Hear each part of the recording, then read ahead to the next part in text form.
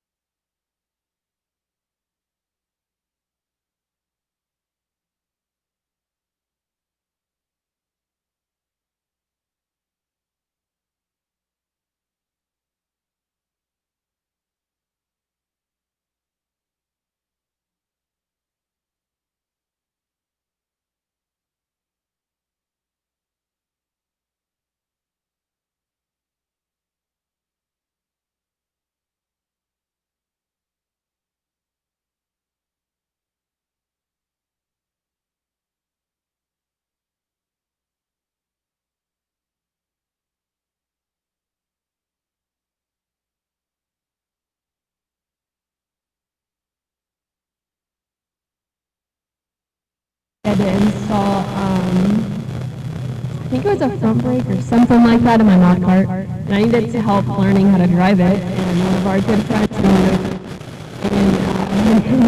him and his daughter and I grew up racing together, and so we were going over there to train with him. And he's a really, really smart guy, outstanding person. It was a pleasure to work with him for sure. He's fun. The first couple times that he was showing up for the races, I just, knowing that I was going to interview him, Bob McCaffrey, I pulled him out of the crowd once, and now him and his son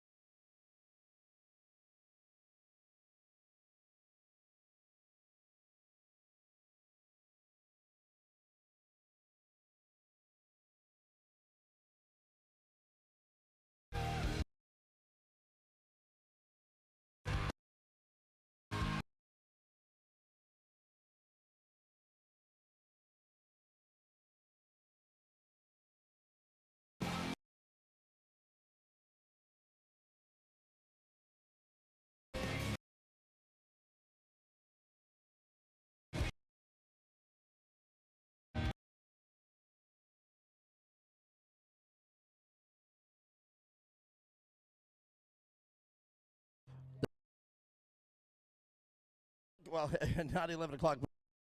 Start. And then the 170. The 5 to 8 year old coming.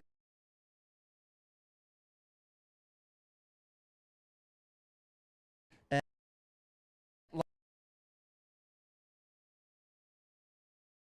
National Raceway, that sounds so safe.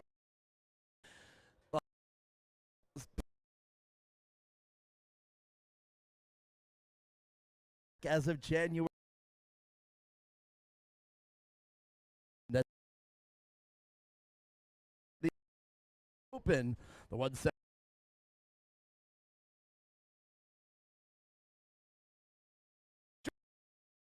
feet.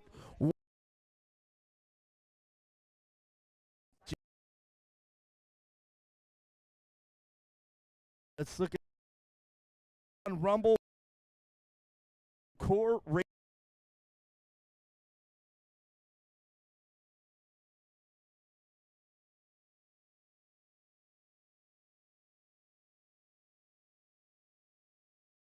Check that. Search live on and we just check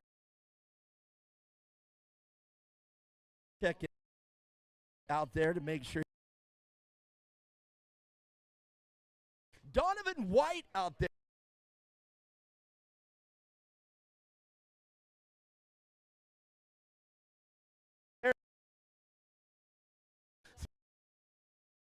But a lot of, I was talking about, we talked about it as if you at short court, but Baja, you are.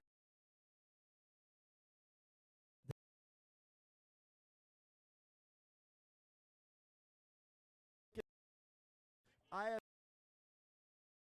Jones's. Gotta say it. Timmy's.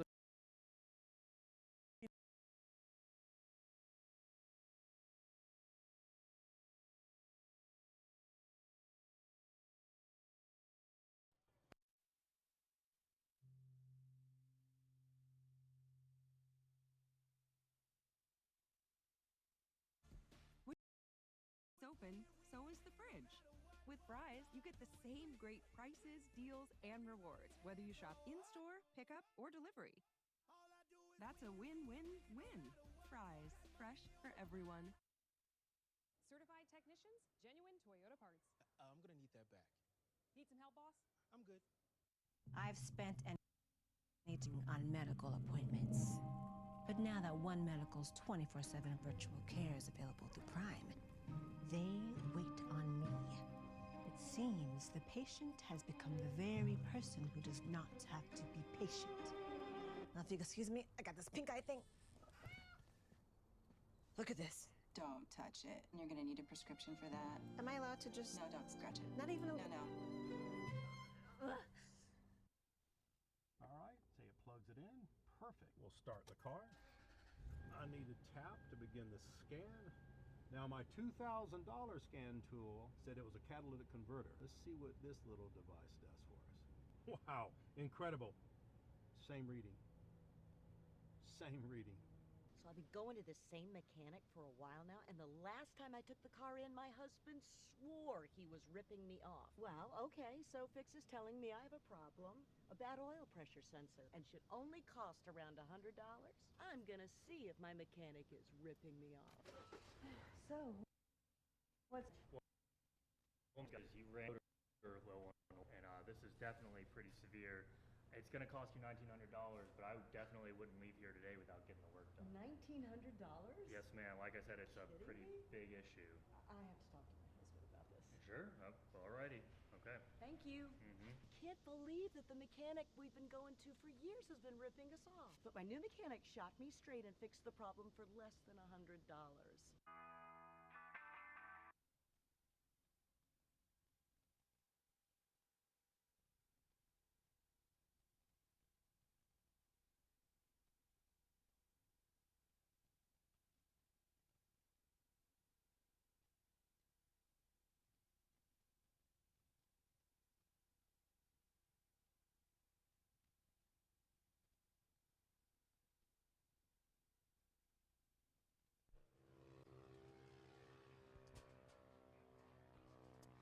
Man, oh man, I love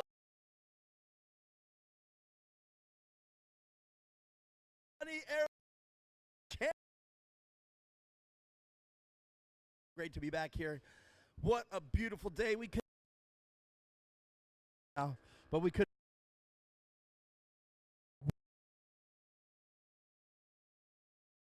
and the people out there in the grandstand. Oh man. See! I can get you guys into this, man. It's been a long very good there for this is a course no vehicle Baja Billy. I know, but and I don't know if you guys have ever come out here to some of the from that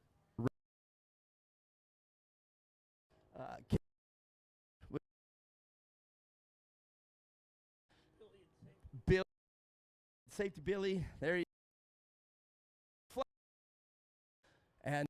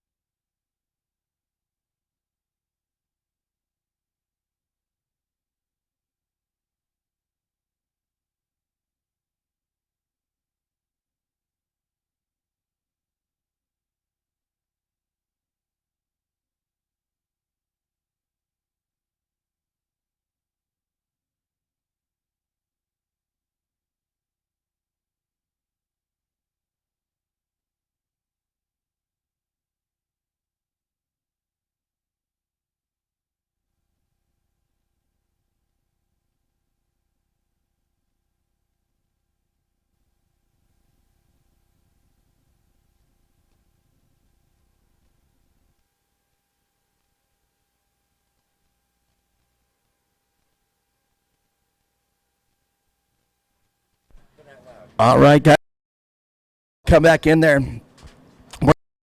First racers out on the track there to Billy. You can see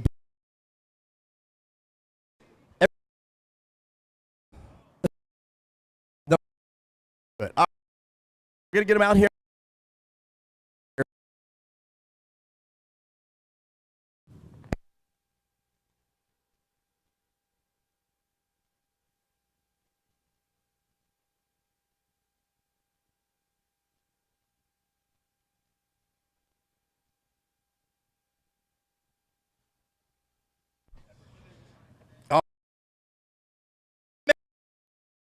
The 2020 series. This is a long, so I hope. All right, if you guys please move.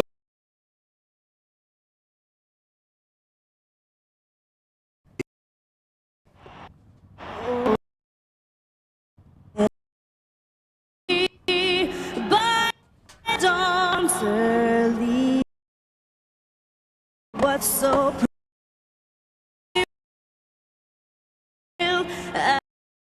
highlights last gleaming, who I've sent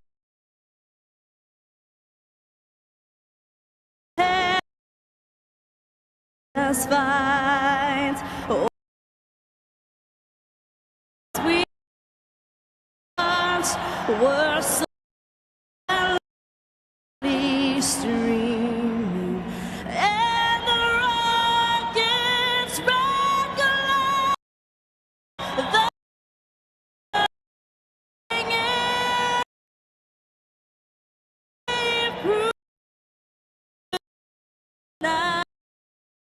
that I flew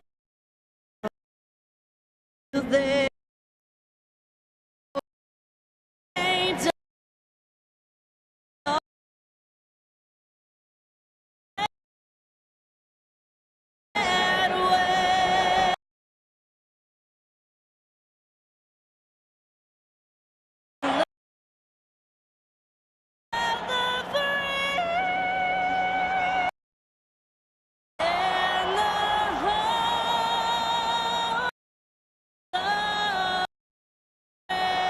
Who's ready for?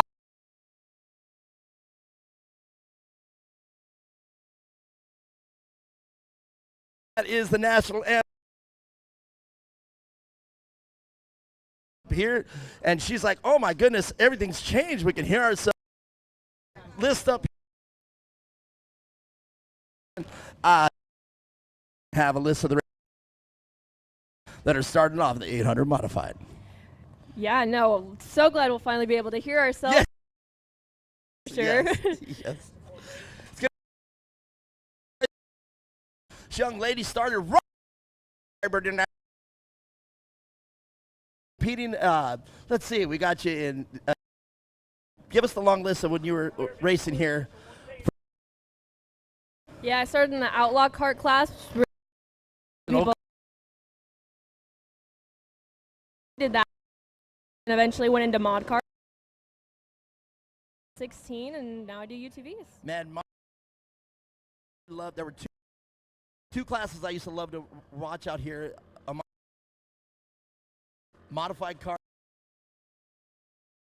Oh, but you guys were only a few seconds slow. You guys are getting laps out here. Class. You're talking to what? Crammed into the chassis of a rock. Might even have one out here. Rumor Corey Well. Exciting. Yeah, they got a new chassis. She finally retired, Honey Badger, but their new chassis that they make right now is. I look forward to that. Yeah, absolutely. So,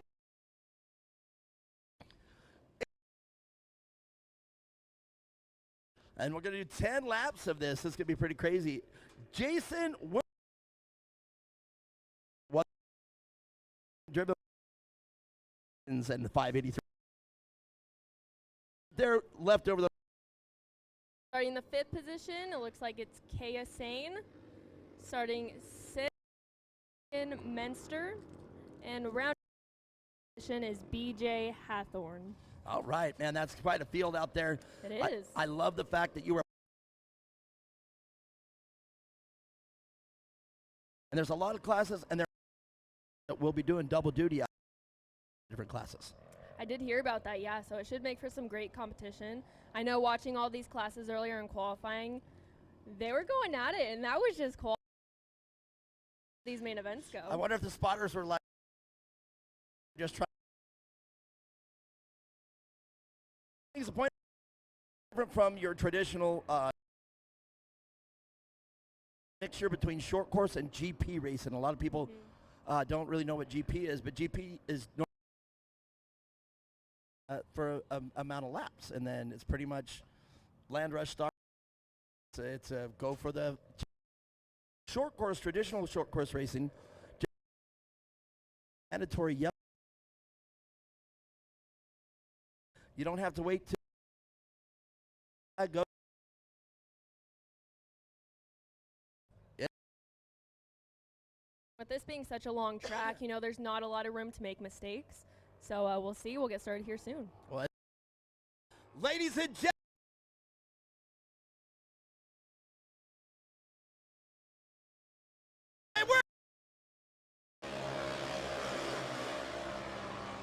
Mia Chapman, that sounds so good to say that.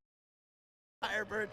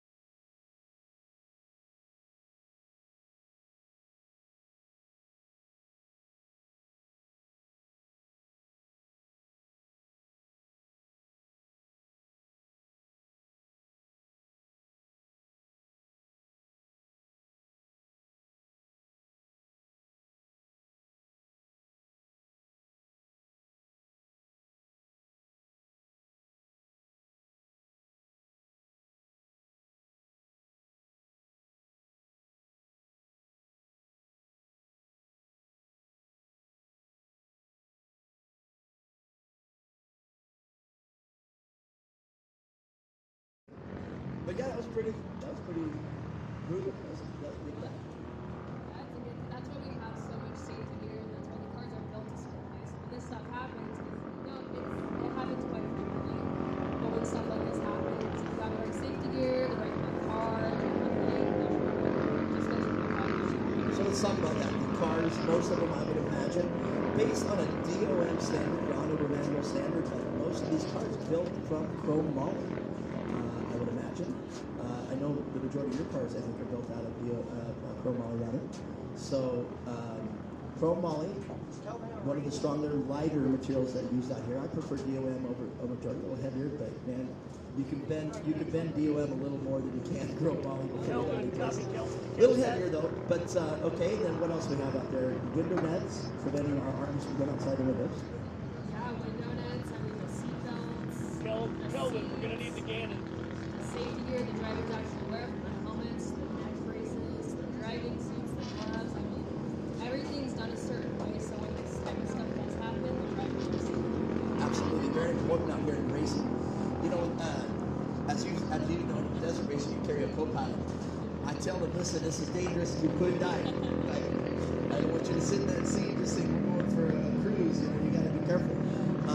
But I've literally given every co-rider, when we're at the start, I look at them, now's your chance. If you say yes, it's like you're with me on this adventure. If we go, we go.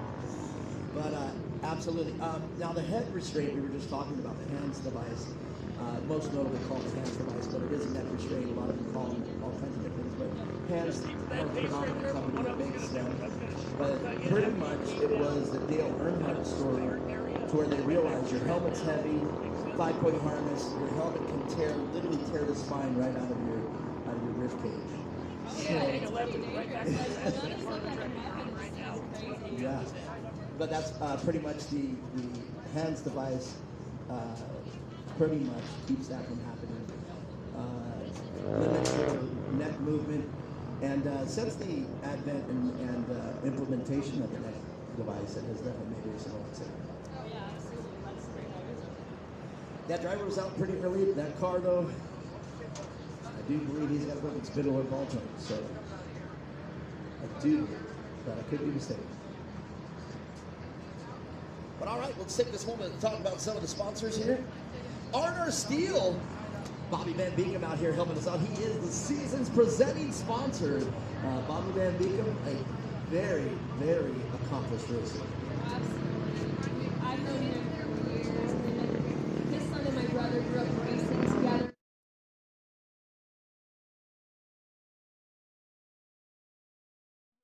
Really wanting to help and push the youth. They are the future of our sport. So, yeah, it's awesome to see them out here. That's awesome to have the sponsors out here. We do PCI Race Radios out here. If you guys haven't stopped by the PCI booth, check all the things that they got for the radios, including intercoms, radios, headsets. We got them all up here. Beautiful PCI radios. These things are just incredible. Got a beautiful headset. That is professional. Look at that thing. That is a great looking head. I'm sitting there looking at it and we're like, gosh, we don't even have it on, but that's all right. PCI Race Radios out here helping us out too.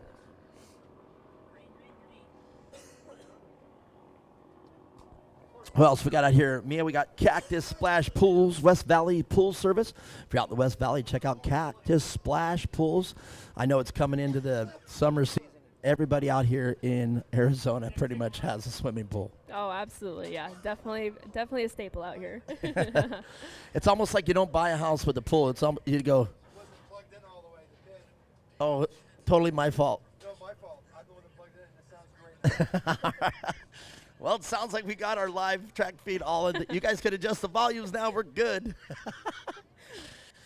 Being the course first inaugural race of the 2024 season, we really went all out. Glenn and everybody, Jason, Jen, everybody over there at Core, they all just went crazy. And this looks like Command Store. They already have more cameras than any other one. But he's got, up here at Race Central, he's got everything. And we just were taken down a little bit by a loose wire. All right. So let's figure this out real quick. They're trying to get that car off of turn one as fast as we can.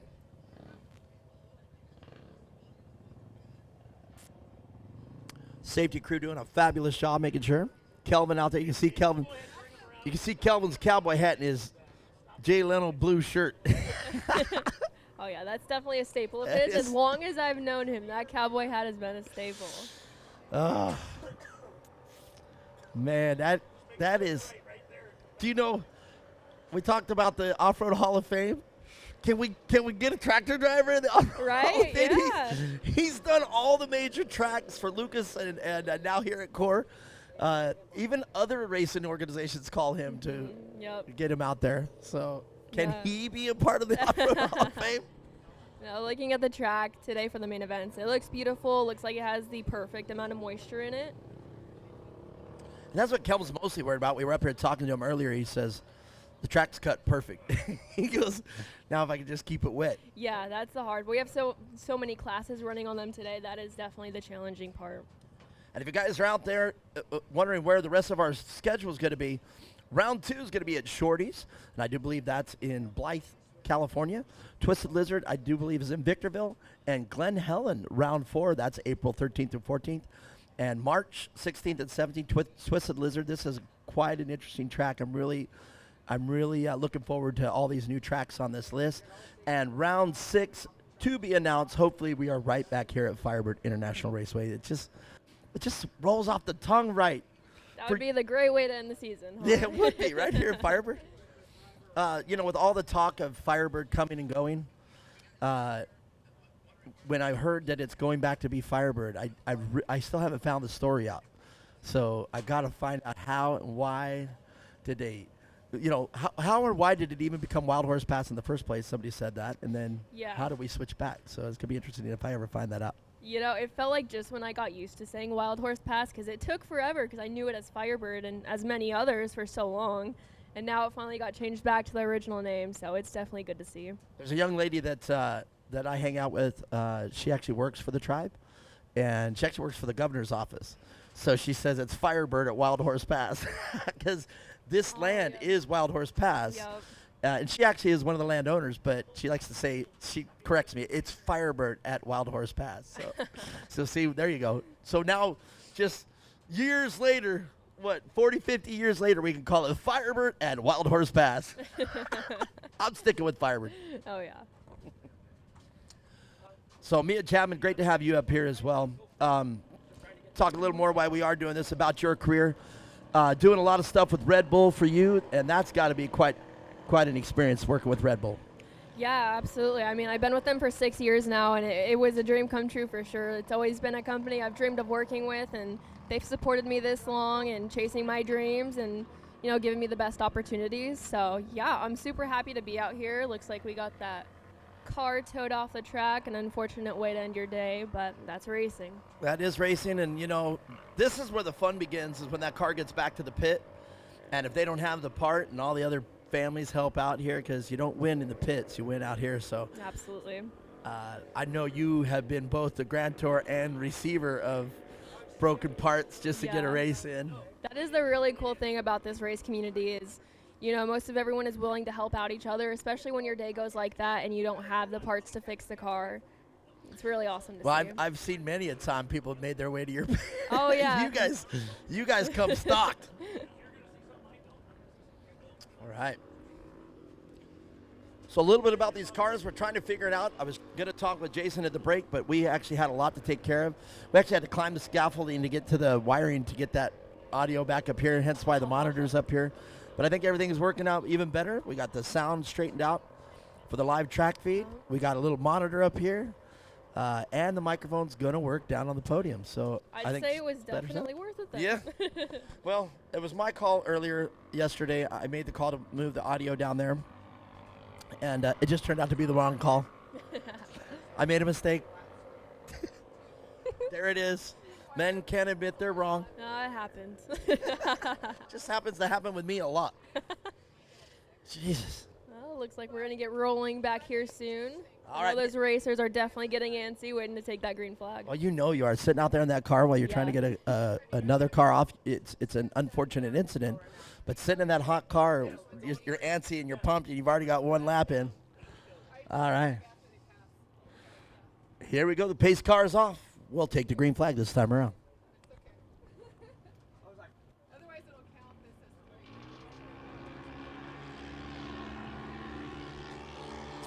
Green flag waving early as they come down the front straightaway.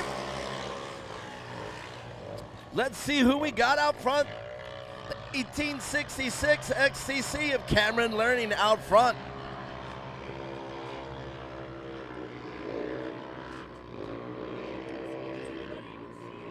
Yeah, Cameron.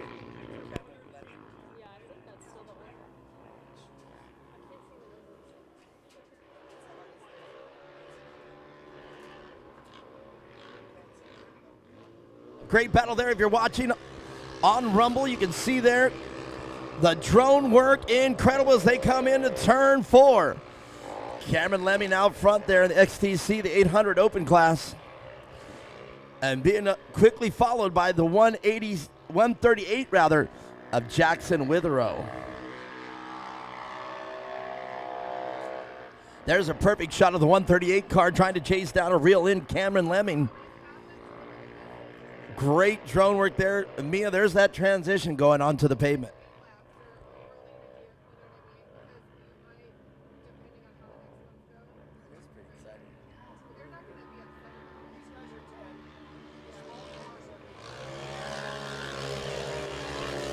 Now Cameron Lemming getting out front, starting to extend his lead. Cameron, though, this thing could go sideways quickly. If he makes one mistake, he's going to have his hands full with Jackson Witherow. Great drone footage coming into turn 2. Over the ski jump, that's a great, and you'll see the drone go underneath. And you know, that's another discipline right there, is flying those drones and getting that camera angle. Oh, absolutely. Trying to get close enough to the race cars and keeping up with them.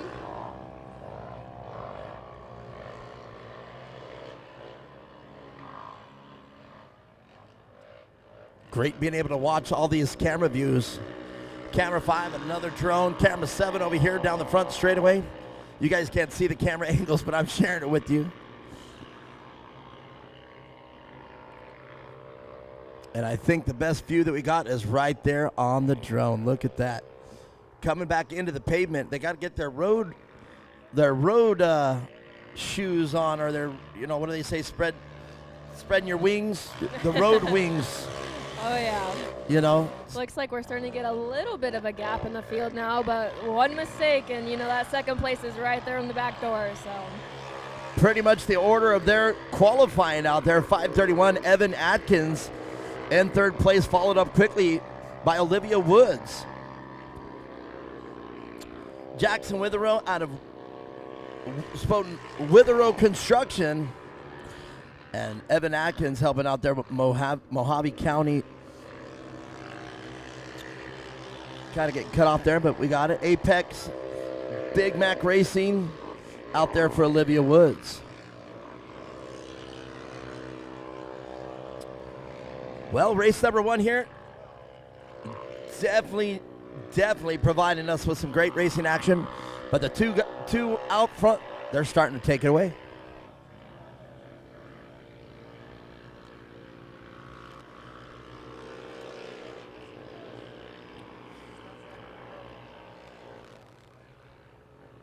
What a great perspective up here from this, where you can see them get onto the pavement, and how much more traction they have going into that turn, that last turn coming down the front straightaway. They can really just stand on the gas right there. You can see the car leaning, getting a lot more traction than it does out here on the dirt. Oh, yeah, you definitely don't want to scrub too much speed right there, because then it sets you up for a slower straightaway. But it is interesting to see all the different lines that they're taking out there. So let me ask you this: have you had any road racing experience? Been out on the pavement at all? I used to train all the time in a go-kart on pavement when I was younger, racing the junior karts. You can be smooth on pavement, you can smooth on dirt. That's a fact. Yeah, so that definitely helped a lot. That's a big advantage of when these kids get into training like that. That helps their driving just that much more. You know, that is crazy to talk about that. You know, when you have traction, then all you got to concentrate on is the line that you're taking, how much speed to carry in, braking.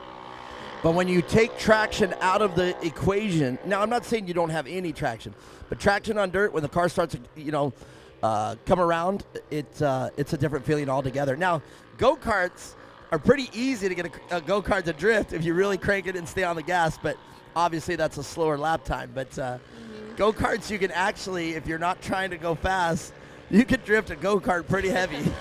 Oh, yeah. And it's actually almost funner. You know, you ain't winning a race drifting, but boy, it sure is fun to let a go-kart come around. It is a fun way to train for sure, and it gives you seat time when you're not racing on the dirt. So. Well, all right, Cameron Lemming and Jackson Withrow just checking out from the rest of the pack. And I have a feeling, barring nothing else going wrong, this is probably where the race is going to end. I mean, the positions, rather, not the lap. But so it looks like we're going to be talking with Cameron Lemming. And Cameron, we were talking about that Subaru-powered side-by-side four-seater. Cameron's dad out there at XTC out in here in Chandler. Just right down the road, actually. They do some incredible stuff at XTC, so being out front, I always tell people, if you want to get your sponsor mentioned, win a race or crash, and you're gonna get the notoriety one way or the other. But of course, nobody wants to see anybody crash. Oh, yeah, absolutely. I don't know. It's looking like Cameron might be losing a little bit of ground, or maybe Jackson has found a faster line. He's starting to close that gap now. And, we were talking about that earlier. When you see cars, when they're drag racing down the straightaways and they're pretty much evenly matched, it's just a matter of each driver trying to find a better line or a faster line on the course. Oh, absolutely, and it's cool to watch these kids take these different lines, and we get a good perspective up here. So, yeah, he's knocking on that back door. That's that fat and happy thing again. If they're right there, take that line away. At least that's what I like to do. If I can't beat them, I'm taking your line away. But that can backfire as well. If you're racing in your rearview mirror, you're not racing at the pace that you should be, paying attention to your lines and making your marks. So there's, catch-22. Boy, I somehow knew that wind was going to come up. I did. It's like I manifested it.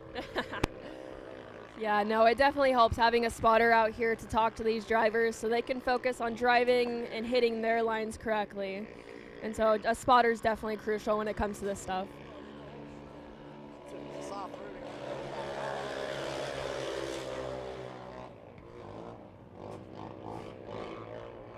I refuse to be cold today.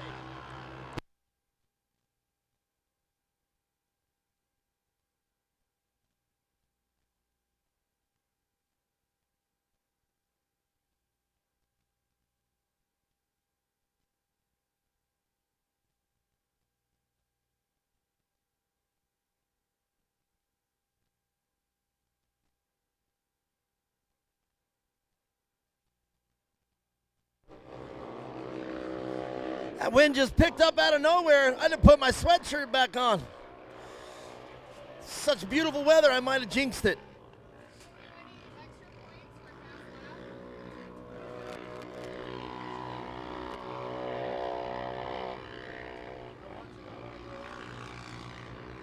Mia Chapman, I'm very excited that we got drone footage out here. You can see Cameron and Jackson going into the pavement. And that pavement completely new, like within the last year at this track.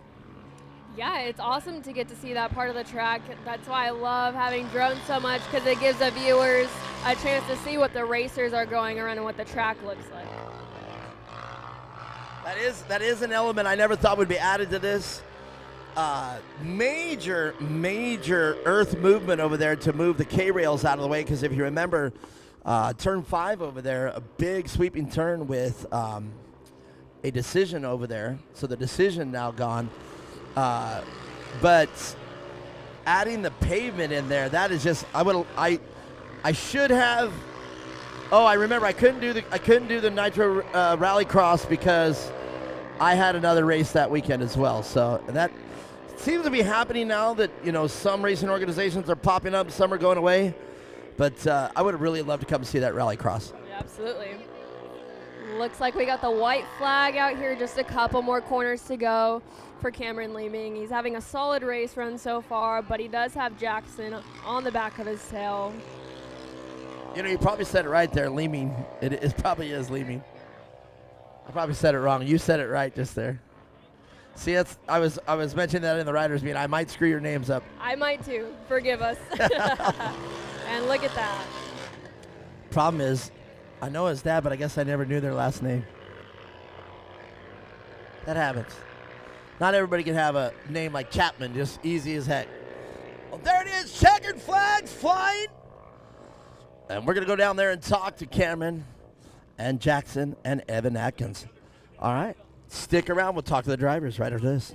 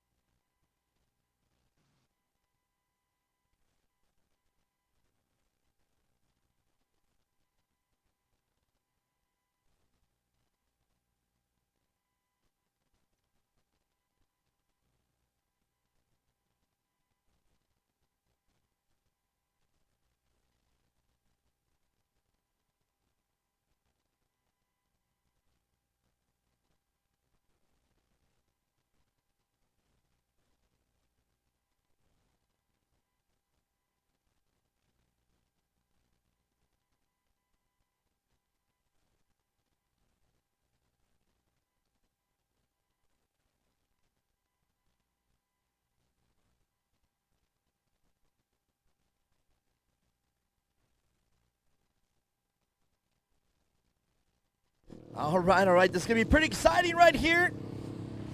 Coors' first podium of the day. Very exciting. I'm going to try to go as fast as I can because we definitely got a lot of races to cover here for this weekend. Thank God we were out here with him.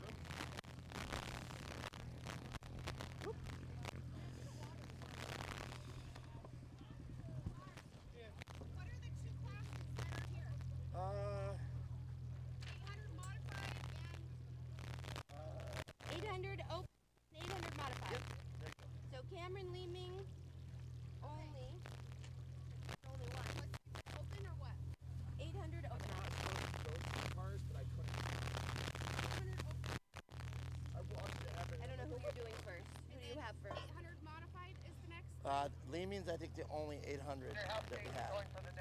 Is the other one 800? 800 modified, yeah. And they open? Yeah, that's right. All right. So, Mia, we had 2 classes there. I'm just learning, so I didn't do it right. Cameron Leeming was the only 800 open out there, and he won that. And Jackson Withrow is the winner of the 800 modified. So we're going to talk with all these drivers. You can see that we have 3 over here. The 531. We'll take Cameron, if you're ready.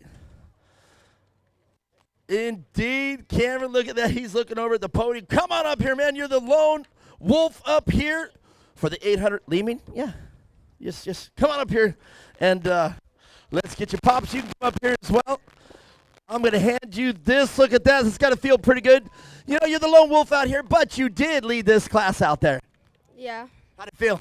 Pretty good. You know, you're the first one to get a talk to on this podium. You know that? Does that feel good? Yeah.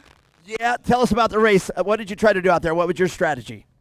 I went out there in front, so I just tried to hold it, and when the restart or the caution came, it allowed everyone else to catch up and away from them. All right, very good. That's a good race out there. What's your strategy coming into tomorrow? Just do the same thing, stay out front and hammer down. All right, very good. Well, let's talk about the people that make your race happen. Who do you want to say thank you to? My mom, my dad, XCC Power Products, 2X Motorsports, GVC Tires, Rugged Radios, Titan Fabrication, Shalene Co., All Media Co., and everyone else who's helped me. Man, you got that part down pat. Yep. All right, well, let me get out the way. You guys smile for the camera. Make some noise out there, Cameron Leeming from XCC. I know Pops is pretty excited about that. All right. There you go. Coming up next, let's get the 3 winners up here in the 800 modified class. Jackson Withrow Evan Atkins and Olivia Woods. Boom, boom. And I think we got the, look at these trophies. Look at this. Indeed. Check this out. And look at this bright red one. Give you this one. Bang. I've got a bright red one coming for this young man right here. We'll start right here with Olivia Woods. Man, what a race. The inaugural race out here at Firebird International Raceway. Got to feel pretty good. Yeah. Talk to us about your race. What was it like there? What did you do to get here to make sure that you got secured third? Probably just like went fast and like was good in my corners. That's what I wanted to hear. Corners, man. I think the races are won in the corners. What do you think? Yeah. What would you do different here for the next race? Probably stop like pressing my brakes as much. Stay off the brakes and more on the gas. Yeah. All right, let's talk about people that make your race happen. My mom, my dad, 2X, Apex, Whoa. Rocket Videos, XDC, GBC Tires, Method, Rugged, Go Fast Girls, and everybody else. And you kids are getting this down packed, man, reading off your sponsors. Congratulations, young lady. Olivia, getting it great. Let's move along here to Evan Atkins. Man, a great race out there. You really had your hands full, but they just kind of left, the two leaders just kind of left you guys back there in the pack. Yeah. Tell me what it was like from your seat. I know, it was fun. It's fun. There you go. Starting off with fun. Racing's got to be fun, man. Mm-hmm. All right, very good. What are you going to do different for tomorrow? More gas. More gas. Just worked it out on the gas. All right, well, let's talk about the people that make your race happen. I'd like to thank Core and all their staff for putting on this amazing event. I'd like to thank Havasu Springs Resort, my mom, my dad, my sister, Finish Line Embroidery, Mojave County Pools, Morgan Motorsports, KSH Fuel Products, and everyone else that helps me out. Man, you got a space on your team for me with all those sponsors. That's some good sponsors. Thank you. All right, congratulations out there. You guys make some noise right there, Evan Atkins. But our winner, Jackson Witherow. I was going to say, did I not give you your trophy? You're saying, no, I'm standing here like the man because I just won a race. Yeah, I guess so. All right, well, how did it feel out there? You had your hands full. You were chasing down our one and only 800 open class, but you got it done for the win here for today. Yep. What did it feel like out there, or what did you have to do to make sure that you stayed in that position? I was trying to pass him, but it didn't really work out so good. And then we just left all the others behind. You guys were battling it out. Yeah, that definitely put a gap on the rest of the field for sure. Yeah. All right, well, very good, man. You're up here on top. Who do you want to say thank you to? God for keeping me safe, my mom and my dad, Extreme Machine Fabrication, and my sponsor Jimmy, and Jimmy for making this car, and all the guys at Extreme Machine Fabrication. All right, very good. Well, I'll tell you what, I'm going to get out of the way. You make some pictures. You guys make some noise for your winner, Jackson Witherow, and I'm going to get out of the way, take some pictures. And Mia, that's a pretty good podium right there.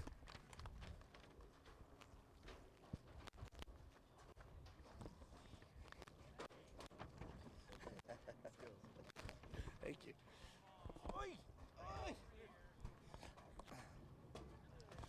Man, the inaugural podium #1 out of the way. That's pretty crazy. That's a pretty neat podium, having the way that the boxes are separate. Like I can stand in the middle, so I don't have to be the big fat. I feel like, you guys ever see those Kool-Aid commercials? Oh yeah. Maybe we did a breakaway behind the core banner that I could come out. Boom. Oh yeah. Who we talking to here? I personally would love to see that. I think that'd be hilarious. Didn't know there was a comedy show coming today, did you? Well, you know, the one thing about announcing is I think sometimes some announcers take it a little too seriously. We just got to kind of play around sometimes. Well, Mia Chapman, what's our next race?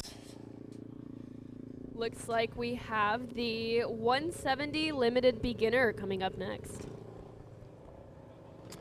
Now, the 170 class, and we're going to work this out, and we haven't, or I haven't. We had all the time to go check it out in our break, and I didn't check any of it out.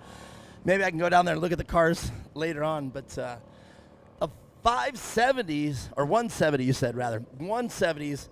Now these kids coming out here, this is the beginner class. And we were talking about you don't want to be stuck into the beginner class for too long. Right? You see with a lot of these beginner kids that get a lot of seat time, and even they have no fear. They'll come out here and just absolutely go for it, and I love to watch it. It's awesome to see. Definitely a lot of carnage out there in the beginner class, whether it's, like you said, no fear or just, well, I don't want to say that. I don't want an angry parent, but sometimes in the beginner class too, you know, a lot of people, and I'm not saying kids, because obviously when you're young, everything's a new life experience. But a lot of people, have you ever heard the people that tell you, oh, I could race, like when you race the 6100 truck? Like, you know, I've raced an unlimited vehicle, but everybody thinks that they can race those cars. You know, everybody thinks they can race. And racing is harder than people think it is. Yeah, no, absolutely, and that's why I think it's awesome when they have these beginner classes for, you know, new people that come out and want to race, and it's not so intimidating to come out here and have your own class to race and, you know, get the confidence up and the seat time up and then move on to the next class. Indeed, and also developing your own style. You know, we talked about the alumni. That was the word I was looking for earlier. It was the alumni of your guys' racing. And your guys' style was so different. You know, some of them were bang, some of them were speed, some of them were being able to stay in the sweet spot and stay out of the carnage. You know, each one of you had a specific style, or, you know, the way you entered a corner, it would almost set up. If you guys went down this front straightaway, you know, 5 wide, you guys would set up almost perfectly the same way in turn one because of very unique styles. Oh, yeah, and, you know, out here you won't find someone with the same car setup. So they're obviously going to have to drive different lines to get their cars to handle the way they want to. And so that's what we'll see out here today as well. Indeed, and that's that goes for all the setup, different tire pressures. You were talking about tire grooving, shock settings. You know, you would think shock settings, you just want them to jump well. But shock settings also are how hard you can drive it into a corner. You know, a lot of people, you know, they see the way it jumps, but you also got to set a car to keep all 4 wheels on the ground into a corner. Oh, absolutely. Yeah, has a crucial part as well. Well, here we go. It's a big class. Up again, the car count. Now, what's unique out here in Core is you'll see a lot of these cars or drivers qualify for multiple classes. We may see the same car out here as much as 3 or 4 times. Oh, yeah, absolutely. And that's the way to do it. Get all the seat time you can get, you know, while you're out here. And there it is again. Yep, seat time. That's what we should call this, the Seat Time 400 out here at Firebird International Raceway. I like that, though, but it's true. Seat time is what does make a champion, that is for sure. Unless you just have that, you know, did you ever watch Jeremy McGrath come out here and get in a Pro 2 and just dominate? It was like, dude, this kid could drive anything. Oh, yeah. You know, he came out here and put it down, and I think he said he only had maybe an hour seat time in that car. And I'm like, to beat Jeremy McGrath, or we were talking about somebody you know, Ricky Johnson. Mm-hmm. Yeah, absolutely. Incredible. And, you know, Red Bull, Ricky Johnson, now that I remember, when he got out, he was doing a lot with Red Bull as well. Yeah, he sure was. Well, here we go. If you see Shane pull off, we're going to go green this time around. And there you go. The pace car is up. Whoa, whoa, whoa. What is going on? Might be a little too early to start. Yeah, we're going to have our hands full today. I'm surprised that, what is this? Yeah, looks like we're going to re-rack and restack and try that one more time. I was wondering if that was going to happen today. And it there always was does.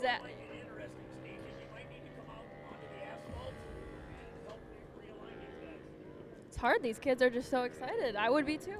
Well, there's a lot going on right here. First of all, we have to learn it here in the track, and this is only the second race. The first one did start perfectly. Yeah. We were talking about things that we do different here at Core, more GP style than short course. I think with a longer track, that is a great idea. But indeed, as I said in the riders meeting, that the drivers meeting rather, it depends on you. Like, wait for the flag. Do you guys want to race, or do you guys want to, you know, are you that anxious? Yeah. You literally might even have to literally keep your foot on until you see that green flag. Don't anticipate. But when you hear the engines all speed up like that, yeah, it's hard for the driver next to them to keep their foot off it. Once one goes, everyone's going. Yeah, that's exactly right. So especially, again, we were talking about car count. A big field like this, Yeah, you're not going to just sit there and watch the guy next Oh to you yeah, take no. off. So, all right, let's see if we can do it again. And I'm trying not to bring, we were talking about it though. This is a beginner class. So the thing is, they're getting their seat time. They're cutting their teeth. They're learning that they got to be able to wait for the green flag. So I need some announcer help. you do. Let those spotters know for these kids that we're going to stop them on the asphalt and reline them. All right, spotters, we're stacking them up on the asphalt. Spotters, once again, spotters, tell them to stop on the asphalt. Spotters, if you can give me a thumbs up over there that you got me, tell everybody over there. Spotters, thumbs up if you got me. All right.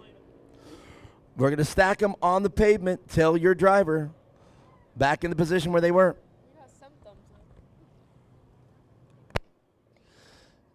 And if you were one of the drivers over there, spotters, if you heard me, tell the rest of the spotters, please stack them on the pavement. Go ahead and pull up about 50 yards and they'll send them to you. Please bear with us, everybody. We are learning to make this as fair for all the racers as well, so please bear with us out there. We will get this straight by the end of we'll have this straight by the end of this race. I do believe, because this is a big that's a big field. That is a big field. A lot of competition. I have a feeling we're gonna have a really good race too. I think so. I'm excited for this You one. know, sometimes the good races don't have to. Look at that drone. Oh, jeez. Now you're just showing off. Yeah. Wow. You know what I think about when I hear a drone do that? Is how soon are we to making actual aircraft that can do that? Like big full-size aircraft that can fly that quick and the body can take that kind of G's. Because if you scale that up to, let's just say, 10 times bigger than that and you have a body in it, that, think about the G-force. I don't think we can handle it. But you hear those blades spinning at that too, that rate, again, scaled up. That's spinning at like, what, 40,000 RPM probably? Jesus. Something like that. They go pretty dang Well, fast. when the blades are the loudest thing of a craft that they're spinning, you can hear 'em. How far was it? Wait, was that 100 feet, you'd think? Yeah. 100 feet, 150 probably feet? about. And that you can hear them spinning. That means they're cutting some air. And there's no wings on a drone. 100% all thrust that keeps them in the. That's crazy to comprehend. Anyhow, sorry about that. The announcer went away and the engineer came out. I'm sorry.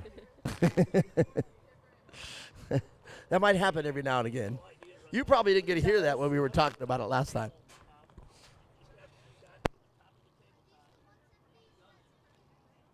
All right, bear with us, everybody. As I said, we're cutting our teeth, and we got to learn the ins and outs of having a field this large.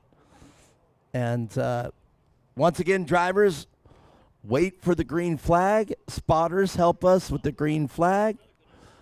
Once again, spotters, make sure they don't jump the gun. When you see the green flag, then tell them go, go, go. But you must wait for the green flag. Well, Mia, there you go. That's our program. A live shot of us. We got the camera right here in front of us. We look pretty good. I mean, all decked out in our core swag while they restack the field. And that camera's like set right perfect in frame. It's crazy. Yeah, it looks like it. And a great drone shot out there. Look at how stable that drone is as well. We know it's windy out here. The amount of talent that takes to fly these things is just insane. I mean, you just saw the drone right up on the back end of our leaders on the last race. Definitely incredible talent there. You can see the other one here. All right, stacking up the field. You got to remember these kids are very young, and they're learning racing as well. And the staff here at CORE making sure we are fair 100%. And again, we will learn exactly how to do this out here. And for the rest of the season, some big courses coming up, twisties, shorties, Glen Helen. You've raced Glen Helen. Yeah, I raced there quite a bit when I was in trophy cars. Yeah, man, that was Glen Helen. One event that comes to mind was the Trophy Light Series went out there, and they made a huge track over the whole complex. And man, we were even going back to the amphitheater back there. We were cutting through the forest. It was crazy, the course. But indeed, oh yeah, all right.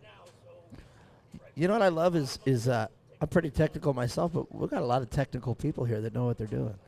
I know, real professional up here. I love it, man. I feel spoiled. I know. Marnie's the only one here from the original. What were we doing, man? Oh, looks like we're going green this time around. I was saying, what were we doing? All right, well, we're going green this time around. Can we do it?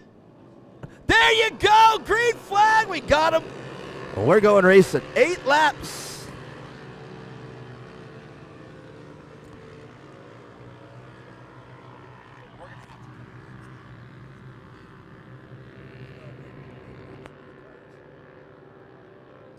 Well, guys, make sure you got everything ready. This is going to be a long race out here today. 1, 2, 3. 13 cars out there. And do we have that other slip that has this one? That one right there. That will work.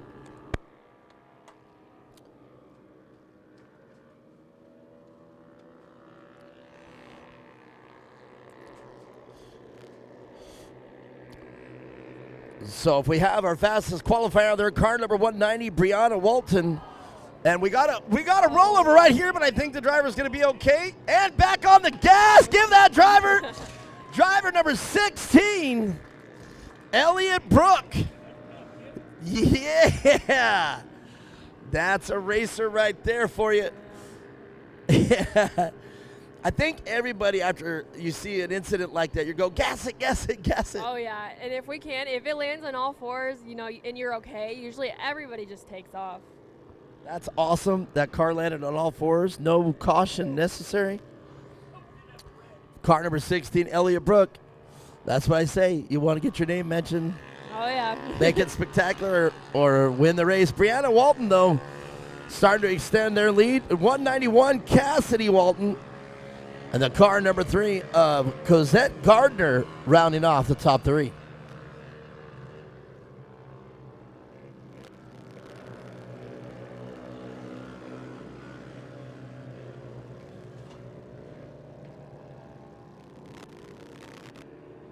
Here's Proud already rooting for their favorite driver over here.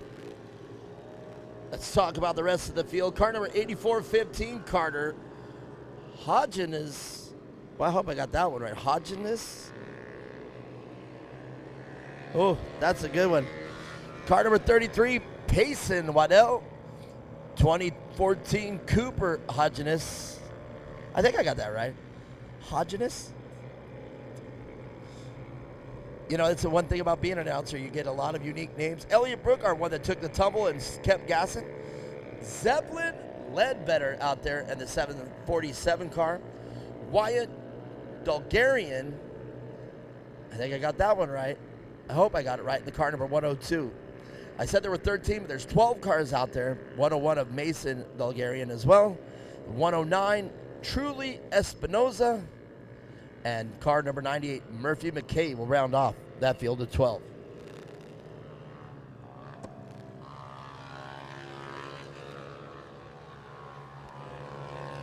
Great drone work right there.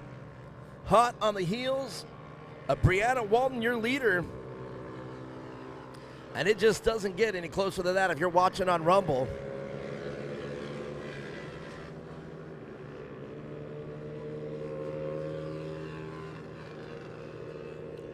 Great shot there of the car number 190. Coming into turn 2 over the ski jump right there. And now you can see it back on frame as Brianna comes into turn 3.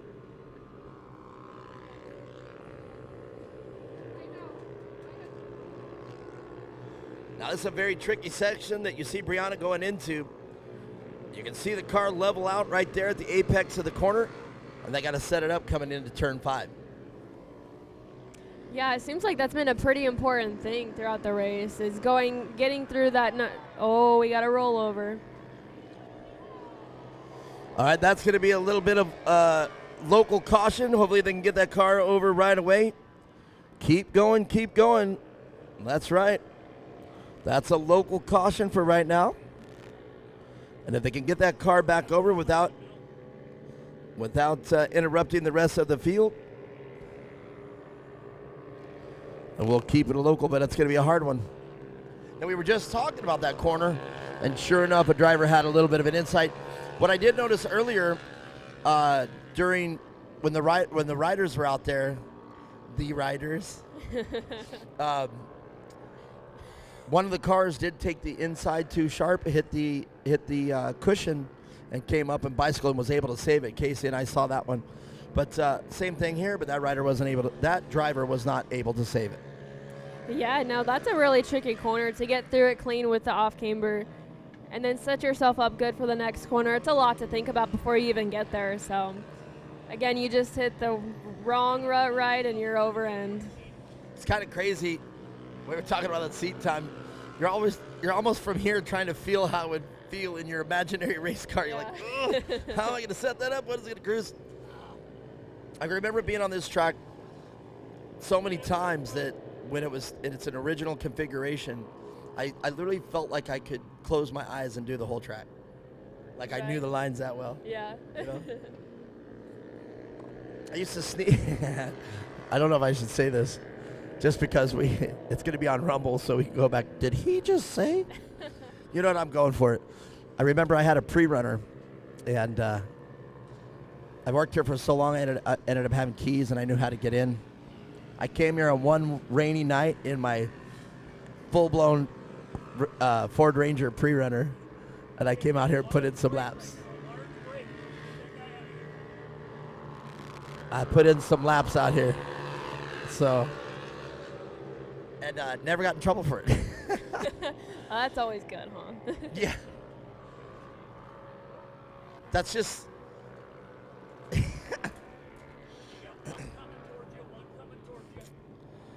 Yeah. Some of the things I've done out of Firebird International Raceway. I'll just tell you this, too. No matter what anybody tells you, do not jump in the lake. Absolutely not. That is the one thing I know about for being here for so many years. Don't go in the lake. Let's just put it this way. If you're out there and you don't know about Firebird Lake, there is no inlet, there is no outlet. So if you didn't fail science class, that should tell you about stagnant water right there. And that is stagnant water, as stagnant as it comes. They do add certain chemicals to it, but there is so much lime and so much just that white. You get in there just for literally 30 seconds. You come out, your skin is as dry as a bone. Feels like your skin actually is a bone. It's horrible. You can hear some of the parents getting there. We've got the position change coming over the ski jump of the car 77. And I don't see a 77 in there. Wow. Well, okay. Car number 77 having a position change. But now what do we got up front here? I do believe the car number 190 of Brianna Walton now having to deal with Cassidy Walton. Can I have you scoot your chair in just a smidge? Old chair? Oh, well. I was sitting in the sun. I think that's a better frame shot, is all that is. So car number 77, we don't have it here on our sheet, but I do believe everybody was making the applause of that as the 2014 car of Cooper Hodgeness. There's that 77.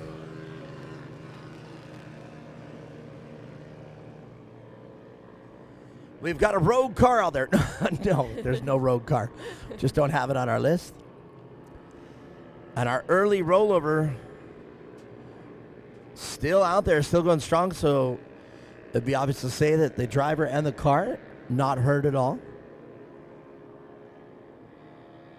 So let me ask you that. Have you ever had an incident like that, a rollover or a bump or a wreck, but you get right back into racing? If nothing's wrong with the car, absolutely. So what does it do? What does it do for your race strat? Do you get angry and start driving crazy, or do you get refocused? Tell me what does Mia Chapman do in that event? I think I get a little angry, and then I'm able to calm myself down a little bit, refocus, and try to get up there, to the front spots. Wow, look at this. We got some racing out front, and I'm missing it. I wanted to hear your story, but we're going back and forth. The 190 car of Brianna Walton and Cassidy Walton. I do believe that's going to be a family affair there. And as you see, they're now working their way through some of the slower traffic, and we were talking about that in these numbers. Having the car count. Billy having his hands full with these racers out here.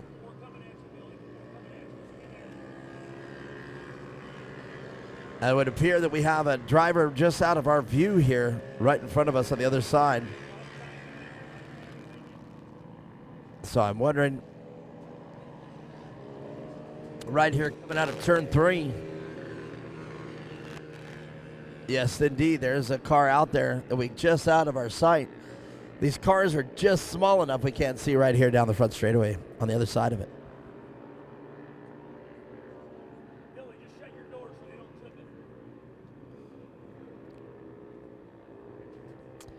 A safety crew with their hands full today when we have, that's the thing about having a large car count is everything has to go precision perfect.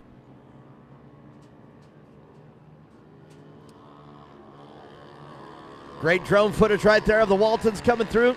And I thought this race was going to be a little bit longer, but I think we're all right there. Car number 191 and the 190 battling out for now. The 190 of Brianna Walton out front. We got all sorts of battles going on right now. You look all over the track, there's at least, 1, 2, 3. These kids are pushing it. They really are, and we were talking about that the cars don't have to be, high horsepower, high dollar cars. These guys come out here and race and pretty much in equally prepared cars. And we're going to try this local caution again, and I think that's the right thing to do here in this case. Billy getting the car number 77, our rogue car that we were talking about. I'm just teasing when I say rogue.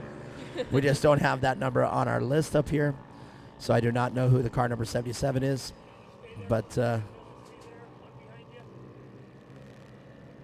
Casey Kane doing a great job orchestrating the safety crew, making sure all the drivers are safe. Really interesting to see turn 3. I remember turn 3 was the make it or break it turn in the old track setup. I mean, I can remember how many rollovers it claimed coming off the ski jump, and we had a little breaker bump right there where that car is. But turn 3 was the make it or break it turn, I believe, on the whole thing. Checkered flag coming out for Brianna Walton. And right there, we'll find out the story there of Cassidy Walton. If it indeed is a family affair, brother and sister, or it'd be Cassidy and, well, we'll just learn because I don't know any of these racers yet. So Cassidy could go either way. That is pretty cool, though. Yeah. Family affair out there. You never got to race with your brother. He was always too young to, but that would have been cool. Have you guys ever raced on a, like when you guys rented the course or anything? No, not usually. No? No. If you guys had equally matched car, who's faster? Oh, me, by far. I just wanted to see if you'd do it. He is a heck of a little driver, though, I will say that. That kid's got a lot of talent for being so He's young. going to go. I'm going to tell him he better go back and watch 1 hour, 2 minutes in. I'm going to tell him 102. Just remember that number right there. He's going to, what are you talking about? He's a little fiery, but I think it helps him on the track for sure. Well, sibling rivalry, there's nothing wrong with that. All right. What happened? Oh, third was Mason Dahlgren, third position. But it's going to be interesting because Cosette Gardner was still there. So let's make sure. Let me come over here. Marnie's going to print me out the results. And let's see what we got.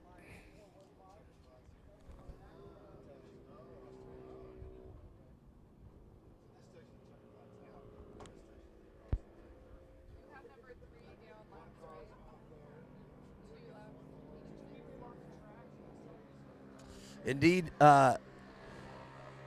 Mia Chapman, you are correct. We do have a scoring deal here. We'll figure it out. You're all right. I'm in no hurry. I'm just standing here for when it's ready. I can get down there. They still got to get down there and get out of their cars. Well, that was quite a race right there, everybody. What do you guys think about that race for these kids? Clap your hands out there for the beginners. We got through it. And as the Waltons make their way over here, we'll find out the story in that family affair. I'm assuming that it is. It is possible that they just consequently have the same name, but I strongly doubt that. So indeed, you had the right call there, Mia Chapman. Carter Hodgeness, and I'm going to get that name down. So Carter Hodgeness in the 8415 car. I think that's exactly what you did call it here. The 170 limited beginners, we'll talk to them right after this.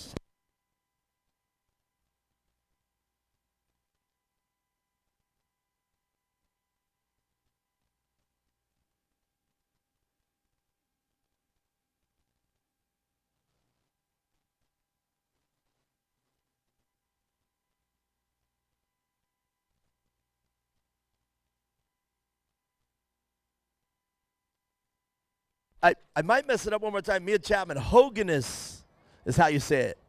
Hoganess.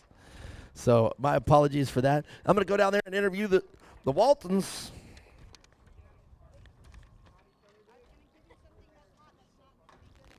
All right, I'll go as fast as I can.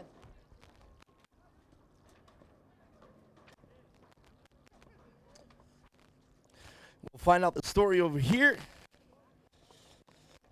But I'm just glad we found out how to say Hoganess. And that's right, Hoganess will make his way up here.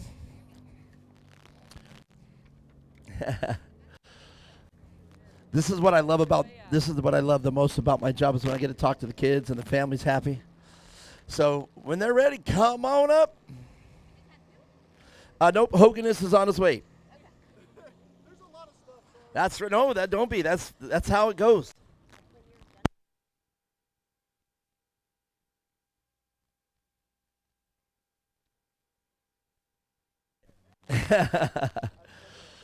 All right.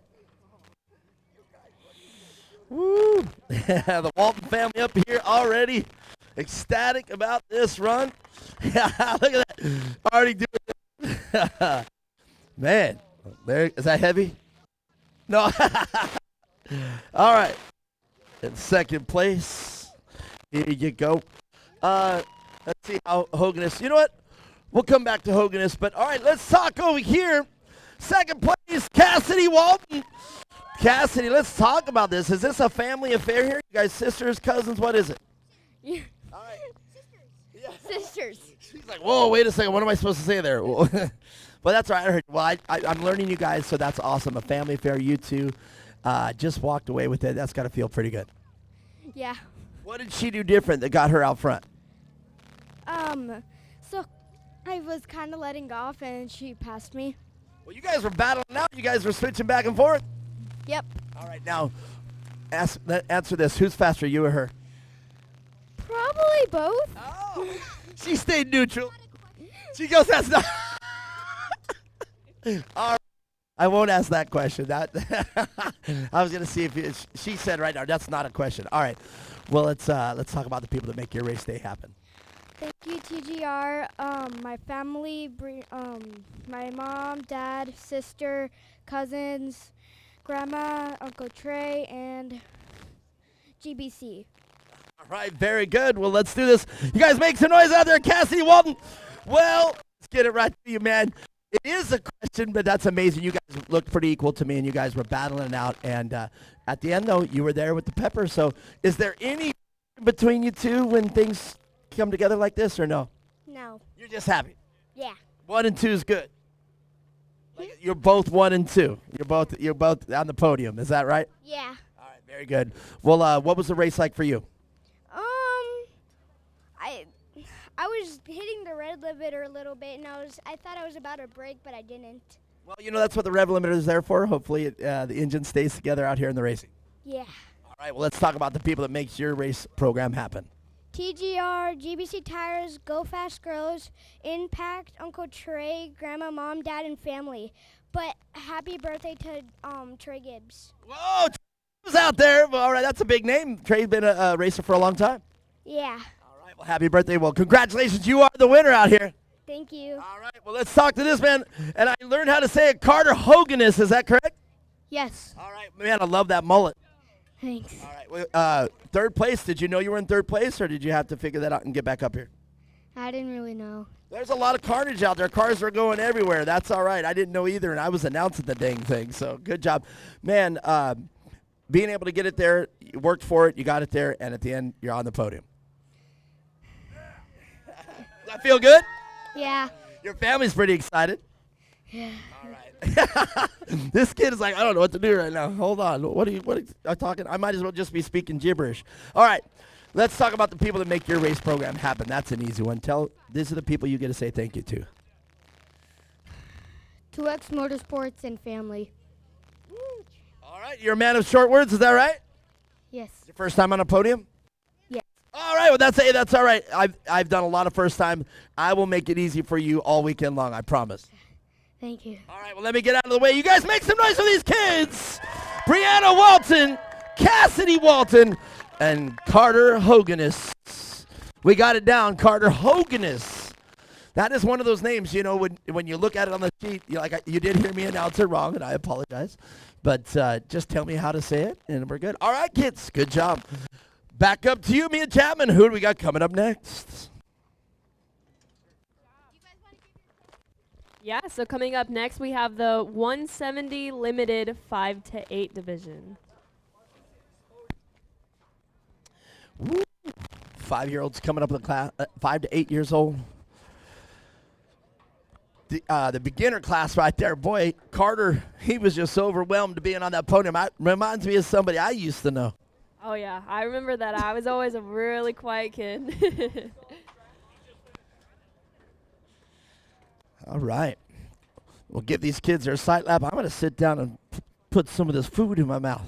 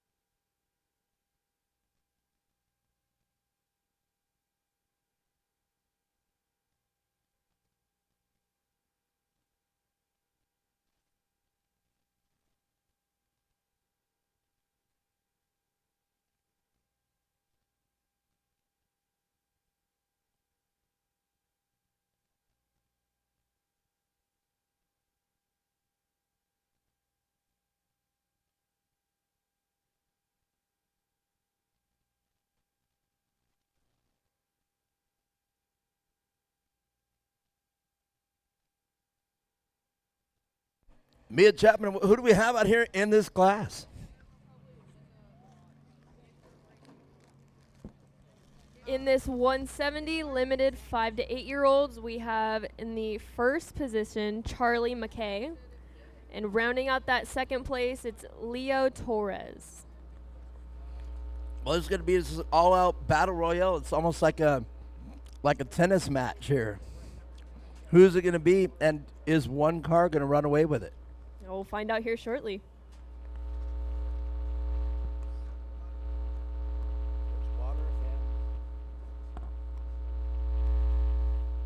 Gatorade Zero on the bus. I have water in the car too, and they gave me a pit pass, so I was able to park. I wouldn't ask for it.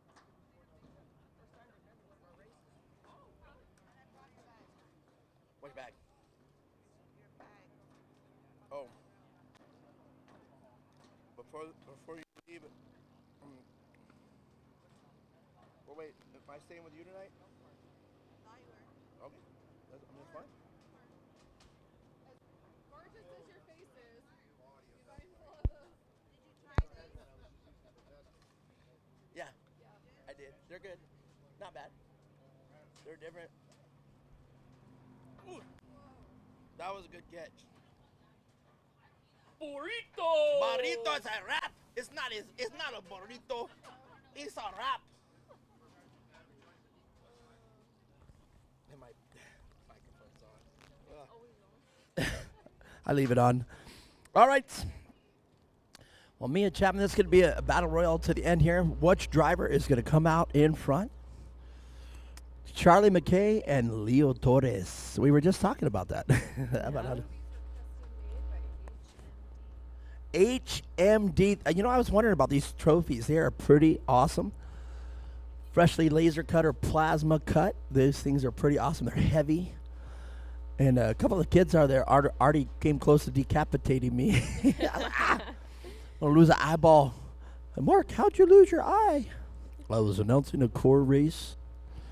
There are some pretty nice looking trophies. HMD, they did it out for us, and that is incredible. I love the colors. You know, because sometimes we just keep the same colors, but then just change the number 1, 2, or 3. But man, red, white, and blue. Here we go. Green flag, they're side by side. Get this race on the way.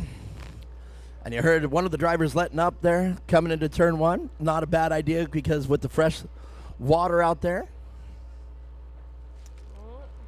Definitely will be a little slick these first few laps, but I'm sure it'll come in. Well, now what we got to remember here is drivers out there are less than 8 years old. So as young as 5, but not over 8 years old. So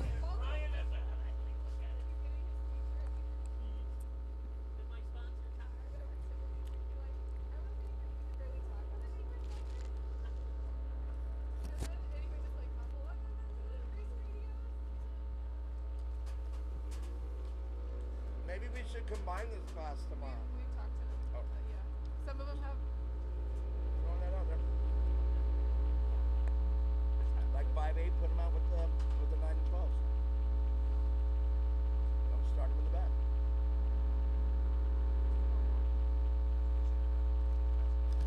Yeah.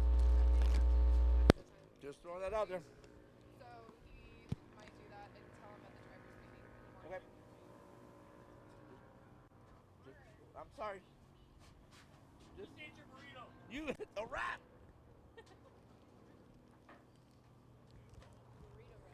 My burrito wrap.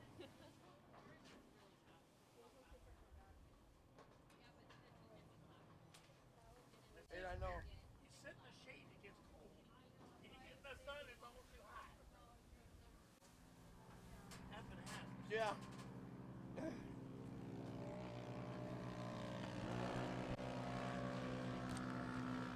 One down. 9 to go. 27 to go. 7 to go.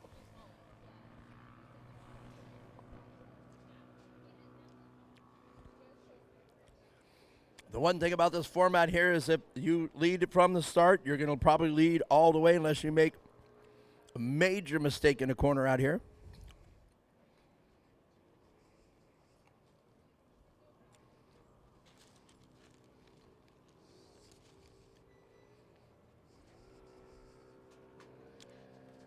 It's actually a pretty good wrap. Never had one of these.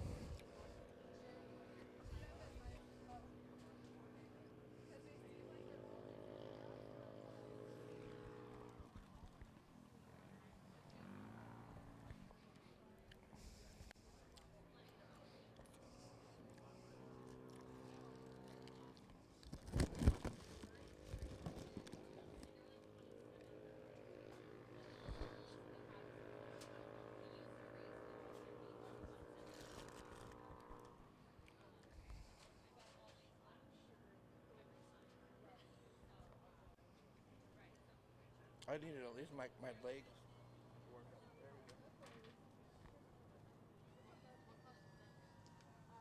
It is crazy how different it is from stage. It is. Let the sun. That's what I was doing. I was standing in the sun, I sat out 2 minutes, and I'm like, bro.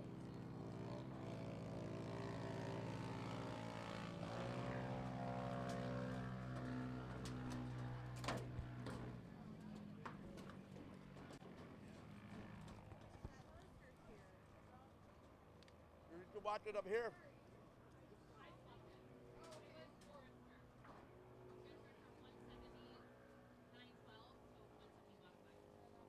I just want to put the headset on to look official. I don't care if it works.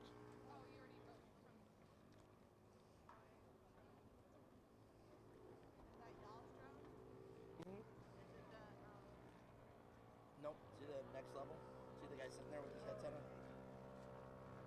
The guy's pretty dang good, too. He's been, like, literally right there.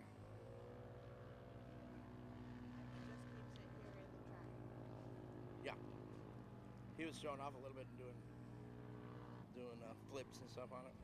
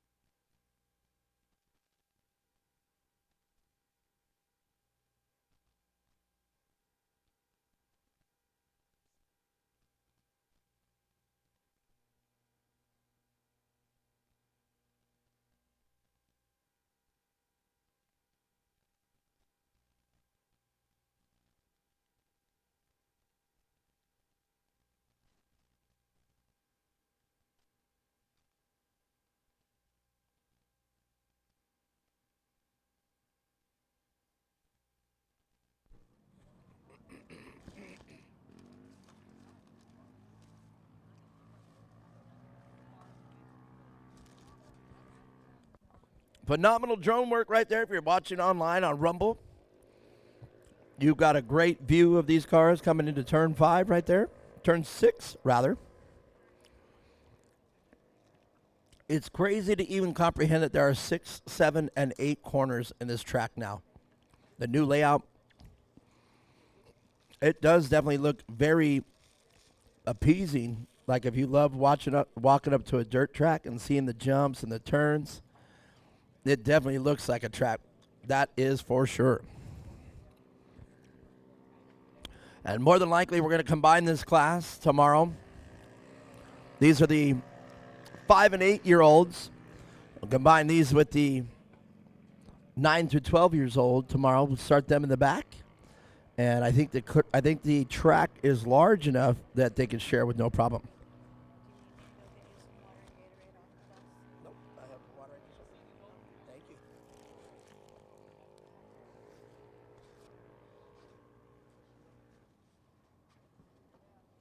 There's one more.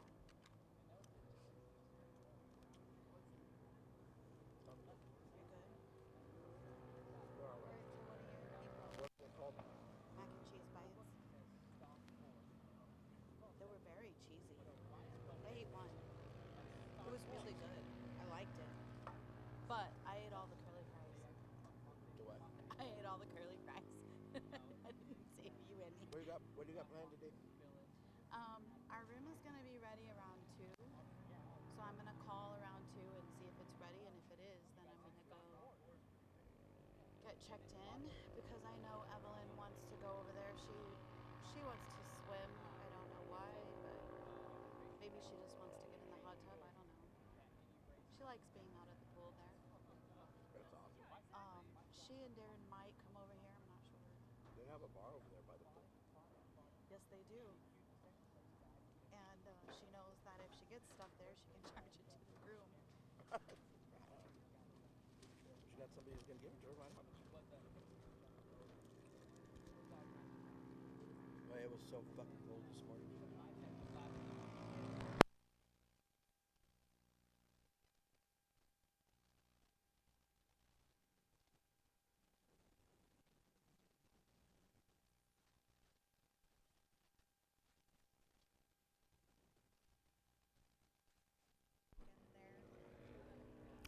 I don't know if you guys were watching that drone footage right there. It looked like the drone was going to fly right into the cab with him. That was pretty crazy. If you're watching on Rumble, you are definitely getting a great show. Yep. Yep. Well, not VR.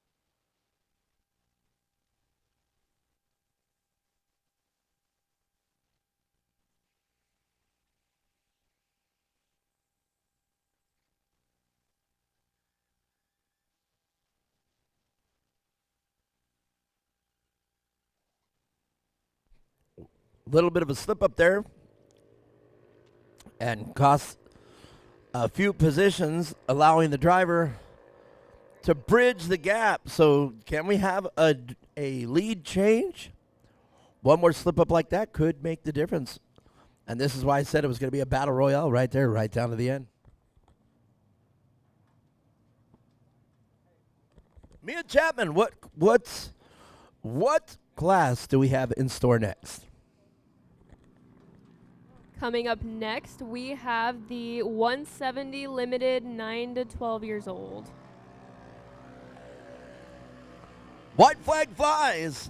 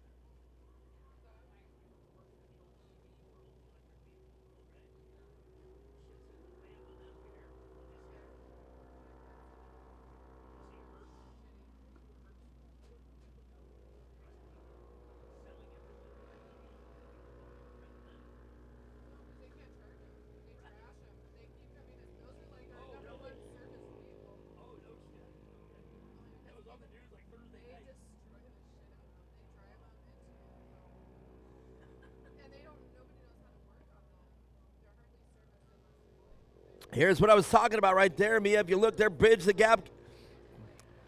Can the blue, look at that, they're struggling getting up the hill there out of turn 5. Yeah, although there is only 2 of them, it has been a close race so far. It's easy to make mistakes, especially with the track coming in and it getting a little slicker now. Absolutely, and learning each other's lines right there. You know, as you probably know, being behind your competitor, you start analyzing their lines that they're taking, and you might be able to see their weakness. Look right there, side by side.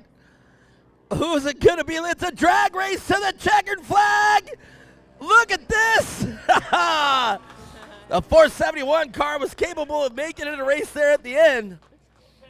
And, you know, we sat there and watched the whole laps down, and sometimes that's racing right at the last moment there with an opportunity to win the race. We'll talk with the drivers right after this. Stick around.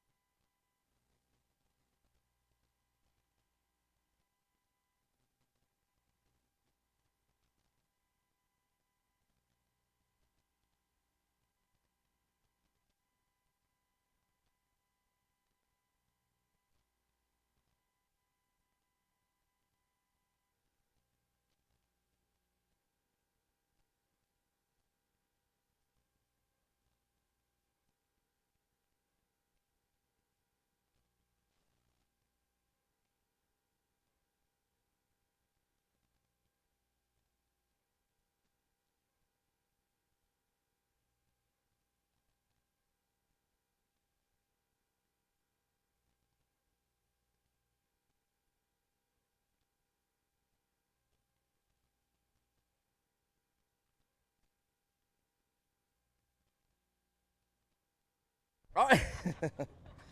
We're having a lot of fun up here in Race Central. We'll talk with the drivers. Charlie McKay and Leo Torres. Well, that happens. Shane is oblivious.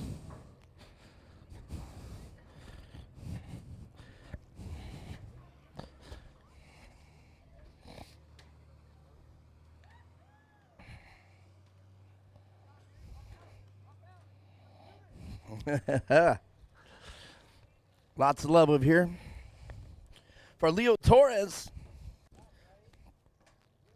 And as we were talking about, we're trying to get to where we can combine the class with the 9 and 12-year-olds. Make the race program happen. We'll talk with the drivers as soon as they get out.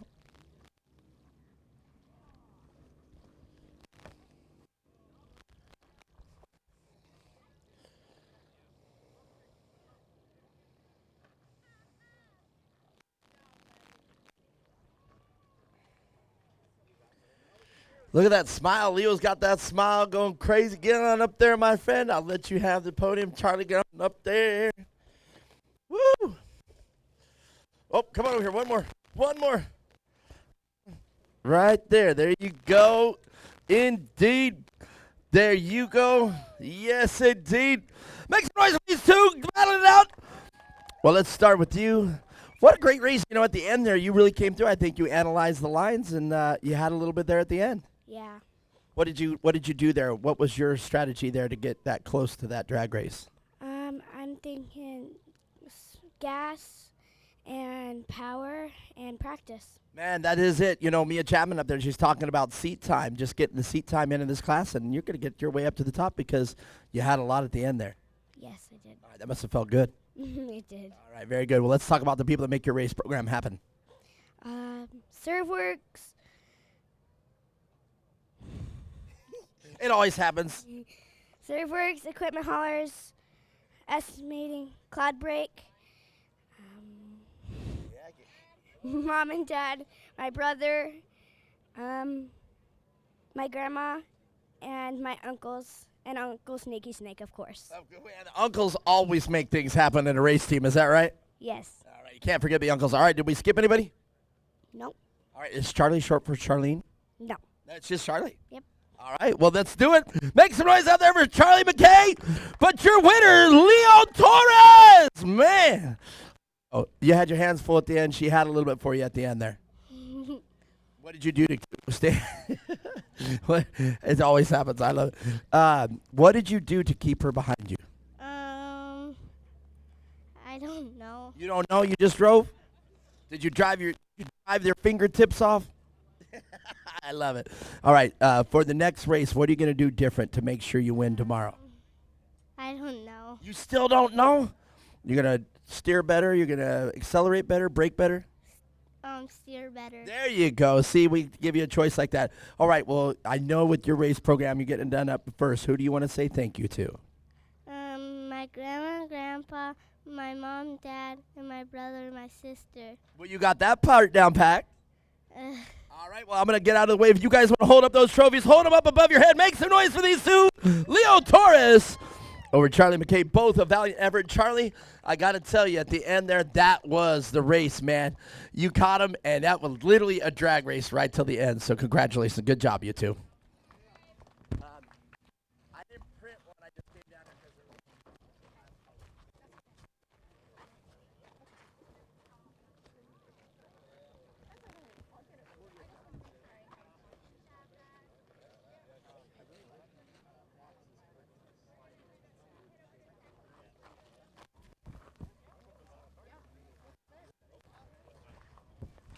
all right. Mia Chapman, what race? Sorry about that, man. What race do we got coming up next? Oh, I got it in my hand.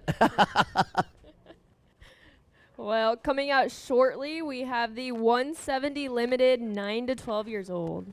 What's that?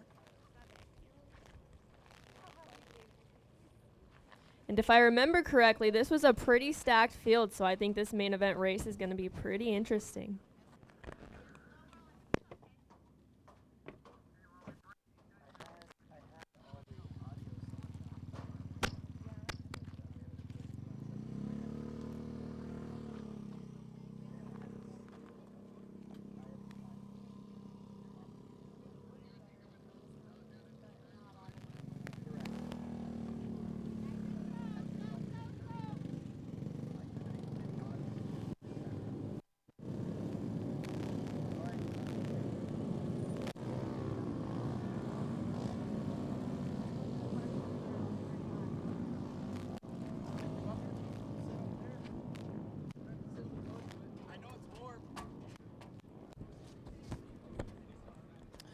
Well, Mia Chapman, I stole the list up there, so starting off here, their number one qualifier, car number 170 of Jake Hill, Jackson Withrow, rather, as you saw the Jackson from an earlier class. Jake Hill up there, number one, in the 170 car. The 152 of Luke Vale in the third fastest qualifier, 777. Logan Menster will round off your top four. This is 170 Limited. These are 9 to 12-year-olds. And I have a feeling this could be quite a race.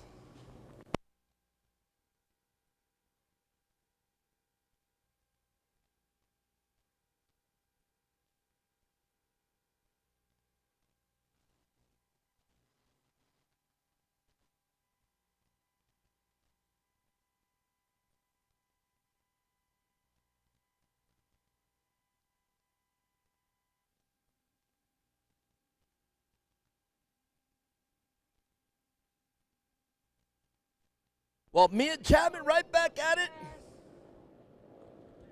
We got a stacked field here of 18 cars here in the limited 9 to 12-year-olds. And your top qualifier, Jake Hill, in the 170 car, Jackson Withrow. We saw Jackson up here on our podium earlier, the 138 car. The other racers in this class, Triton Lawrence, Kyler Mendoza, Hudson Doyle in the 831 car, Jace Wilson in the 234 car, and the number 695 of Ryder Forrester. Who do we got here? 10 on down, car number 136. Yeah, the 10th position, we have Crew Hart. Following behind him, Riley White. In the 12th position, we have Price Waddell. 13th position, Carly Warpus. 14th position, Brooks Hopkins. Right behind him, we have Lariat Lawrence. Behind him, Kyson Christensen. In the 17th spot, we have BJ Hathorn. And rounding out the field, Alexandra Easton. Well, let's see. Are we going to get a clean start here? Our flagger poised, ready to throw the green flag. Engine staying low. All right, he's throwing it. They stayed pretty good. I heard a couple engines roar, but the rest of the field was able to keep it together. And you can see the faster cars in the back. Is that the number 77 car back in action in another class? It looks like it, yeah. Seat time. And that 77 car actually pulled out during their race. So they were able to, just during one race, able to get that car back out there. And again, the number 77 eludes our scores. I bet we find it on our overall sheet at the end here. That's our rogue car for the day so far.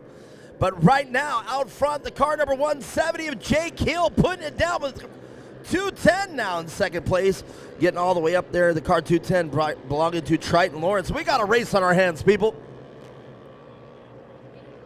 138 there in top three. Jackson Withrow. And those top three competitors as they negotiate turn number 4. And man, oh man, where is our drone? It's like now I just want to see the drone. And there it is. Great shot coming out of turn 6 into 7 and braking right on to the pavement. And I do believe that's going to be turns 8 and 9. And I bet those lines right there, you know, I bet no matter what, you try to stay in those lines. It's just kind of a habit.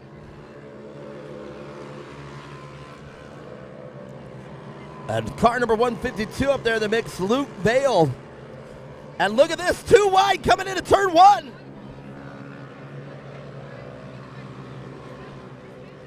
Car number 138, Jackson Withrow, not willing to give up that spot.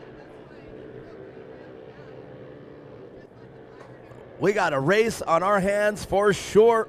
138 now giving it up 152. Luke Vale now in second place as they come up. Oh, no.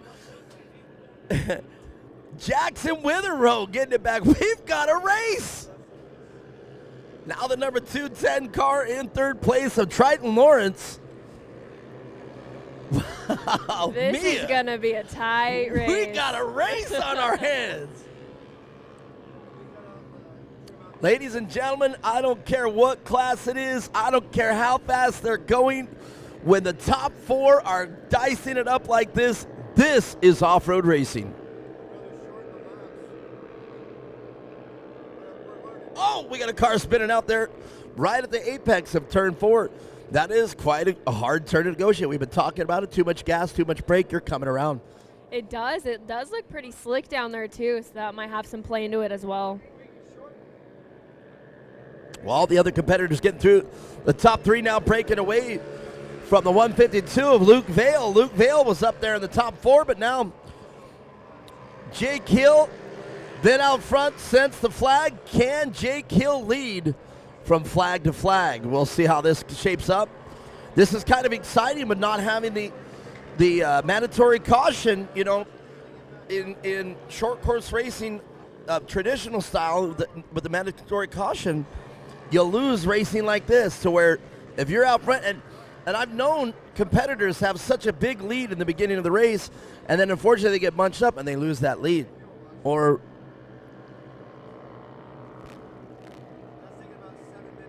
did Logan get up there?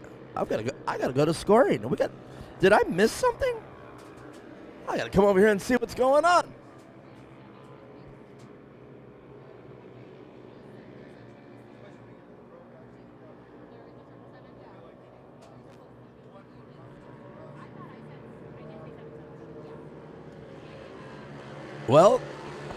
Well, Mia Chapman, car 77 is on. Oh, no. Okay, so there's what I'm looking for right there. No, car 77 is down 1 lap. I had to come over here to scoring to check it out. But indeed, car 777 is not on the lead lap. So. And what happened to our oh, there we go, of the ski jump. I was like, okay. Little bit of a tangle up, but they managed to recover from that.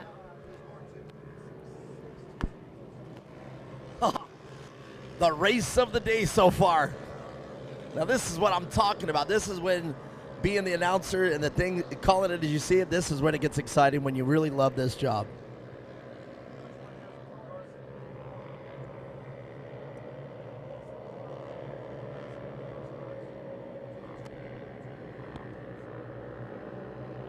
The weather today kind of crazy. In the shade, it's cold. In the heat, it's hot. Really hot.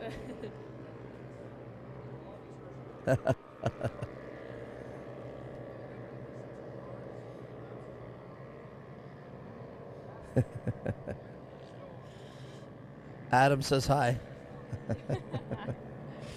He's a character, that's for sure.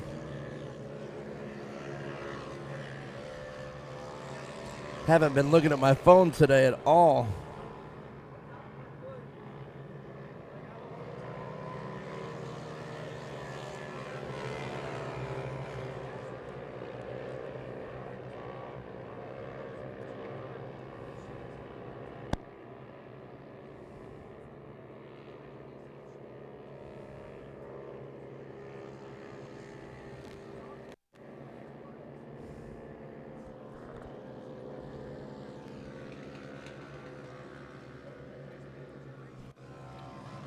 All right, back to racing action.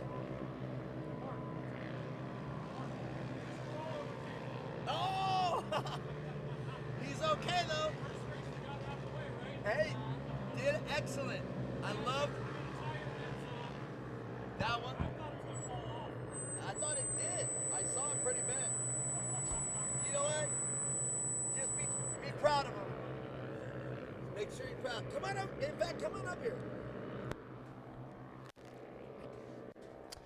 Come on over here. Let's, I always say that there's a couple ways to get an interview: win a race or crash out. So for the crowd, tell them your first name. Tell them your first and last name. I'm Elliot Brook. That's right, Elliot Brook. Well, let's talk about the crash there. What happened out there? Did you lose control or did you hit a slip? What happened? I hit the lip of the track and I went on 2 wheels, and then after that, I turned into it, and then I got back on 4 wheels, and then I hit the barrier, and then I tipped. Man, those barriers, they're solid, and man, you can really feel it in the car. You can feel it in the wheel. Everything hits. It's just like the whole world just crashed around you. Yeah. Man, all right. So, you guys gonna be able to get it fixed and race tomorrow? I don't know. Probably people like, oh yeah, they bent both the AR. Well, all right. It's the 200, so nobody's got parts for it. Yeah, I get it. Well, man, that's a bad day to that's a bad way to end your racing for the weekend. But you're gonna be sticking around here. We're gonna have a little party here tonight. I know the DJ. Okay. All right. Well, better luck next time. And hey, racing is good, but I want to shake your hand and say I'm proud of you. I'm very proud of you. You did awesome out there, and you kept your composure, and you're okay. And the thing is, learn. As Mia's been talking, Mia Chapman, she's a very accomplished racer. She says, keep that seat time going, and you get that seat time. I happen to know him, and he's been very proud of you ever since he bought the race car. Oh, wow. All right. Good job, and I'm telling you, I'm proud of you. Okay. Elliot doing a great job out here. And I do remember when you got that, too. You were very proud of it. You sold your KTM for that. Oh, you bought. Okay, there. That's right. Oh yeah, don't hold the microphone to that. That's what that was. Well, that's a pretty good story right there. I know his dad, and he was able to come up here. That's what I always say. If you ever want a bike time, crash out. And that's really how it works. All right, back to our race. I do believe Jake Hill's still out front. We'll find out here. I kind of got out of the race. We were just getting pulled every direction there, and that was cool. The car number 77, though, still seems to be the story. The 77 just coming out of nowhere. Can 77 get it around? I don't even see our leaders anymore. It was Jake Hill, Jackson Witherow, Luke Vale, and Triton Lawrence. So there's the 99 of Brooks Hopkins and the number 8 car, Bryce Waddell. And the white flag now flying. We can find out quickly. 138 out front, Jackson Witherow. Can Jake Hill reclaim that lead on this last lap to bring it in for first place? Jackson has really been there knocking on that back door and putting the pressure on, and sometimes that's all it takes for a mistake to happen. But it's a tight race. We'll see who comes out at the end. Well, Jackson Witherow, the man of the day so far. And that car just seems to be on rails, set up perfectly. It's jumping great.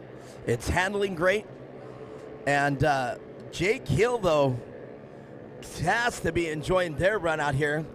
The hard luck trophy that goes out to Jake, as Jake was out front. But it has been a race so far. This is what off-road racing is, and this is what gets me excited to love my job as the rest of the field gets the white flag. Just a couple more corners to negotiate for Jackson Witherow. Jackson now on the pavement.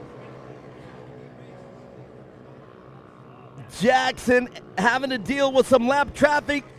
Oh, and no! Jake Hill spins out on the pavement. No! But now giving the win, checkered flag flies for one, or didn't fly. But that is, wait, what happened? Oh, I thought that was checkered flag. All right. All right, that was checkered flag. That's what I thought. All right, we'll figure it out here. Checkered flag for the rest of the field. Let's see. It's going to be a little confusing there. Even I was confused. But the checkered flag flying. Finally, Jackson Witherow, your winner. Jake Hill spinning out. So is it going to be Luke Vale and that's all right. Look, is it going to be Luke Vale, or did Triton Lawrence hold down the second or third place? We'll figure it out here up at scoring. Shane down there in the field will pull the one out. I do believe, though, unofficially, your winner, Jackson Witherow. So sit tight with me for a second. I try to announce from my observations, but if you are out there as the parent watching your kid, I am not the official. I am just the mouth. I'm just one that babbles, and I have made mistakes. Well, actually, up to this point, I'm perfect, actually. So if we make a mistake today, it'll be my first one in my entire life, ever. Can you believe that? No. No? I don't think so either. I think it's actually the opposite. I think I've made more mistakes than I've made good. Kind of hard not to. It really is. There's a lot going on up here. See, now Mia's got a whole nother understanding now of all those years that I pulled it off. And I mean, it was, what, 7 years we were doing that?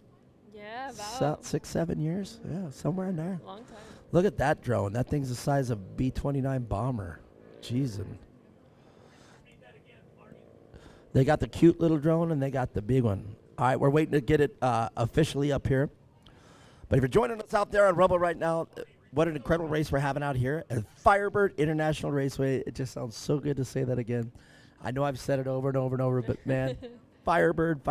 As Anika points out, being a tribal member, she says it's Firebird Raceway at Wild Horse Pass. That's what she says, and she's very proud.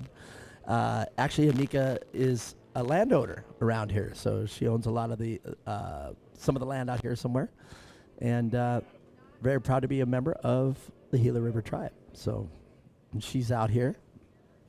She's out there somewhere in incognito. All right, I'm going to come over here to get the official results, and I think Shane's got it all worked out.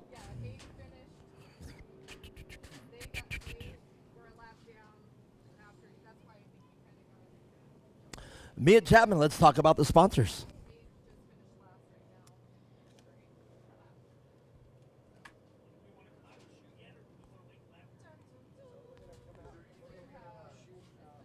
Our season presenting sponsor, R&R Steel, out here racing and representing, helping the youth, and they're the future of off-road.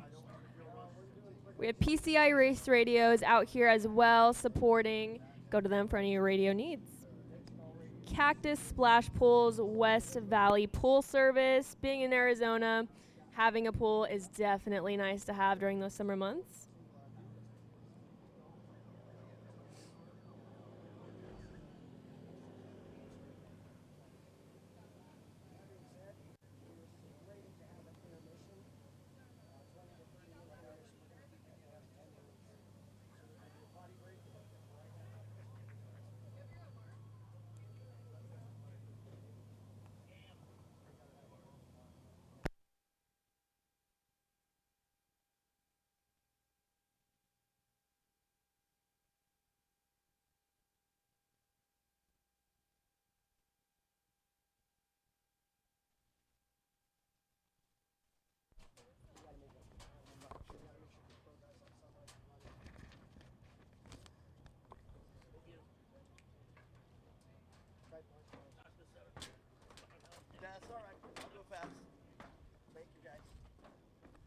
Look at that. Who is my winner? 138 is my winner. Barney, 138 is my winner. Okay, thank you. Little bit of confusion there. If you guys weren't watching the checkered flag, but we got it. All right. We'll get the winners up here on my podium. That was quite a race out there. A lot of cars out there. Look at this young man right here. How the heck are you? You call me sir. Jesus. I work for a living. All right, where's my drivers? Come on up here. Very proud of you guys and girls, for sure. All right. Bada bang, bada bang. In fact, I'll just get out of the way, and then I'll start this interview. You guys get on up there. All right. Make sure I got it straight. That's the 210. Triton Lawrence, is that right? I got it right, Triton. What a race, man. I mean, you can't ask for a better race so far. I think that was the race of the day. Yeah, for sure. All right, very good. What are you going to do to get this car on the top of this podium tomorrow? Just push it harder today. I think you were pushing pretty good. I enjoyed watching that race. Yeah, thank you. All right, very good. Let's talk about the sponsors that make your race happen. To thank my dad for working on my car so much, my mom, my grandparents, my spotter Jaden, Berlin Iron Works, Trilar Racing, Quick Lifts USA, and all my other sponsors and family and friends who supported me. All right, well, very good. We'll see you up here tomorrow, I'm pretty sure. Hope. All right, well, make some noise for this young man. Triton Lawrence. Now, we got to come over here. Man, let's talk about this racing. Is that a look of that you made a good race? Do you think that was a good race? Yeah. That was a good race. That was an extremely good race. You guys had the race of the day. Yeah. All right, well, very good. What was it like from your seat? Hard. It definitely was hard, and it was fun to watch, and it was fun to announce. Thank you. All right, very good. Who do you want to say thank you to? My mom and dad, Extreme Machine and Fabrication, Rugged Radios, Bobby, R&R Steel, Rockland Trailers, Dynajet, Hoosier Tires, AZ Dent Works. I already said. You're doing fine, sweetheart. And anyone else I'm forgetting. All right, well, very good. Second place, man. We're going to see this same space tomorrow? Hopefully right there. That's the girl right there. She said, hopefully right here, but I'll tell you what, let's not take it away. Man, you've been on my podium twice now. Make some noise for Jackson Witherow. Man, you had to earn this. This one wasn't just handed out there and lead it from wire to wire. Yeah, I guess so. All right, well, very good. Let's just spare the stuff out there. It was a great race to watch. Let's talk about the people. This is where you're going to say thank you one more time. Extreme Machine, my mom and my dad, God for keeping me safe, Extreme Machine Fabrication, and what else? Jimmy for being my sponsor and making my car, and what else? That's it. That's about it. Well, hey, you know what? It's time to shine. Let me get out of the way. You guys make some noise. It's the race of the day so far with these three.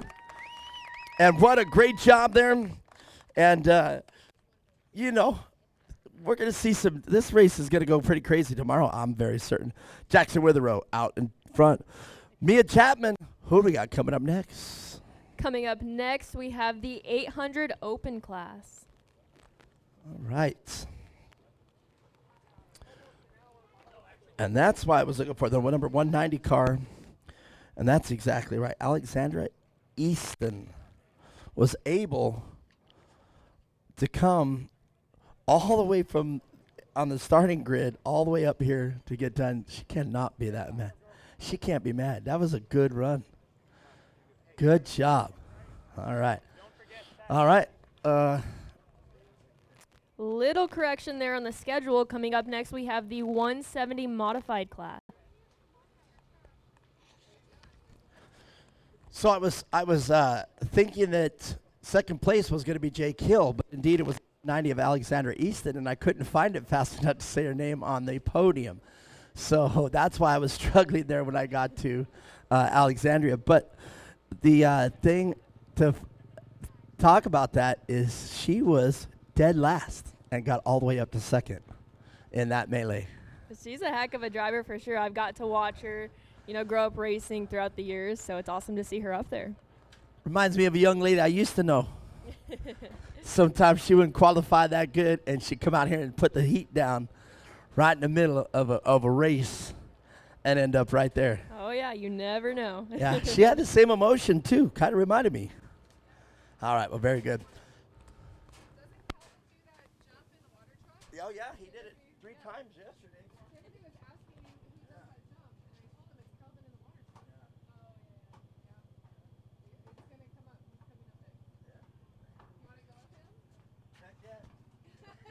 That's why we had to put the tires there.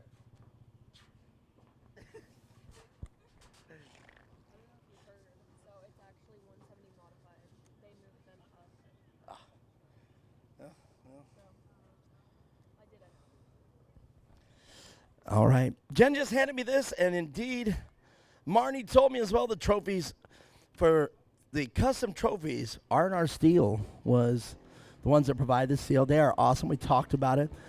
But the stickers provided by HMD, and those stickers are incredible. They got class and I mean, they look really good. I don't know if you've been down there checking them out. I did. I got to check them out yesterday. There's some really nice looking trophies. Simple. They're good. They're cut right. They look like a UTV, and then it has the thing. That's perfect. That's what you want to see on your. How's your wall of trophies? I bet you got a pretty good wall of trophies. Yeah, pretty decent. That is my room decor. Heck yeah. Man, how is it when your friends come over? Any friends, when they see your racing, do they is it overwhelming, or do they talk about it? Do you talk about it? I think at first they didn't realize the extent of it, because they're all just all over my walls in my room. I love it. I get to see them all the time, but yeah. Well, I know who handed you the majority of those. I know that. Yeah. I know that person. I mean, I know I keep making it about me when I'm making it about you, but I got to remember, man, I've been there for at least 50% of your career. Oh, absolutely. That is awesome. Man, I love you guys. It's I finally remembered the word alumni, when I do see you guys out there. Brock Hager, he doesn't really like me that much. I don't think he ever did. But he finally came up to me at the end of the season and, said thank you for a lot of stuff. Cole Mamer, definitely, I told him I was proud of him, and he actually became a little bit of a black sheep out there as well, because he's very aggressive. He always has been. So, Brock Dickerson, he's grown up now. Trey Gibbs, somebody mentioned that today's Trey Gibbs' birthday. As you know, Trey used to come out here quite frequently.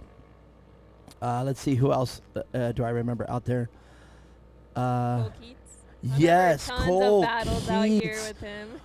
Wow, man, he was, did you ever go over there? And I'm sure you did, but man, going over there we go. I'll say it this way. Going over there to check out his race program, the way his dad and he were, there would never be a drop of dirt in their pit. Everything was meticulously maintained. That car was always pristine, perfect, getting back on the race. And I mean, they carried on to rally racing. They did the same thing in rally racing. Their pit simply perfect, for lack of a better word. So, but I'm trying to remember some of the other racers that.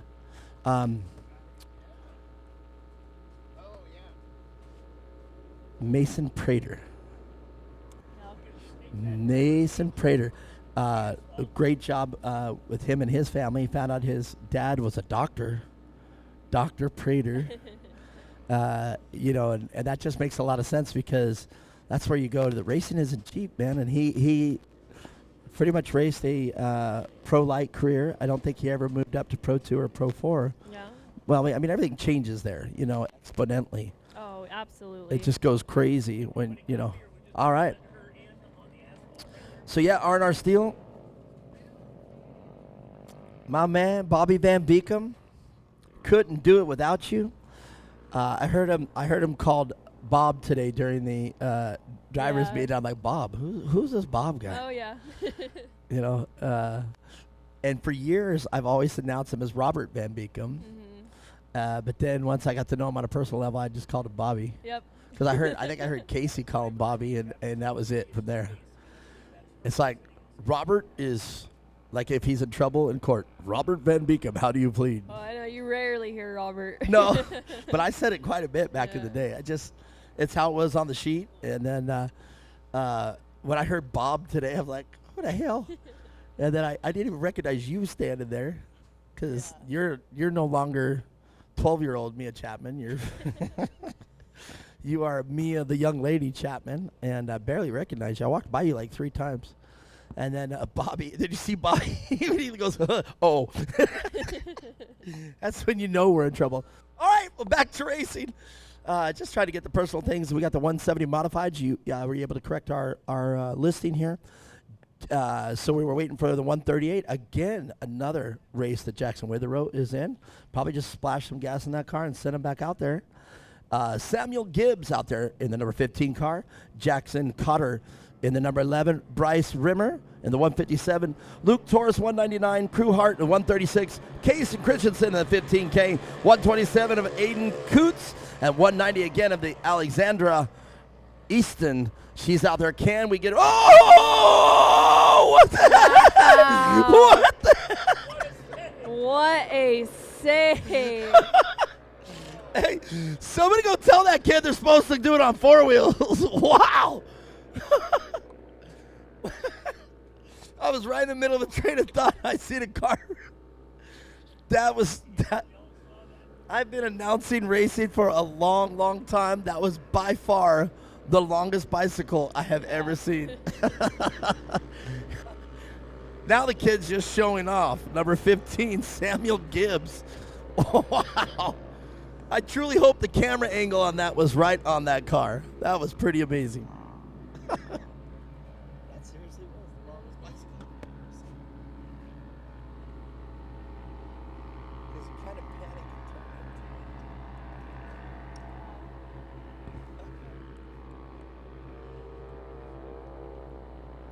and all right, though, back to racing. That does not look like Jackson Witherow out front. Samuel Gibbs on the bicycle. But we'll find out right here, coming through the unofficial leader. The car number 11. And I was going to say, maybe it's the other Jackson. Yeah. And it is.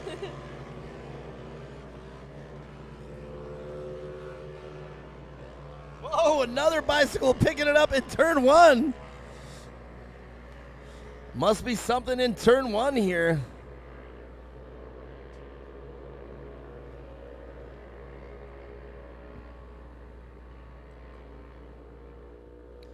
And I do believe the only way to take turn 1 is take it wide down the straightaway and come in tight. I think that's... Well, especially as the track changes so much, you have to move your lines up or down. You know, it tends to get a little tight or slick towards the end. You never know, depending on the weather, so... Turn 1's not one you want to stay to the inside on. In other words, come into it to the inside and go through it. Because then, like you said, you scrub a lot of speed. You got to carry your speed into turn 1 and hit the apex just right and accelerate just right. Make the turn as less sharp, because it is a bigger, basically a horseshoe. It's just basically one big turn. So if you don't have your position right and you carry too much speed, that's when you're going to get on the bike like that, as we saw later. And yes, factors in there, traction, tire pressure, all that good stuff. But as we saw, that Samuel Gibbs didn't mind at all. He said, I'll just drive it down the back straightaway. Well, these cars a little bit faster than the last race, coming through a lot quicker, it would seem. Even though they're the same cars. These are the modified, so I do believe they had to quickly remove the restrictor really quick to get out here. So maybe that's what we got to learn all this for tomorrow. Tell me all about it tonight at I'm gonna be down here at Race Central until it gets too cold. I'm gonna be playing some DJ music through the system, so it'll be fun. Got to move some speakers again. That's all right. We can get it done. Well, back to racing now. Samuel Gibbs now trying to get around Luke Torres in the number 199 car. And out front, the other Jackson Cotter, out there in the number 11 car. And again, I can't say this enough. What great drone work we could see right there. And look, I mean, the drone operator gets so close, I literally a few times thought he was going to fly the car right into the cab with him. Seems like that, yeah. I mean, there's a great shot right there of the number 136 car of Crew Hart. And you can see that drone right next to the fence. And that's what amazes me. It's okay, you can avoid the car, but how are you avoiding all the other obstacles out there on the course? It looks like we have a leader change out front, the 190 of Alexandra Easton. Alexandra, man, making a name today for this weekend so far. And coming, like as we said in the last class, all the way from behind. That young lady, like I said, she reminds me of somebody I know.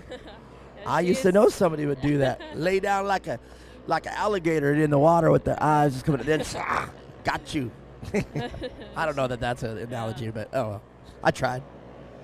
But she did a good job there in that last race, and I bet she's going to do it again.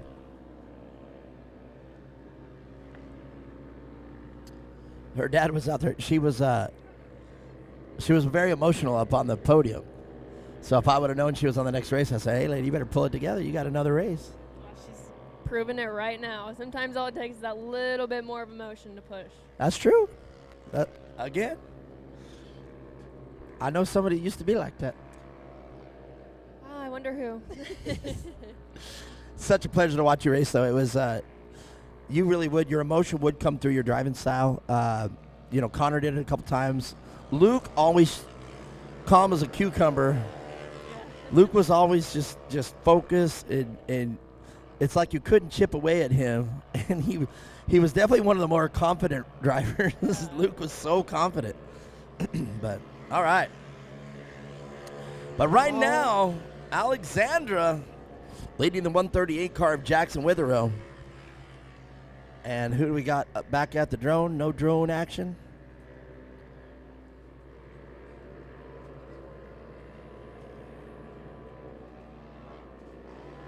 Indeed, the 190A 136 Crew Hart. And Crew Hart easily identifiable by the flag. There was one car that used to run a flag every now and again in short course racing back in the day. Was it Bobby? I think Bobby would run a flag every now and again. No, it was, wasn't it Brian Smith? Brian Smith would wear a flag. Got HID lights. I think he'd wear a flag. Yeah, I don't remember who it was, but trying to figure that out. All right. But Crew Hart there in the 136 car sporting that flag. Very easy to identify quickly. But can Crew Hart reel in Alexandra Easton? I don't think he's going to have anything for Alexandra.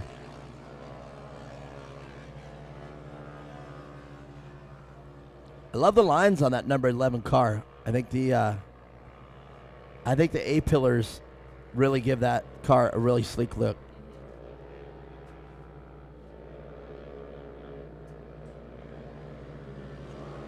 As the rest of the field comes in, the number 199 car of Luke Torres, and he's got his hands full with that Samuel Gibbs car, the bike rider. Car number 15, Samuel Gibbs, the bike rider from California. And Trey Gibbs Racing, so I'm assuming Samuel Gibbs, younger brother of Trey. Is Trey out there? Trey, if you're out there, get on up here. I want to interview you again. Oh, more alumni. Palvordi, Christopher Palvordi, Trey Gibbs. I saw Palvordi. He is racing Parker. So yeah, Trey was just there yesterday as well. So. Oh, Trey, that's right. And Trey's birthday today, which I didn't know. Trey was running, yeah, Yeah, that's why I said, Trey, if you're here, get on up here, Trey. If anybody knows Trey, say Mark the announcer was looking for him. If you're out there and you used to race or anybody, get on up here, man. I want to talk to you. Come on out. I would have done it to Mia Chapman too, but she's already sitting next to me, so. We did it to Corey Weller. Maybe we're going to get her out in the SR1 car.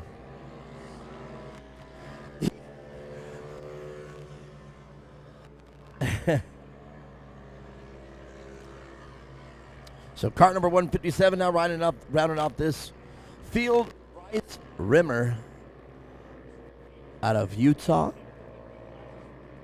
That's a long trek to come here from Utah to race out here in Arizona. But I bet it's cold in Utah right now. Yeah, it might be a little warmer here. Just a little. I'll take this cold all day over their cold. Yes. I'll just tell you that. Jen, that works here for Core, she was saying, no, I'll take the cold over the warmth. I'm like, no. So I moved to Arizona. So at least it's warmer the majority of the time, right? That's true, yeah. And I don't mind the 120-degree heat. Oh, I do. I mean, I don't like it, but I don't mind it. Does that make sense? Yeah, I get that. Like, in other words, it's not like I want to go run out there and go play basketball in the middle of 120-degree heat. But, to have this warm weather, you got to have the warm weather, so got to deal with it. White flag flies for your leader, Alexandra Easton. I know she's probably going to be less emotional on this one. Or maybe I was just reading her wrong, but I don't know. She seemed pretty emotional on the last one. Yeah, hopefully she can keep it smooth and bring it home to the finish. It's definitely going to be a close one. Well, there you have it now. The 136 of Crew Hart bridging that gap. Saw the white flag. Alexandra has to run as smooth as possible. As you see, Crew already picking a line. And here we go into that infamous turn 4. And you see Crew actually probably gaining about another car length on her.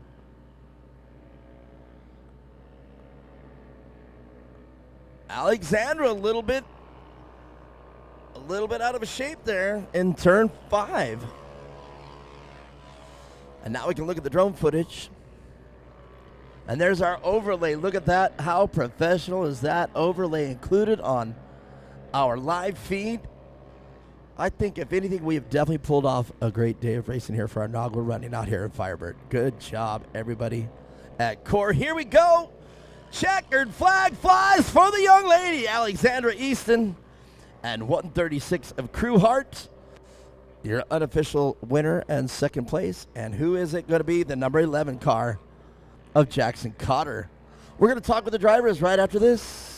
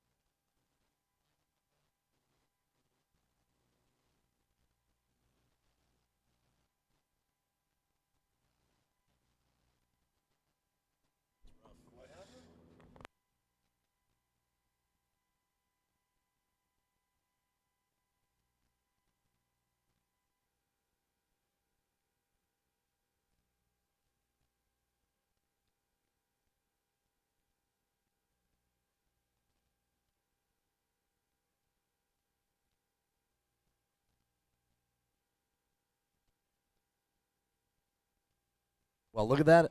Me and Chapman, we got a jump gun there. And our bike rider, Samuel Gibbs. You know what's funny? I was going to say somebody grab a Samuel Gibbs so I can interview him. But it looks like Samuel Gibbs now will inherit the third place. Again, what I'm announcing, everybody, is unofficial. But, well, it's going to be official now. I got it in my hand. But, indeed, we had our third place, number 11, Jackson Cotter, penalized 2 spots for jumping the start.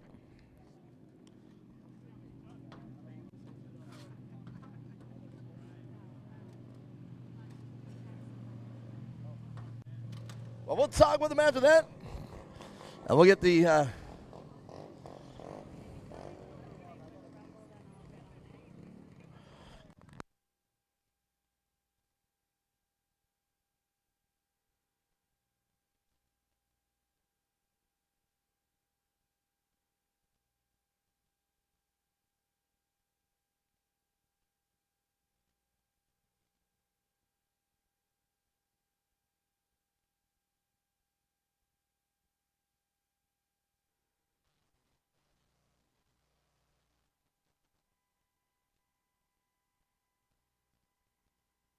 Got to remind everybody, if you haven't made your way over to the core registration for your core swag, some incredible swag over there. T-shirts, hats, like the hoodie that I've got on in black and red. We've got it all. If you haven't got your core swag, get over there before it's all gone.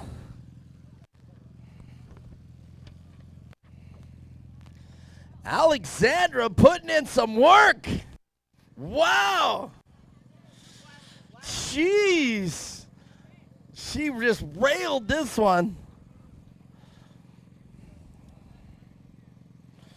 Very good job, everybody. Crew Hart also doing a great job. And then we got the bike rider inheriting third place due to a technicality. And I'm calling him the bike rider. In fact, that's going to be his nickname for the weekend, the bike rider. As the bicyclist. There you go. Samuel the bicyclist Gibbs.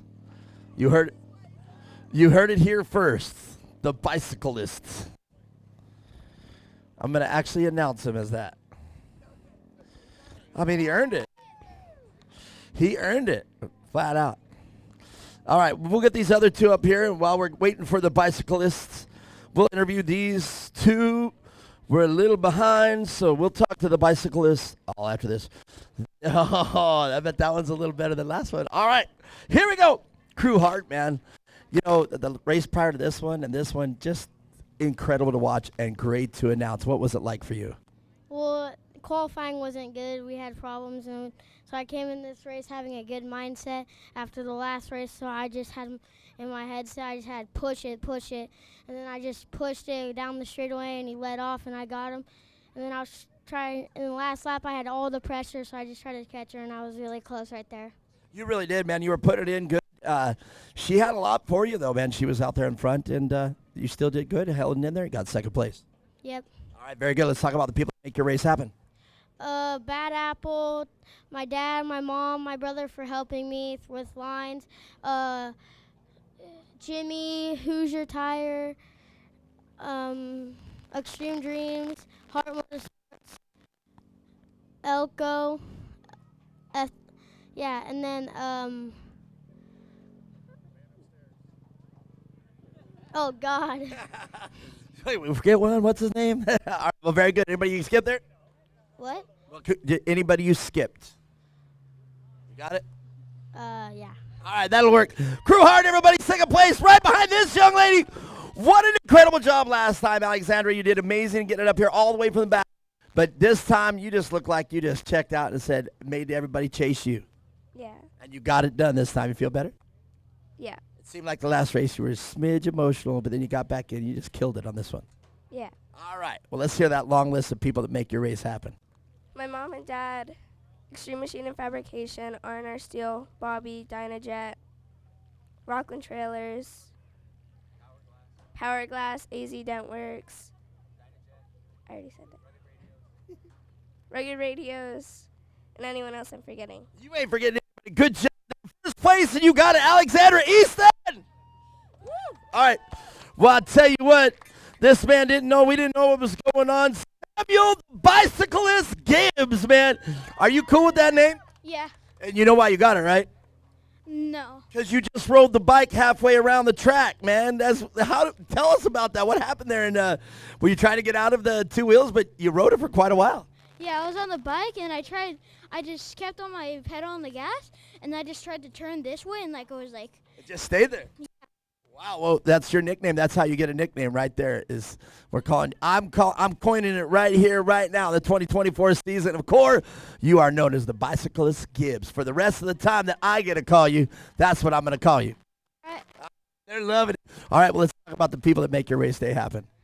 I would like to thank KB Engineering, TGR, Steve, my dad, my mom, all my cousins who came.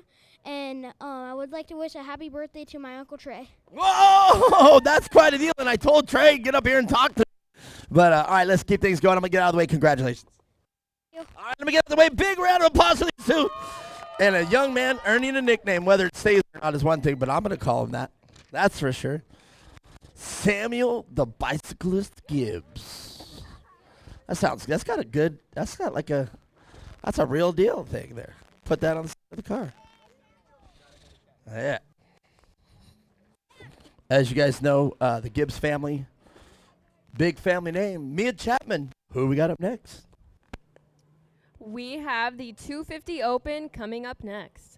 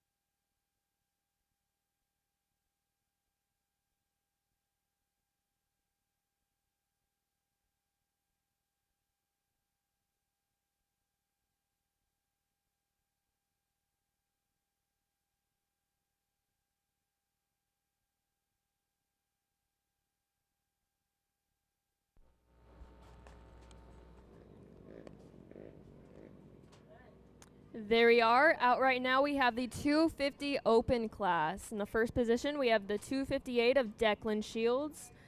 Second position, the 250 of Landon Morrow. Third position, the 199 of Luke Torres. And rounding out the field, we have the 212 of Wyatt Cotter.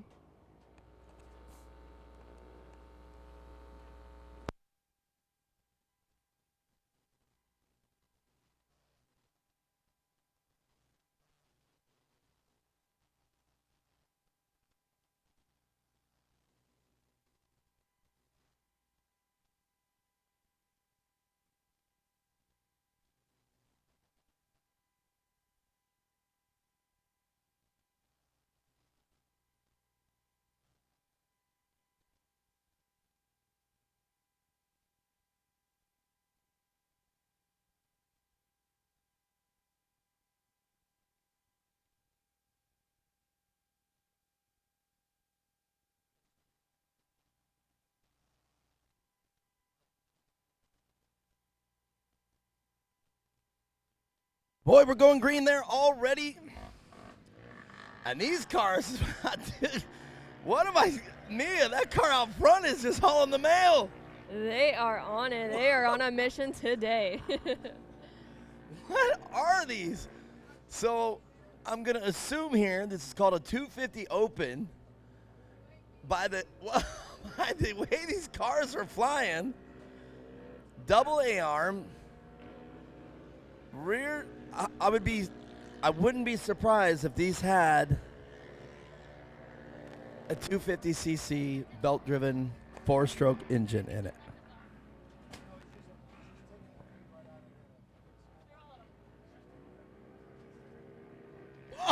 Oh, these kids are getting it. They started off with 4. And look at the drone footage right there if you're watching it on Rumble. You know, some of my favorite podcasters are on Rumble. So I've never been able to say if you're watching it on Rumble. Rumble's one of the only platforms they don't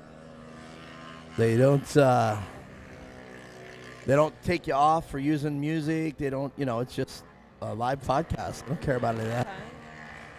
So Rumble doing a great job out here, making sure that you guys can see it live out there. We're down to 3 cars. Started with 4. I don't see anybody rushing, so they must have got off the track safely. They're just giving it everything off that ski jump. And that's where that rebound we were talking about on those shocks really comes into play. Yeah, look at them hustling into these corners. Blurping the throttle, accelerating perfect right at the apex of the corner. We got some racers out here. Hey, brah. That's what I love about a car.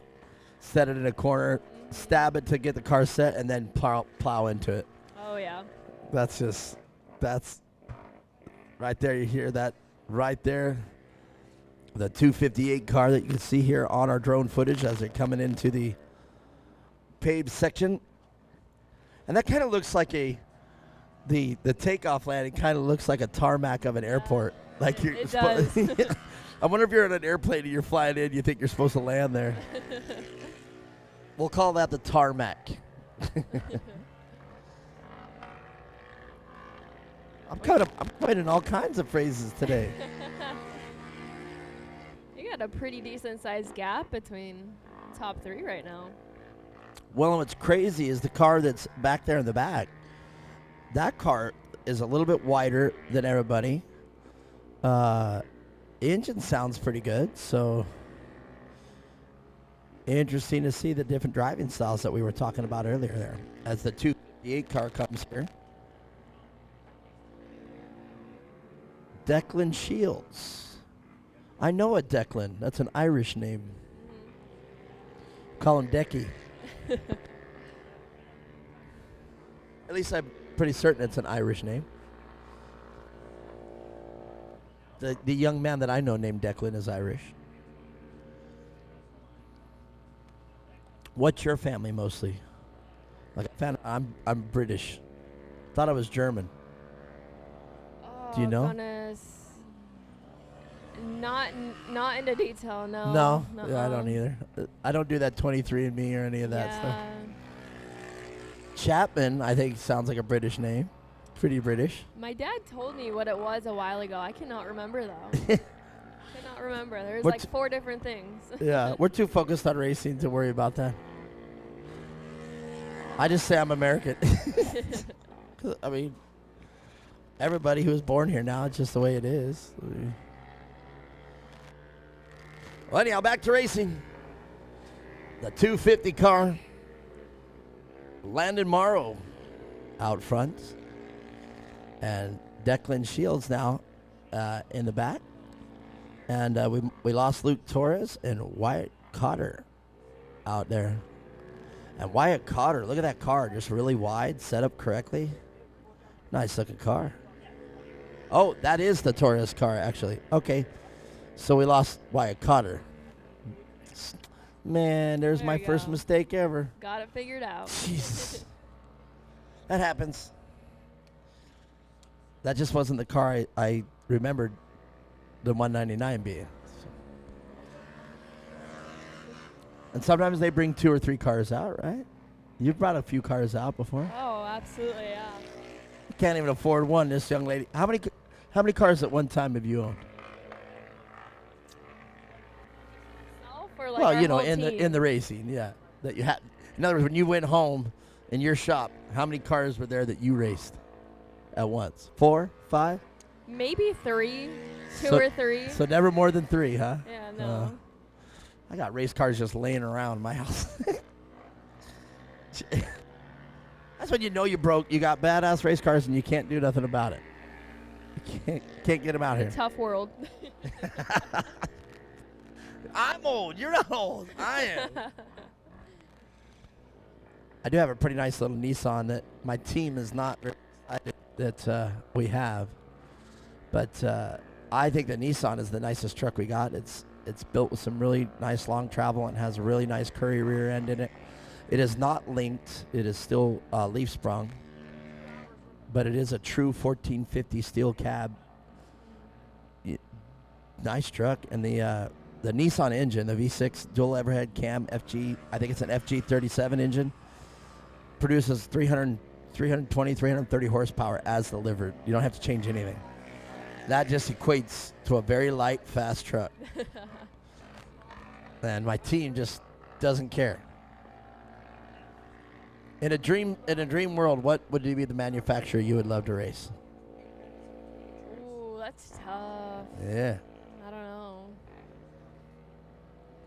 Like side by side, like UTV. Tell me either. Side by side. Like for me, side by side, I'd take the Kawasaki, hands down. Really? I Hands haven't down. driven one, so I can't talk on that. I've driven a Polaris and a Can-Am, and I can definitely say I prefer the Can-Am. But I have not gotten to drive a Kawasaki. Well, the new one's supposed to be pretty awesome. They got one down here at Nash Power Sports down here. That car just delivered, just the way it sits over there, is supposed to be pretty incredible. I don't understand why the manufacturers have such a hard time putting a safer cage in them. I'm trying not to talk trash about them, but I'm not sponsored or endorsed by either of them. But it's just hard to believe that that's the cage that even, and the C-pillar not even terminated to everything. They literally just sit and dangle out like spikes for whatever reason. They're not terminated to anything. They just sit there. I mean, I don't think it would be that hard to make those cages just a smidgen safer. It's usually one of the first things that gets changed when, you know, Well- us racers buy cars like that. Well, I mean, have you ever seen one go online and see a stock cage fail? You know, these guys think they got trophy trucks and they launch their side-by-side into the orbit, and next thing you know, they land on the roof and they just... Another thing I can't believe they're missing is the firewall. Like, there have been several incidences of trees just going right through the plastic firewall, coming right into the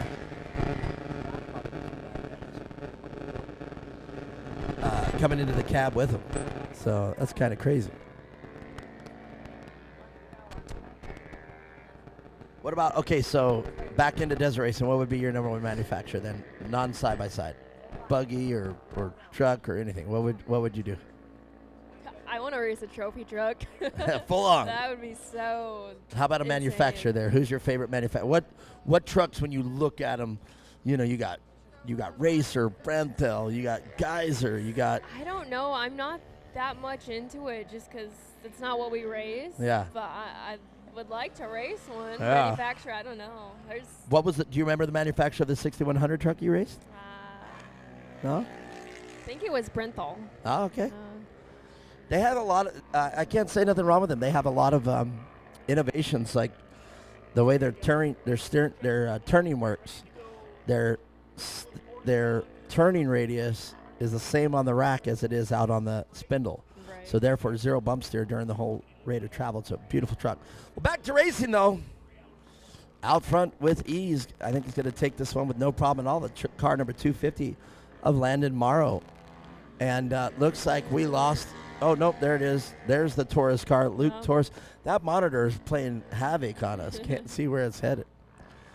The drone operators both doing a fabulous job. There's some great shots there. If you're joining us on Rumble, you can see Landon Morrow doing a great job out there.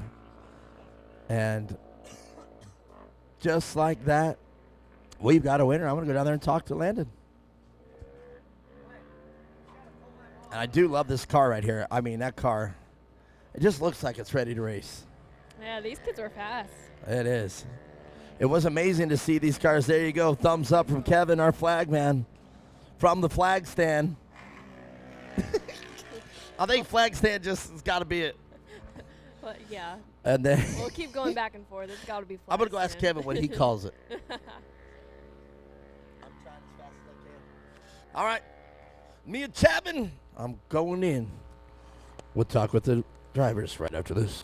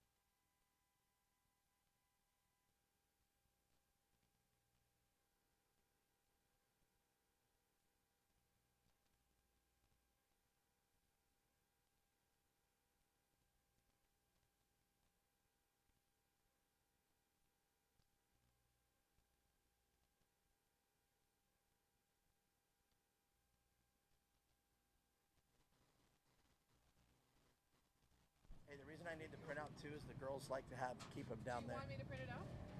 Yes, please. Okay. Yes. Because you like to? Oh, for the. What do you need it for? For the girls down there, they take. Oh, okay. Yeah. Every time I walk away, they're hey, give me my sheet. Oh, there you go. I'm like, okay. Yeah. Jason, these are my. These are my kiddos. Or did I already introduce you? No, this is Timothy, and this is Ryan. I did. Little Rai. That's what I used to call him, as Rai, but he's not Rai anymore. Mia was this tall when I met Mia. Yeah. Yeah, you were.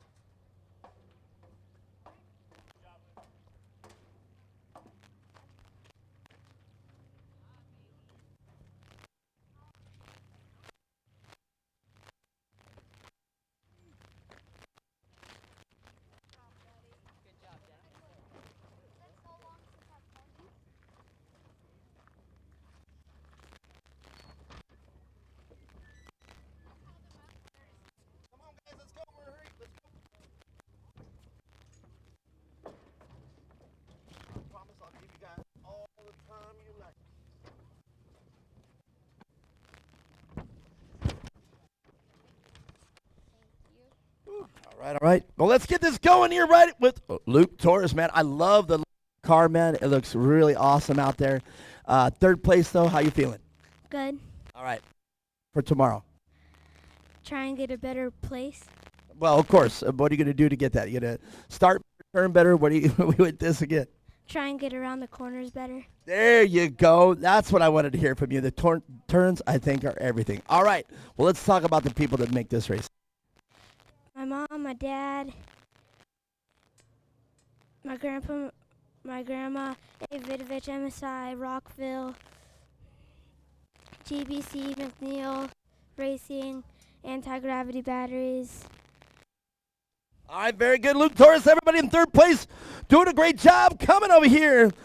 Declan, do you know you're the second Declan I know? That's an Irish name, isn't it? Yes. It's a very Irish name, and I love it. Second place, man. That was quite a race out there. First, though, he just checked out on there. He had a lot for you guys. Yeah, Landon's an amazing driver, but we're going to come back tomorrow, try to get my car a little faster, and we'll see what happens. That's what I love to hear right there is regroup and do the data, crunch some numbers, and let's see what we can do. I love your style. Well, let's talk about the people that make your race program happen. my mom, my dad, my grandma, my grandpa, Dylan, and Sparko, and everyone else that helps me, and God and Jesus. All right, that's the way to get it done. Make some noise out there. Declan Shields, I love it, but you're a winner today. Landon, man, you heard that right there. You got a target on your back for tomorrow. Yeah. But what are you going to change up? Are you going to just leave it and say, and let's do it again? We're probably just going to clean up the car and just get it ready for tomorrow. I think it looked pretty good. Your handling was great. Your acceleration when you came out of the box on the green flag, you just came out like a bullet. Thank you. It looked really good. All right, well, let's talk about the people that make your race program happen. My mom, my dad, my grandma, my grandpa, my sister, PCI Radios, Lamosis Racing for helping us get our motor,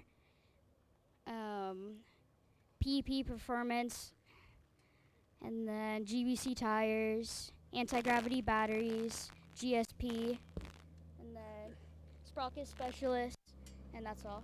Well, Landon, I got to tell you, man, I'm a fan of yours. You want to know what? You look like a racer. If you look like a racer, you walk like a racer, you talk like a racer. Make some noise, everybody. Your winner, Landon Morrow. I'm going to get out the way, take some pictures of these awesome young men doing battle out there.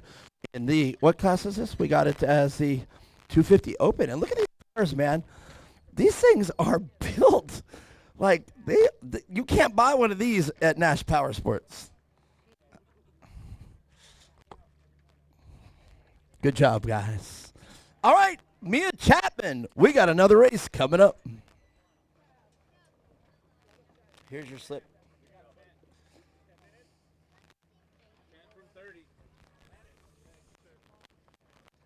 I gotta get the beef on these cars. So what are these cars? They're 250cc engines. What are they? The 170 engine. Four now? Yeah. And then the last thing is 246. Okay, now the 170s originally are single control arms. No, they're all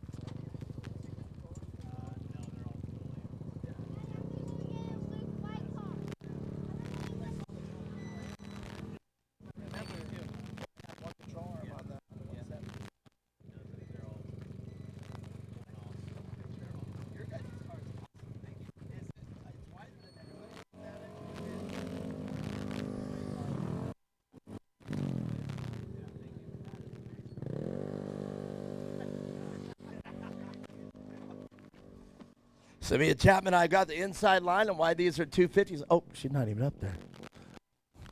That's all right. I can handle this.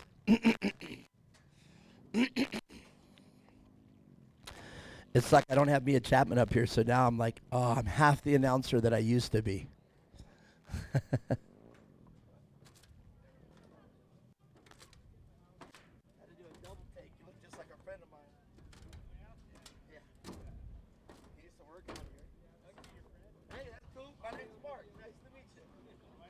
Hi, friend. Hi, Steve. All right, Timmy, come on over here. You're going to be my announcer. Come on, sit down right here. Let's grab this. You hold that right there. And I got some questions for you. First of all, let's see what race we got coming up next. Woo. Let's see here. The vets. What am I looking for? That's okay. That's okay. Timmy's got this. He's a pro. Coming up next, first of all, we got the Vet 40 Plus, naturally aspirated and turbo class.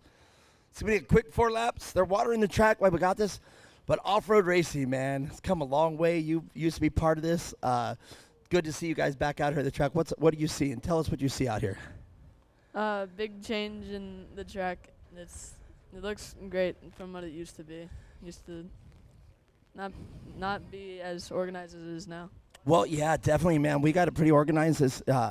They did have one season on us. They did it, but then they hired a bunch of us, your mom, me back here, Casey. You guys know all that. And, man, they really delivered and tightened this product up. And you're correct. The track, man, it looks very unique. They moved a lot of dirt to get it to this. Do you want to go out there? If you had a car right now, would you go out and bake a lap? Maybe. But more what I want to see is Calvin jump the gap right there. He did it twice yesterday. He did it in the blade, too. So, you know we're just teasing you with that one, right? All right. I had to go with it. If your mom does something like that, I got to go with it. So, All right, I think that would be almost physically impossible, but all right. Well, hey, let's talk about you for a little bit. Coming from a long pedigree of racers, your uncle's a racer, your dad's a racer. You started racing there for a little bit. Where are you sitting in the career? You trying to get back into racing? Yeah, I've just been focusing on school mainly. All right, on. What are you studying in school? Tell me about it. Just history and stuff. Do you like history? Yeah, it's good. History's fun, right? I was horrible at history and English. I could never do. I still to this day don't know adjectives, adverbs. I mean, I probably do, but you know. With you here. What's that? I don't know a single. Right? Isn't it hard? What about math? How are you at math? Probably the same you are. Well, I don't know math. Real math. Like when I say real math, like algebra. Who came up with algebra? Like Rai, come here. I call him Rai. He's not little Rai. He's this big Rai, and you know that's what I called you. I called you Rai. And I think that was my nickname for you, but I think I heard you called. What are you thinking about this track? Do you remember any of it back from when you were younger? No, not at all. This is your first time back out here? Mhm. So how old are you now? 8. What the heck? Oh, dude, I'm old. You know, I don't know why I asked that question. Now it just reminded me how old I am. So let me ask you this. I was talking to your brother about racing. Have you gotten into racing, or do you have desire to race? I've desired and stuff like that, but I've never raced before. Yeah. We were talking about school with your brother here. How about you in school? Do you like school? Not anymore, because I have the worst teacher. What? Tell me more. What the heck? So you don't like your teacher? No, not at all. That's too bad. You know, that's, yeah, I guess I had a couple teachers along the way that I guess I could. But I'll just tell you both this since I got you here. School is such a small part of your life. When you get to, no, I'm being dead serious. When you get to be about 20 years old, you're going to wish you were back in school. I promise you. I promise you. The world that they're prepping you for, so what I'm saying is, this is the advice, just get it done and over with. Just be done with it. Move on. It won't hurt you. It won't harm you. Just be done. It'll be quick. You have to deal with teachers you don't like. You have to deal with classes you don't like. But so what? Just get it done. It's so small. All right, we're back to racing, you two. Let's do it. Send them out. What I need is I need your help. You need my help to call out the next race. Where's my vets? Youth NA restricted. Okay. Youth naturally aspirated restricted. Just before the vets, I must have flipped a page. Where are you? We got a race to do. Youth naturally aspirated restricted. Where you at? Zoe Easton, Ella Warner, Landon Morrow. Oh, that could be two. Landon was just in that race. Alden Coots. Or is that Aiden Coops? I'm sorry, it is Aiden Coots, Wyatt Cotter, Harper McKinley, and Rylan Bernstein. So I need you guys, come on, let's do it. We got a race to do. We got a race, youth, naturally aspirated, restricted. The biggest thing I can give you guys is don't ever, ever become a sports announcer. It is not, I'm just good at it because I can't stop talking. But you guys, no, just stay true. What do you aspire? What do you think? Where do you project you think you'll be? Hopefully hockey. Hockey? You said hockey. Let me have some skin. I wish I could show you my big old calves that I got. I used to play for the Roadrunners, so I am a big fan of that. What about you? What sport do you like? Hockey as well. Oh, what the? Well, okay. Good for you. Can you guys know how to skate really good? Skate backwards? Can you skate backwards? Can you skate backwards? You're like, no problem at all. No? No problem. No issues. And you prefer ice skating over quad skating or blading? Yes. Well, what the heck? Well, you two just made my day. I didn't think young men liked hockey anymore, you know? And who's the toughest? Because hockey you got to be tough. He's the one that maybe get in the fight first. Yeah? Are you serious? That surprises me because you're always quiet and shy. You know, that's what they say. It's always the quiet ones that you got to be careful of. Right here. Definitely the quiet one. Well, that's cool. I bet you're the smart one. You wait for a little bit and wait for your opportunity to get payback. Is that accurate? Mm. Does your Does your mom get mad that you look like your dad?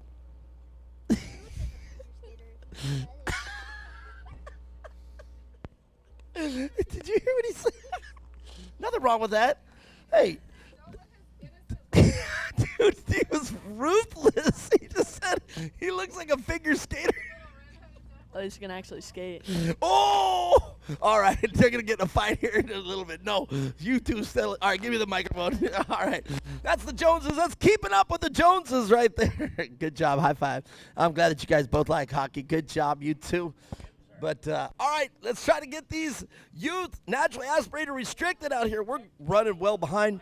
We heard Glenn say that we don't want to be racing out here to 6 o'clock, man. It's going to be cold at 5 o'clock. So we better turn up these heaters. That's all I'm saying. Mia Chapman, she said, I'm out. So good job, you two. Hockey, who's your favorite hockey team? Oilers. Really? All right. All right. What about you? Same? Leafs.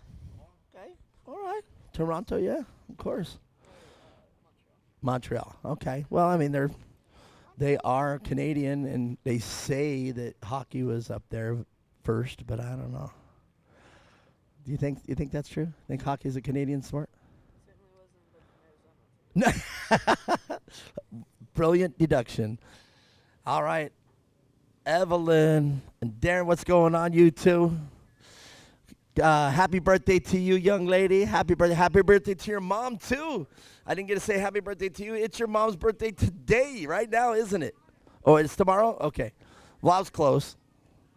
But it was a late, belated happy birthday to her. Because hers was Wednesday. Is that from me? Thank you. It's a granny apple because it's all wrinkly. All right. I know. I just thought that was being funny. Once again, youth, naturally aspirated, restricted. Come on, we got a race on our hands.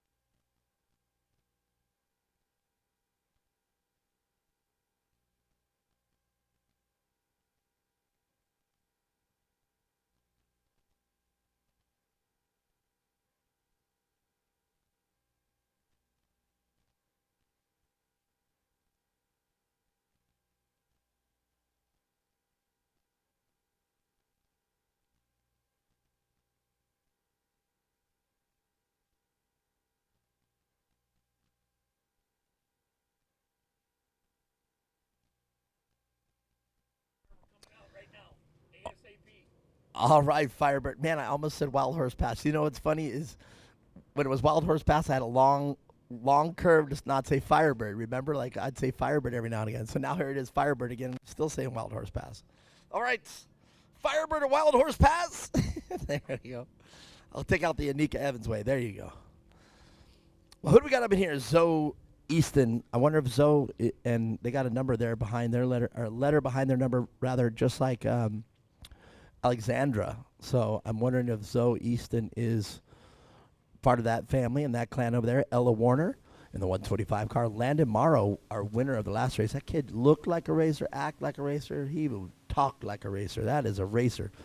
So this is going to be an interesting little lineup here in the naturally aspirated, restricted, and these cars running restrictor plates. And what has to happen is they have to, if they're going to race the naturally aspirated class without restrictor, they got to run back and rip out their restrictors. So it's going to be interesting to see that. For sure. And yeah, Zoe Easton is Alexandra Easton's sister. So it is? Yeah. All right.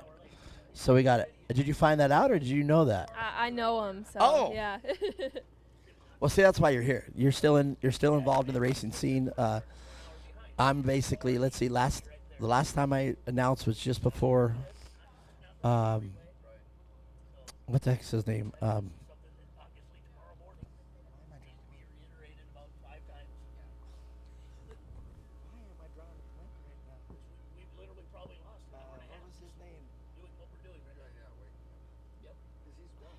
Oh, yeah.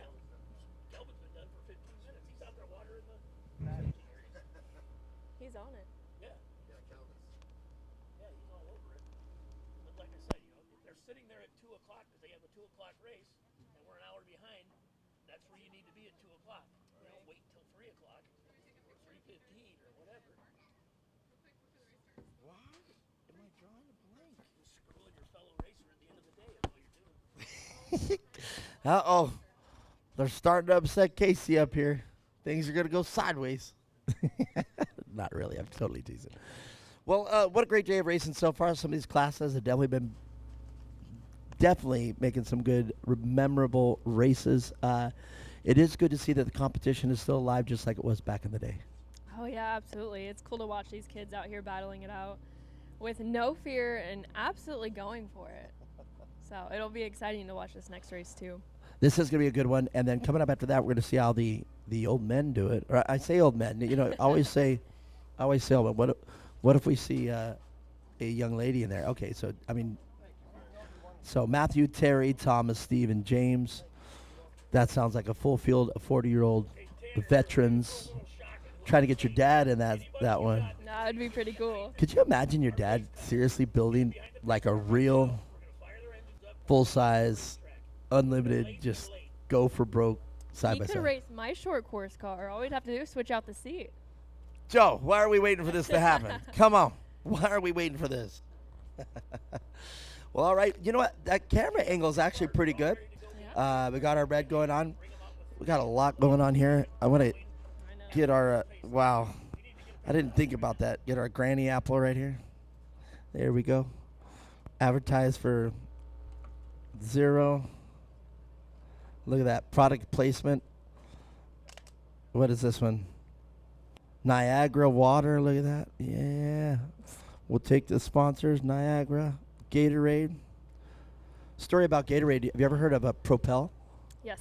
So Propel originally was not an energy drink. It was a electrolyte replacement drink to directly compete with Gatorade. But the difference is they had minerals on it, so we could put it in different categories that Gatorade couldn't because they didn't have the minerals. So the guy that invented it, his name was Fred Blumenhagen. He ended up buying a Class 7S Ranger for Jason Cobb. That's what got me into it. That was my first marketing job in off-road racing. And I got Propel in at all Food Cities, so basically Basha, but the first place that Basha wanted to do it was Food City. And it was basically literally a direct replacement for Gatorade. They sold side by side. Well, as it kept going on, I suggested that, well, wow, what if we got bought out by a big company like Gatorade? And sure enough, Propel is still out there. And if you look at the bottle that looks eerily familiar like this, and it says Propel still, and you turn it around and you look down, it says right on it, Gatorade. It says the same thing, Gatorade Company, P.O. Box. I'm like, so in other words, Propel was bought out by Gatorade. So Fred Blumenhagen, the inventor of Propel, and the guy that sold it for him, he's rich as can be. And here I am, a motorsports announcer. So there you go, Gatorade. I hope you pay attention. There you go. I'm pressing the 0. I was the first salesman for Propel. That's actually true. Literally Fred Blumenhagen was the first, but if you hire me to be a salesman, then I'm the first salesman. But That's pretty cool. I did not know that. cool story, isn't it? We actually, let's see if I can find pictures of our truck here and see if I had to paint the truck too. Now that I mention that, wow. Let's see here if I have. I know I have it, but can I find it quickly? Did I download it from Facebook? No. Instagram? No. Man, they need an easier way to store pictures in a phone so we can find them easier. You know what I mean? There's just no really good way to do it. And we're just sitting up here small talking, waiting for the race. So pictures. No, and you know what? I run into it all the time. No.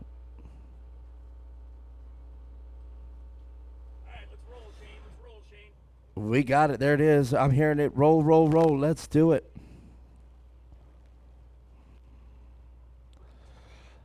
It's so crazy it took us this long to pull out the phones already. Surprised we didn't do that earlier. No, still ain't finding it.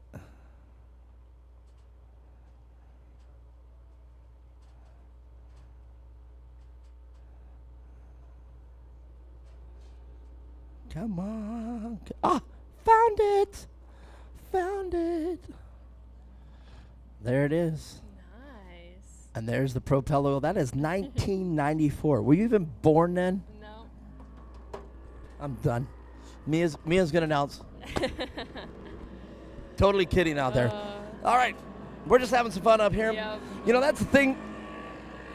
When you're out here at some of these events, and you know, you like a lot of the other ones you see, very professional, bang, bang, bang. But the thing is, you got to realize we've been on air now for what, since 8 o'clock this morning. About, yeah. So sometimes we got to fool around, little shenanigans up in here.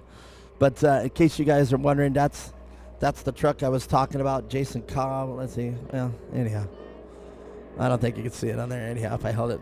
But yeah, let's get back to racing here. Another good car count out there. Looks about 7 cars strong. We got 7 on our list. Who do we got started?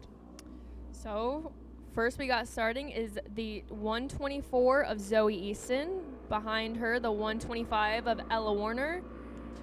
In the third position, we got the 88 of Landon Mauro.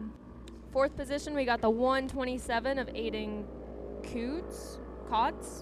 Coots is right. Coots. Fifth position, we got the 212 of Wyatt Cotter. Sixth position, we got the 548 of Harper McKinney. And rounding out the field, we got the 899 of Rylan Bernstein. Those are some names, man. Isn't that crazy?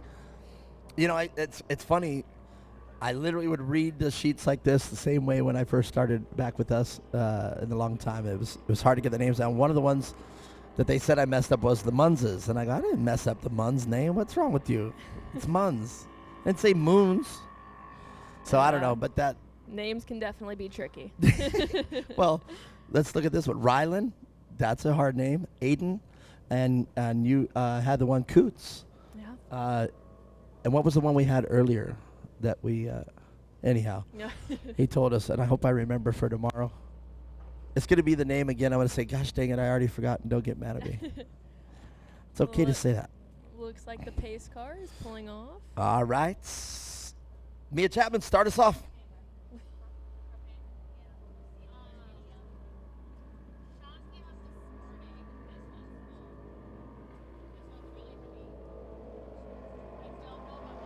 We are green. What a perfect start there, Mia Chapman. Nobody jumped the gun. They waited their turn. And we've got a race here in the youth naturally aspirated restricted class.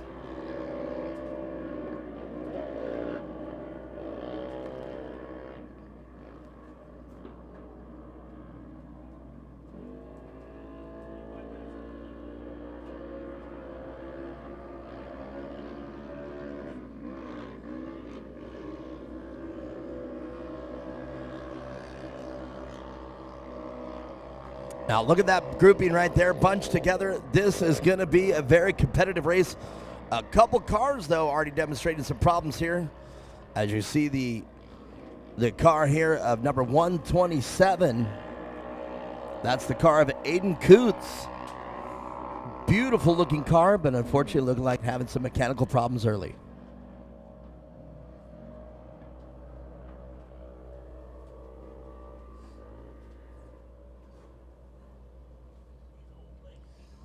I wouldn't be surprised if Aiden Coots is going to pull over because they can't get speed out of that car.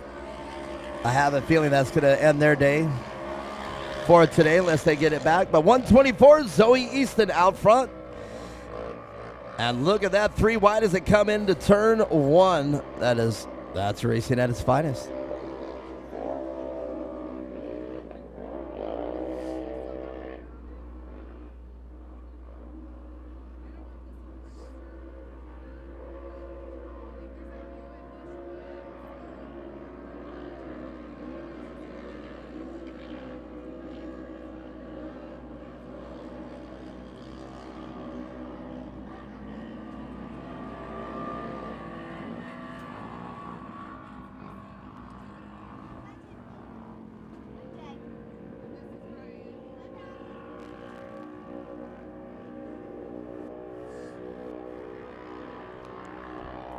It's crazy to hear those engines right there. I don't know if you could tell. The pistons were in harmony. They were in phase right there for a second. The mufflers. Oh, yeah. It's a sound thing, a reverberation or a resonance. There we go. We got the word right that time. Remember, I couldn't say it earlier. Oh, yeah. The 124 car out front. Zoe Easton, a friend of my co-host up here, Mia Chapman. Zoe, you said you know her, a friend of yours. Oh, yeah, she's having a really strong run. She got a good start. She's staying out front, so let's see if she can keep it together till the finish. So Ella Warner, another young lady out there right behind her. And it seemed like these girls definitely holding their own on her. We were talking about that earlier. I don't necessarily, in this type of racing at least, in any form of racing, I mean, we know there's been a lot of young ladies very successful in racing, such as NASCAR. We've talked about Haley Deegan earlier. She's not just a pretty face with the YouTube channel. She actually had to earn her right to be a racer. What about Danica Patrick? Was that her name? Yep. In the NASCAR? And I know there's been a couple. Well, I don't think there's been any dominative ones in Formula One or IndyCar, but can you think of any young ladies in Formula One? Not off the top of my head, no. Yeah, I don't. 1-800-Google.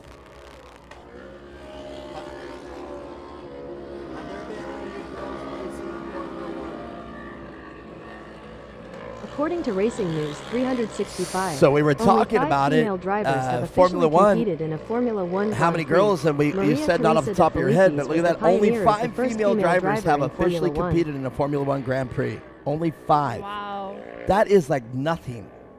It's a tough industry to get into. F1 is like no other. It's very cutthroat. Cutthroat.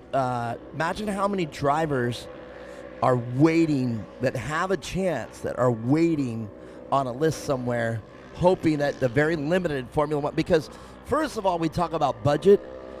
The lowest, cheapest, brokest Formula One team still spending billions of dollars. Oh, absolutely, yeah. I mean, the chassis alone, what does the chassis cost? I'm not too sure. I'm sure a lot. Well, I mean, an unlimited truck now already up in the millions. I mean, you could spend $1 million on a trophy truck. So, I mean, I would imagine a Formula One car wouldn't even start at, 10 million, 20 million maybe. Let's see what Google says.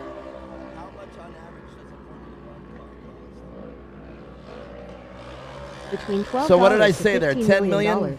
According to I said 10 USA million? Today, the 15 current million? price range for one of these racing cars may Oh, lie between it's actually $12 coming to through. $15 million, it's like, what according is to Red that? Bull. During the 2022 Looks like season, we have a switch in F1 positions teams were here for allotted second place. $145.6 Oh, all million right, we for just spending, did have a but that change. didn't all Is that go the to Landon one Morrow car. car? As a position change, it is the 1512 car. What the heck? We got another rogue number. So the Coots car looking like it did find a little more speed, but I think they're just being out there. And that's going to play into the leaders when they come through on their lead lap. But we had a lead change, and unfortunately, we do not have that car's number registered again, another rogue number. I bet I bet we will have it on the slip if they win or take second place. So. Oh, I'm sure. We'll know who it is then. Some strong battles going out on front right now. Well, you know what? That is pretty awesome. And whoever is in that car, maybe I can run over there and see who it is. The 1612 car. beautifully painted orange car. Could be a late entry. Let's see if I can go over here and sneak a look over Marnie's shoulder and see who it is.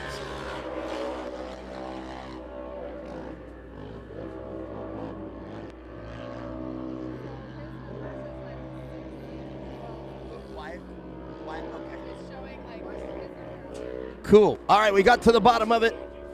Mia Chapman. It is Wyatt Cotter.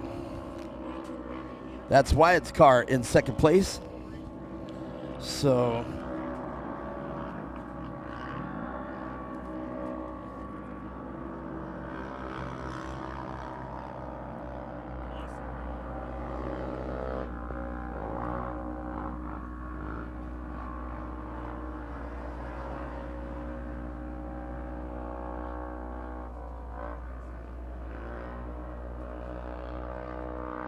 there we go.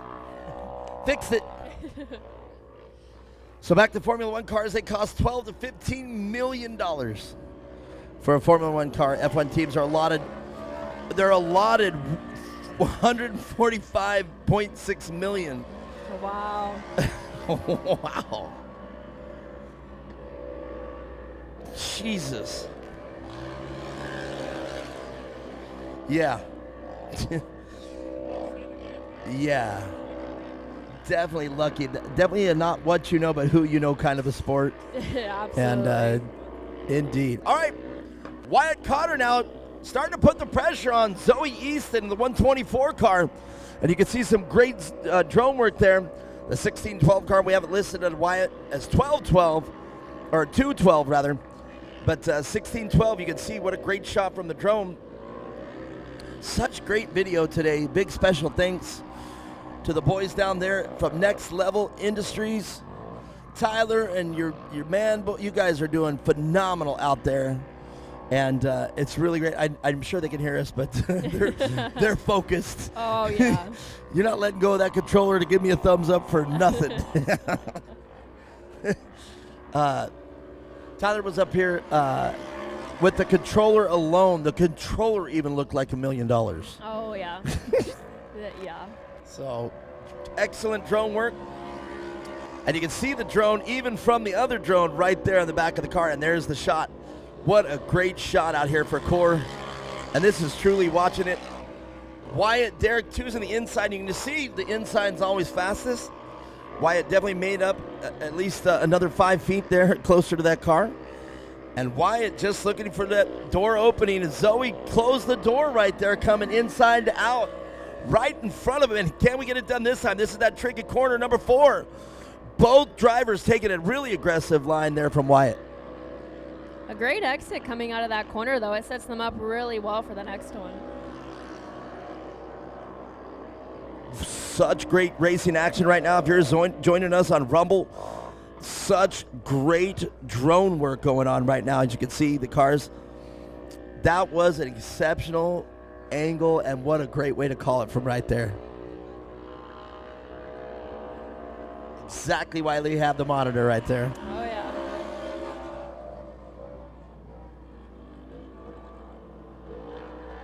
So all eyes on Core right now. If you're at Rumble, I know Adam Grunder's out there watching it. He says he's, what did he say? He's got to go back to selling halos or something. Let's see, what did he say here?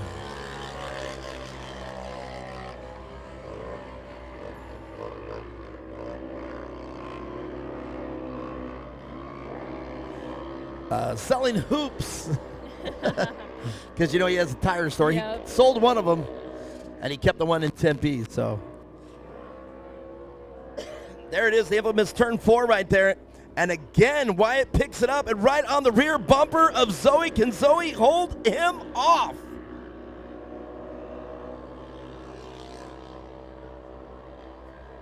Wyatt with a little slip up there, costing him a position.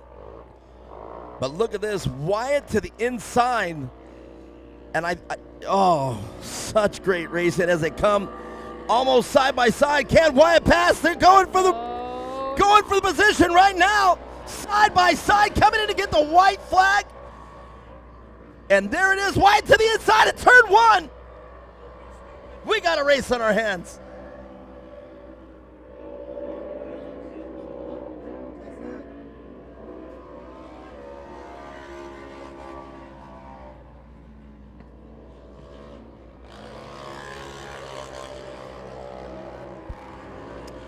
Zoe doing a fabulous job keeping the charges of Wyatt Cotter at bay. But here they go into the tricky corner, number 4. Can Wyatt duck down to the inside and make the pass coming into turn 5? And there we go. You can see right there both lines work. What a great angle, great way to witness racing here on this teleprompter.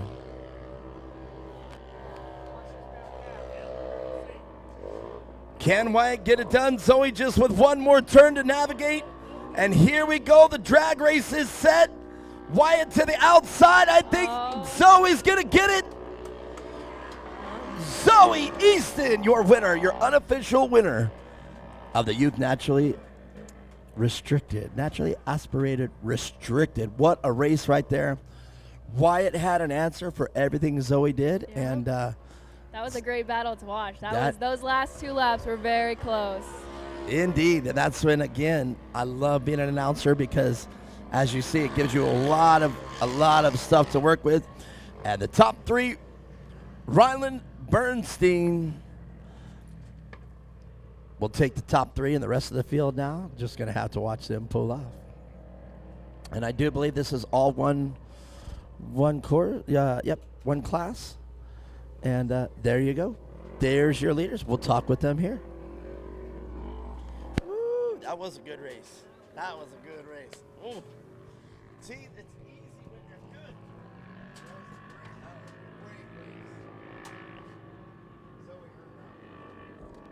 good. Indeed.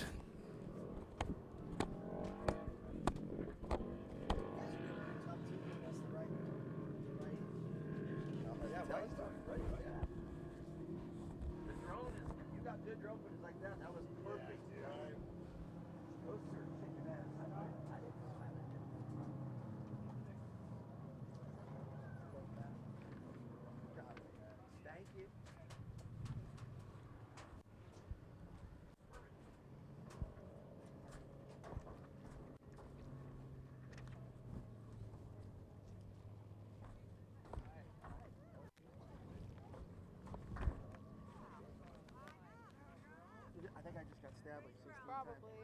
So I gotta get tetanus shot now? Yep. Yeah. Go for it.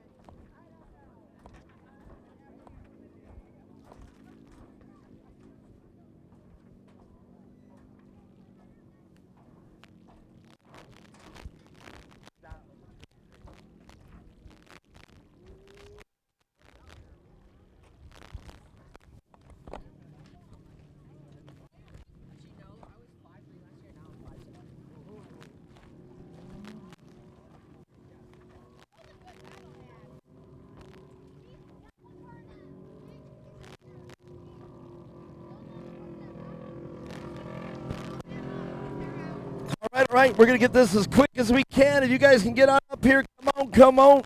Parents, help them with their helmets, please. We've already got the sight lap on the next race going out. Come on. Hate to rush you. We just don't want to be racing in the dark. Zoe, wow. Come on up here. Indeed, good job. Ella, let's start with you. I hate to do it as fast as we can, but we already got a race out there. Ella, what a great race that was. You had a great view of what was going on in front of you, and you were right there just to pick up if anybody made a mistake. Yeah, thank you. Very good race. All right, well, let's, what are you going to do for tomorrow? What's your strategy coming into the race tomorrow? Maybe just to try to keep up a little bit more, maybe try some different lines, but otherwise just try to keep our pace, not make any mistakes. All right, well, I think you were right there, so you work those out. I bet you're going to do a lot better tomorrow. Well, let's talk about the race, the people. Wow. Don't worry about me. I'm a professional announcer. All right, let's try it again. Let's talk about the people that make your race program happen. I'd like to thank my mom and dad, Methodist Race Wheels, and Extreme Machine and Fabrication. Just like that. Good job. Well, better luck tomorrow. Thank you. All right, Eleanor and everybody doing a great job. We're going to move right along here. Wyatt Cotter. Wow. What a race, dude. I mean, you had an answer for everything she threw, but boy, she kept that car right in your way, and she pulled it off. But, man, think so far this race of the day? Yep, thank you. Yeah, good looking job. So coming into tomorrow, where do you think the race was lost here? Start, turns, where do you think? I think I got the turns. I have to agree with you. Every time she'd open the door, you were right there, and she'd close it right back on you, but that makes for a good racing. Well, very good. Let's talk about the people that make your race program happen. Polaris RZR, Hoosier, Gates Belts, Ben's Asphalt, Andrew from Sneaky Tune, and Brad, my dad, James, and everyone else who helps me out. Well, Wyatt Carter, everybody, what a great race. Was that a great race? But Zoe, you had everything for Zoe Eason. Wow. That smile, that's a genuine smile, isn't it? Yeah. Man, you earned it. Like, I can't just say congratulations. I got to say you earned it. You actually took it. You earned it. You got it. And that's a great day of racing. Thank you. All right, very good. Well, let's talk about the people that make your race day happen. My mom, my dad, Bobby from R&R Steel itself, Hoosier, Method, Jamar, Rockland, Rugged Radios, Dynajet, Jimmy for spotting for me, Extreme Machine Fabrication. Is that it? Okay. Yeah, we got to work on this. Get these girls to remember that stuff. Come on. All right, well, congratulations to you, and you did a fabulous job out there racing. Thank you. All right, let me get out the way and get those trophies in there. We got another race. Mia Chapman, we already got it. What race is this? Next, we have the Vet 40 Plus NA/Turbo class. Oh, the old guys. The old guys. Can we see who's it going to be? I don't know why I'm talking like that. It's like the movie phone guy. Today's race. Very the animated. 40-year-olds. What are they going to do? Is there going to be carnage? Is there going to be racing? Is there going to be a lot of losers? I don't know what's going on today. You know what? I've got a great co-host, the great staff up there. It is just amazing that we pulled this off on our inaugural running of 2024. This is amazing. You guys have made it a lot of fun.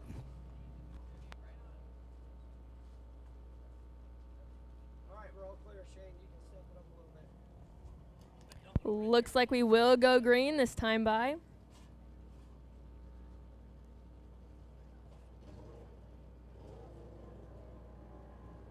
Let's bring on the old guys. Here we go.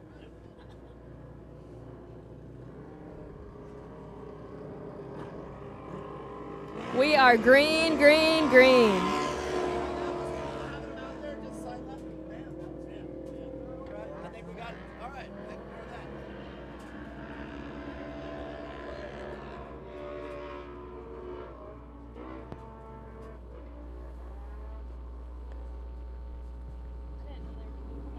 Well, that's why I said that's kind of good. Yeah. That way we have no dead time. It's true.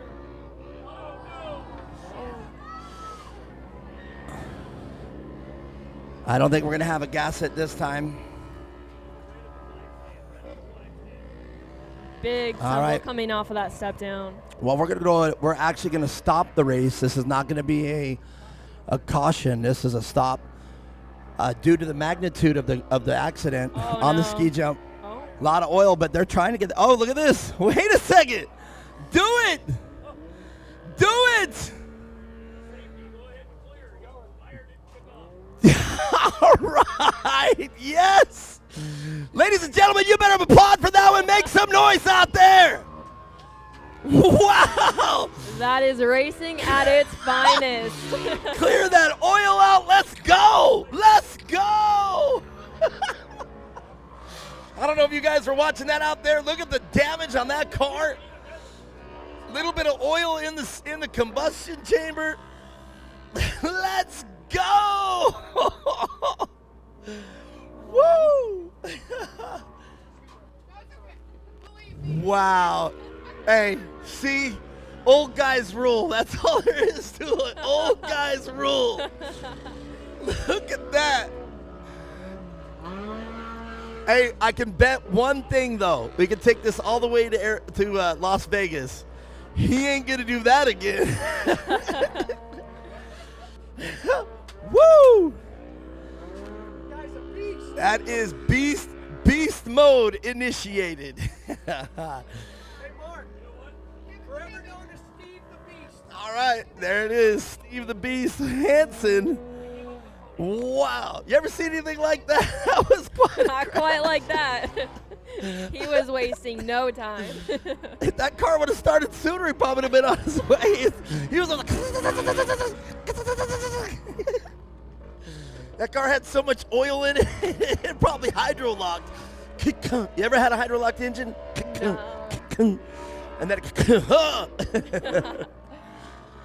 and look at these guys trying to clear the ski jump. That's exactly where Steve had it happen there. Beast. Now what would be impressive is he got another podium. Now that would be impressive. That would be. I would take a third place from that young man. I got a new set of harnesses for him. I'm getting him a new set of harnesses. Wow, there you go. They need it after that one. Oh, yeah. Jesus. That was a brutal tumble. They just got stretched to their max. And now looking at the car, but with the exception of the rear wheel there, you can see he's going to have hub damage, unfortunately. That rear hub is going to come apart before he can get it across the finish line, unfortunately. Mia, we were talking about that, but you can clearly see the right rear hub is having some issues. And if we do deem necessary, unless it's just a bent rim, could be just a bent rim, but He's going to run it until he absolutely can. hey, man, my hat's literally off to Steve Hansen right now. Steve the Beast Hansen, officially coined by Jason, our race director, our series director. So,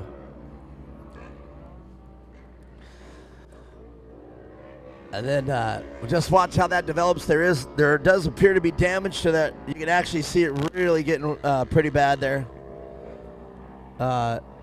He might be taking it a little more easy, but still on the gas.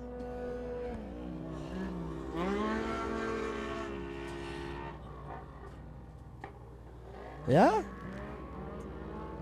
Maybe not even a bent rim. It might just be mud on the rim, so who knows? Run it. Yes, the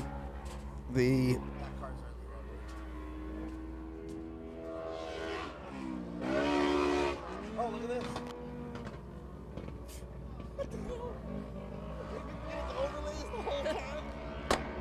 Wow.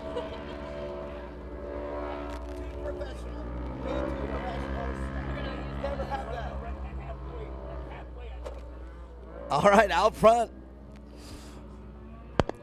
Matthew Wazell. Matthew Wazell out there with McBroom out there in second place. Terry McBroom ride the same way they qualified. And I do believe Thomas Bach is in third place. Now, Steve Hansen, though, after a severe tumble, and I hope they caught that. If you were there watching it on Rumble, or if I didn't get to see the feed. I was too busy watching it live here, and I think we all kind of wanted him to start that car and take off, and yeah. I think we all cumulatively willed it through manifestation. Yeah, that was awesome. I always say that, manifestation, manifest it. Absolutely. People that know me, you know. Oh, it's a thing. I'm the same. I same way. agree. I'm actually 100% convinced that I have manifested certain. Oh, absolutely. 100%. Yeah. So, and I've actually had friends witness it. I say, oh, I better not say that. It's a manifest that I did. Said it to my truck the other day. I said, oh, my truck's clicking. I hope it doesn't blow up. Guess what happened? Literally a block later, truck blew up. That's why I'm in my school bus. I'm just going to tell you, never buy a Ford 5.4 3-valve Triton. They are garbage. Garbage. I'm a Ford fan, till the day I die. But I will never buy a 3-valve Triton again. They're amazing engines when they're running, but when that valve train starts screwing up,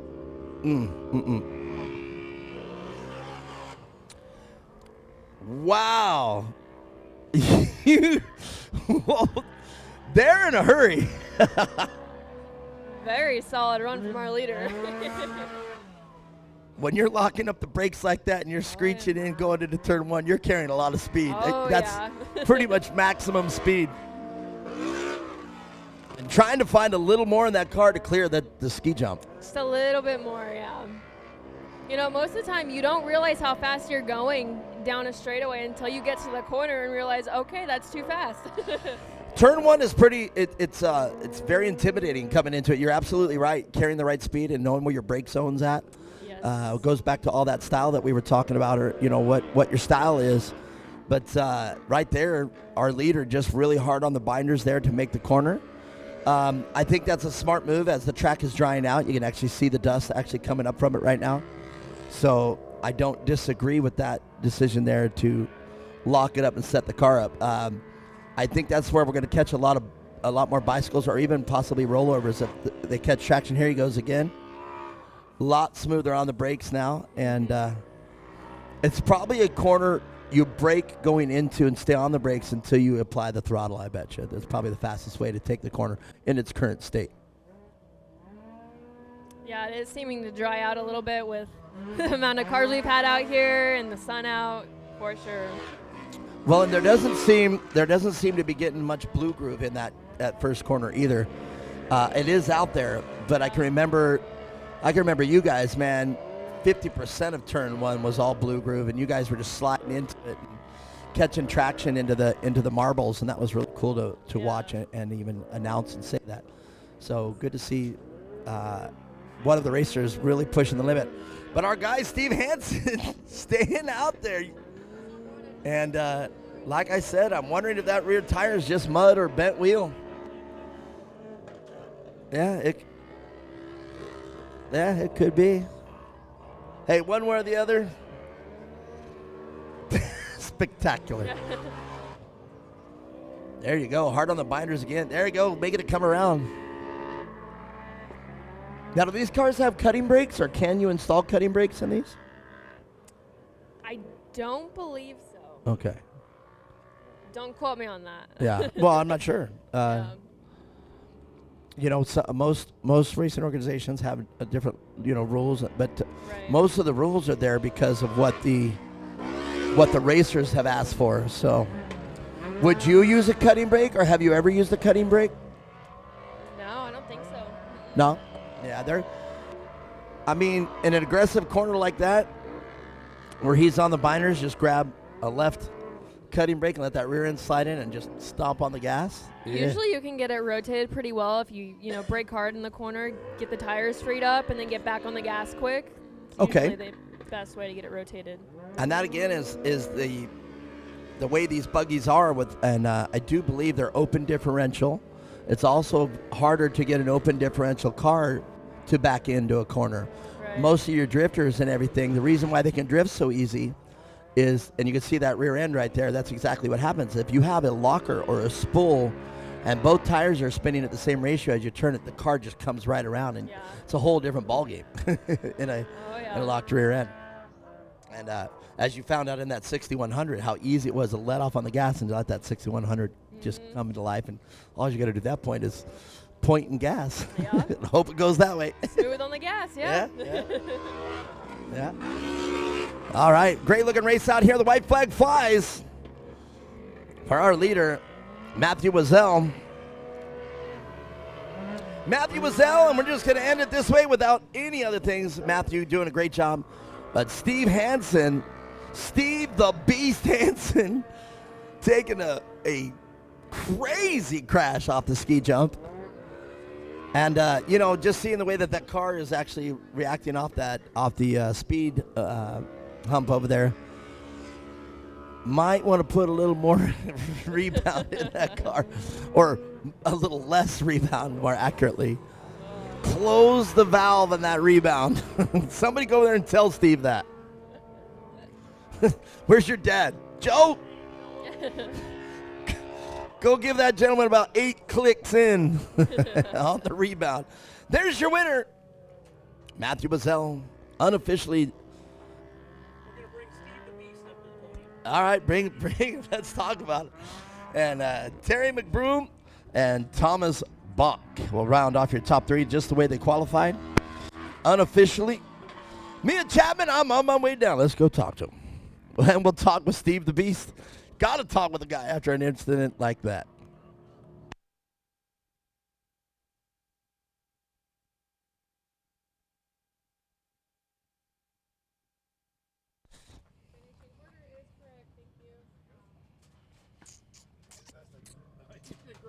What a great race, and you can see them asking Steve. That's right, yes. Steve's confused. Why am I going up there? Thought I was dead last. Well, you are, buddy, but when you but when you do that, I always I've been telling Mia all day, if you want to get on the microphone, crash spectacularly or win spectacularly. And I do believe that qualifies as a crash spectacularly. Thank you, Marnie.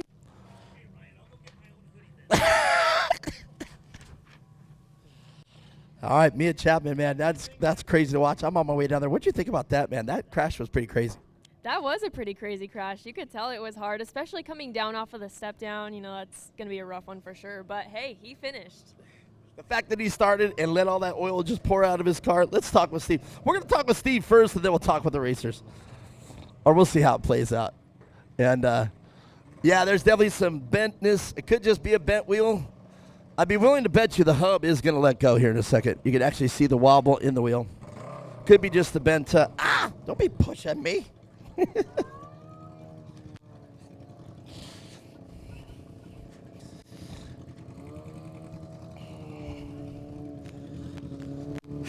While everybody is getting out of their cars and everything, I am going to come over here. Wow. Wow. Yeah, that hurt. Hey, you guys got to hear that. Hey, Steve, I'm sorry. Say that again. That sucked. Yeah, that hurt, man. We got to talk with you while the other racers are getting up. We'll get you up there. Come on up here, man. I was going to interview you right there. But you. Hey, do you know what Steve just said? The guy that did the tell me, he says, I almost had you. Yeah, right before I did that pirouette over the ski jump. Tested out my front and rear bumper. That is a beast. Come on, guys. We're running behind. I got to get you guys as fast as I can. Let's do this. Steve, we're giving another nickname out today. Steve the Beast Hansen. That was crazy. Oh, you do? All right. Steve, you got a trophy. I love it. All right. All right. Steve, we'll wait for him. We'll do our original ones. Get on up here, gentlemen.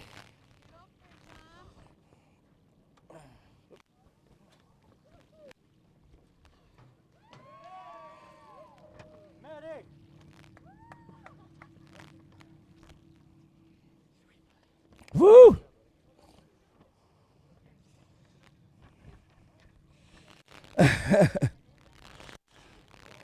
Well, you know what? We got the. We'll talk with the beast here. So let's take him.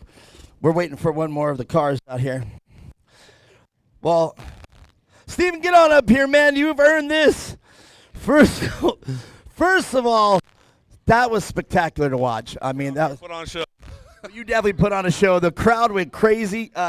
You know, it's one of those things when the car rolls like that, you say, "Come on, start it!" And boy, start it! You did a bunch of oil poured out of that car. I saw the smoke and everything behind me. Yeah, I didn't think it was gonna stop rolling. That sucked. Are you okay though? I mean, you feeling right? Good. Yeah, I don't know about the car making a bunch of noises and shit. So. Well, it definitely, you know, the fact that it even finished, that's amazing. That's a testament to that product. That's what is that? That's the Wildcat? Yeah, Textron Wildcat.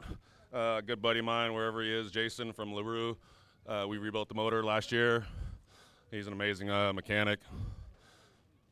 If I didn't roll it, who knows? Well, I'll tell you what, we're going to give you this award right here. At least you got some new mirrors for it.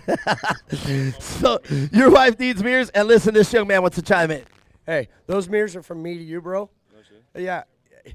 Man, you don't have to flip your car around 5 times to see the world around you. I give you a set of mirrors, just look in those from now on, all right? All right, cool. I love it. Big round of applause. Steven the Beast Hansen, he's all right. Well, where's my third place? Come on up here. Well, you're there. You didn't get third. That's your award right there, and we're just glad you're okay, my friend. But Thomas, come on up here. Right? Thomas Bach? How you doing, man? What a great race there. 40. You know, we go. Oh, did I? Don't mind. Well, wait, what happened? So wait, Steve, Thomas, and Terry, when we switch it, slip here, you're second? Right? Well, then, all right. So then you're Terry? You're Terry. I'm Terry. That's no. All right, let's get this right. Who? Right. Oh! Hey, Mia, did you see that mistake that I just made again? So wait a second. Steven, you did take third. Come back up here.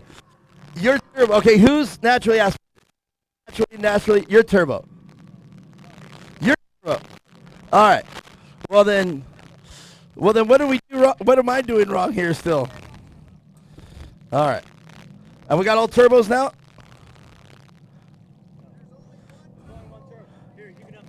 Thank you. So that's what I needed to hear. Which one's the turbo?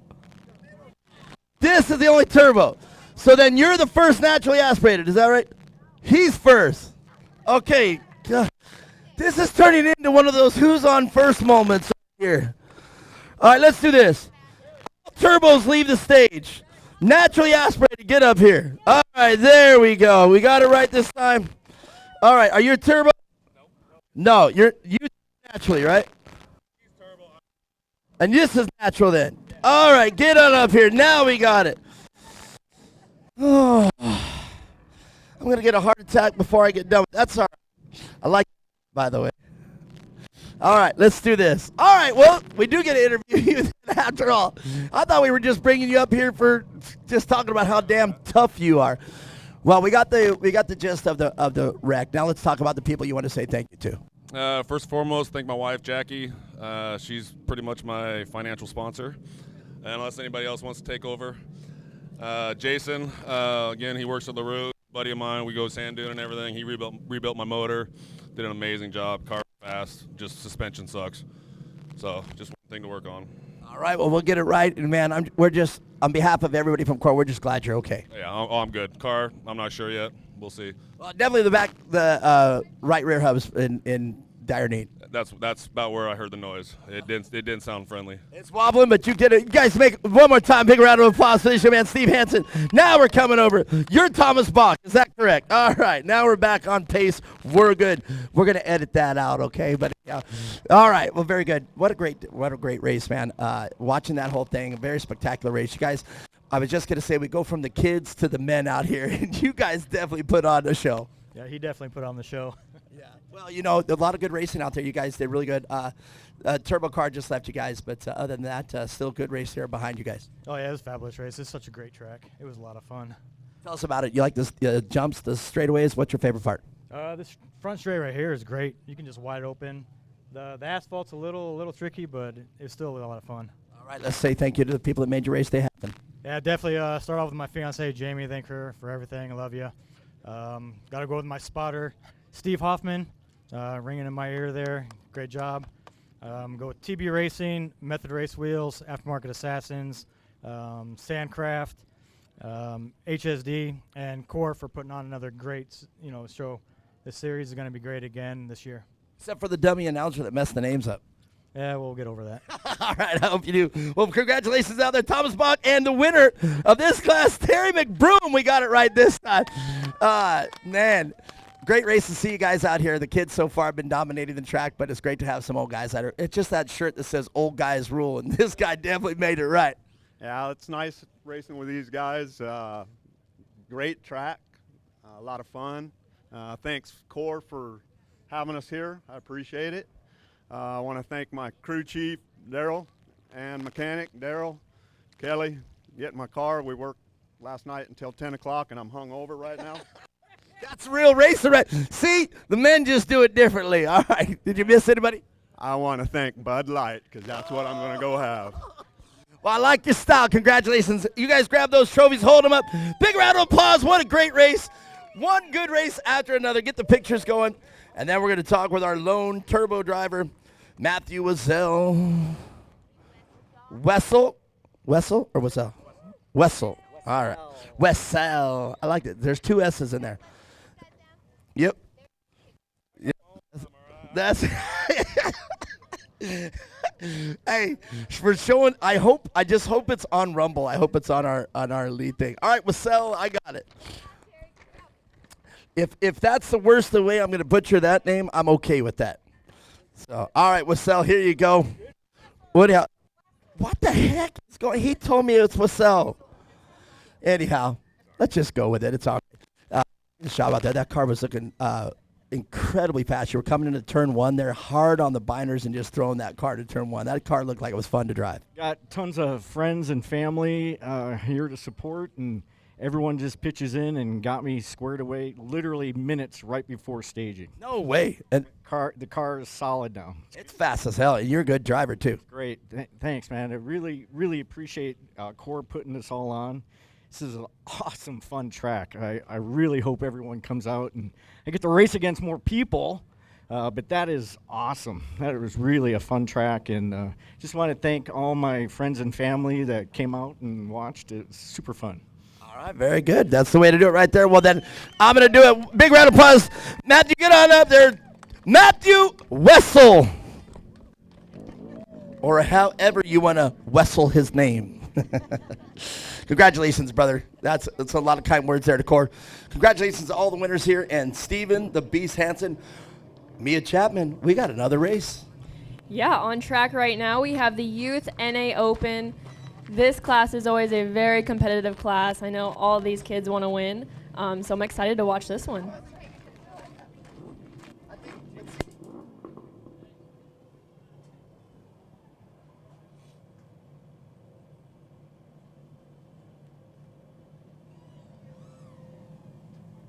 Looks like we are going green this time around. Well, I think I love this format. We should learn. See, I told you we would learn how to do this throughout the day. And I think right at the interviews, we already got the sight lap out of the way. I think this is the way to do it. We are green.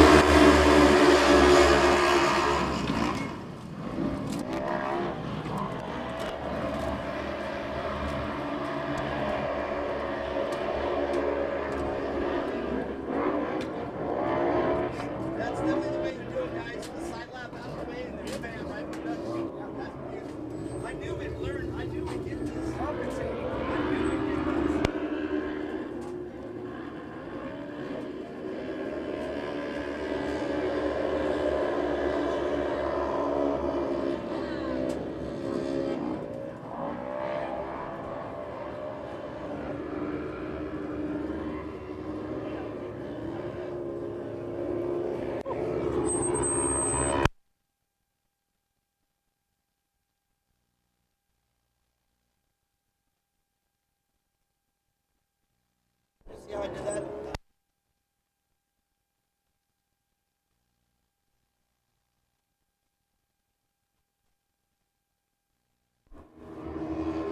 Looks like we got the 237 of Josie Watkins out front. Look at that difference going into turn 1 when they go in there 4 or 5 cars.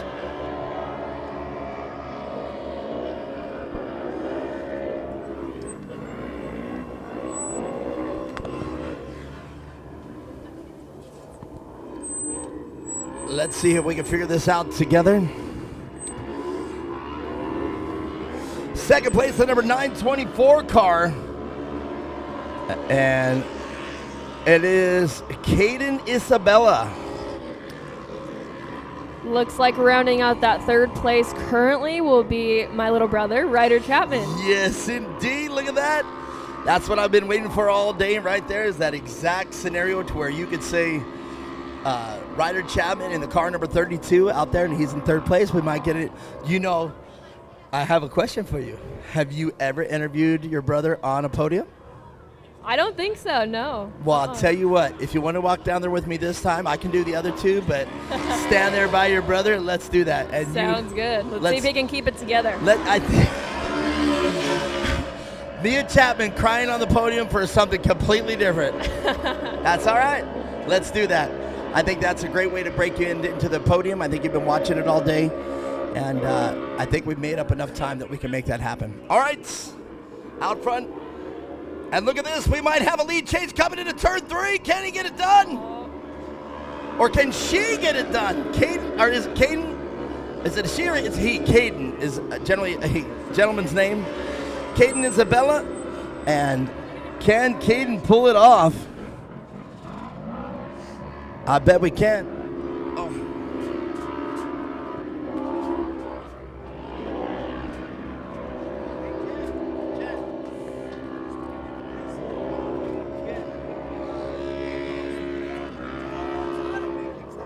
Looks like we got a spin out back there on the pavement.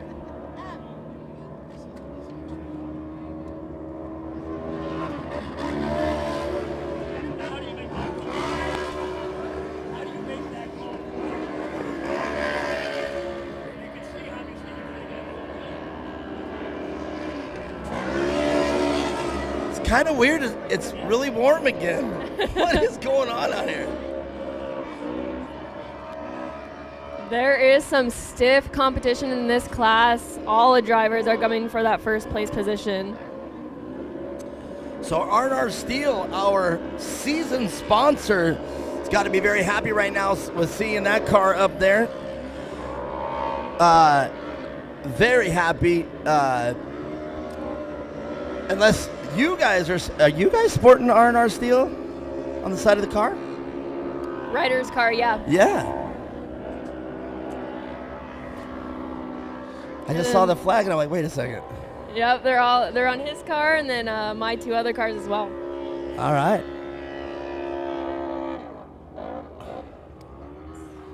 So out front, Caden Isabella now in the 924 car challenging for the lead, but then now pulling away from the rest of the field. And there it is, Ryder Chapman in the number 32. Wow, has Ryder come a long way? Must have been getting some tips from his older sister, or tired of being second to her sister, and now he's making a name for his own. I know your dad's very happy out there right now. I wish he was right here so I could see his emotion. But all right. Yeah, it looks like that blue groove is really coming in on this race, so it's definitely going to make it challenging and tough for these drivers. Well, these cars definitely putting it down right now. Most of them, all the single-seater Polaris cars. Josie Watkins in her second place, but look at this, Mia Chapman in third place. The R. Chapman of Ryder Chapman. That's got to feel pretty good. Yeah, it looks like he just had a spin out back there, but he'll get going back on track. Whoa!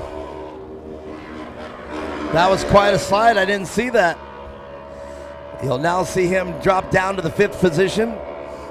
And that now is going to hand our final podium position there to Nolan Bishop in the 1032 car. As you see our leader coming over the ski jump. None of these cars quite clearing the ski jump. Maybe Kelvin will have to do a little more on that ski jump, because so far claiming one of the older guys, Steve Hansen.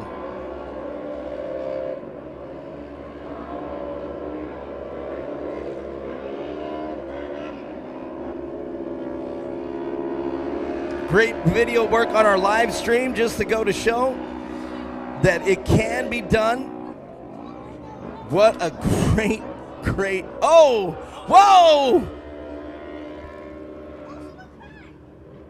Wow.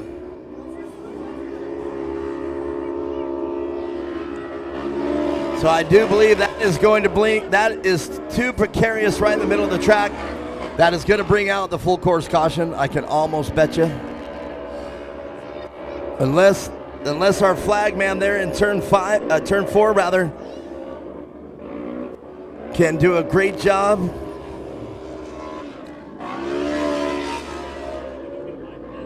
And we better see how this is going to be handled. Somebody, there we go, local yellow.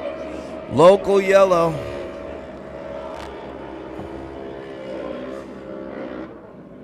Nope, they're going full caution, full caution. We'll restack them. Let's hope that driver's okay.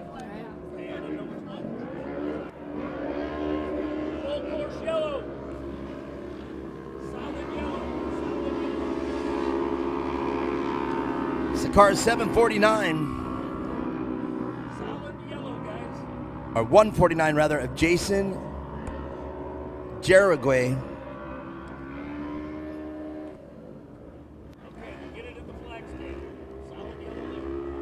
Yes, they did.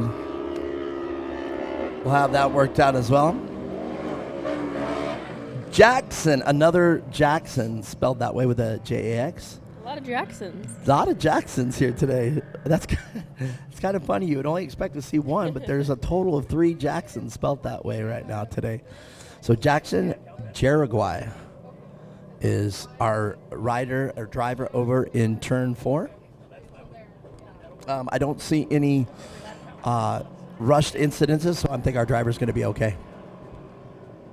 Yeah, like I was talking about earlier, if you take a look at the track conditions, this is the toughest part of the day because the blue groove is really coming in. The ruts are forming pretty badly, so you just hit one right, and you can see all the drivers moving up their lines trying to get traction, but it's definitely a tough one. I have to agree with you in keeping these cars on all 4 wheels or even getting them on the bike, just barely on the bike, enough to keep control of the car. It does become a little demanding here as the track does wear on. I know Kelvin will have it perfect for tomorrow, but right now all he can do is sit here and watch this track, just kind of blue groove up and get the grooves in it. And the racers are just going to have to. Now the reality is, too, even though the problems are present, every racer has to deal with them. So car setup's very important here. We were talking about setup into the corner, have all your braking done, and just be at the right speed. As you heard that turbo driver, he said that car was on rails and it was doing just an amazing job. But the rest of the people, they've really got to watch their lines. As you said, choose the right line. As you saw your brother slide out there, that could be just the difference of a little too much throttle right over the exact right bump to allow that rear end to come around. Yeah, absolutely. Change the whole race.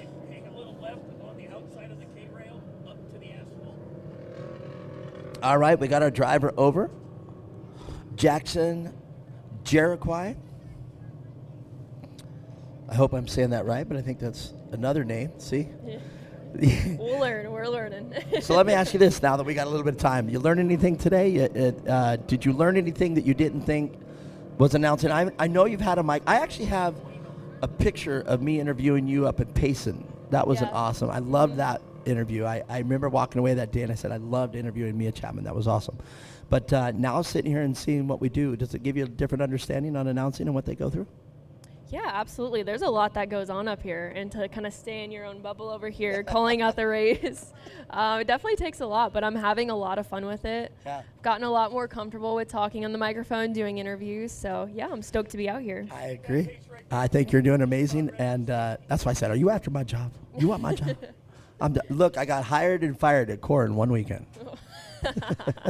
No, I'm completely teasing. You know, I would love to have you for the rest of the season if you come down and we can make it our show. You know, you're talking about content. There it is. Rumble's going to have a lot of content that I'm very certain that I think when you sign on, you can't take the video off unless you have administrative rights to the video. But yeah. I bet the majority of this is over there on a box somewhere. Get you queued up. I might make a Mia Chapman video here. I'd be pretty stoked about that.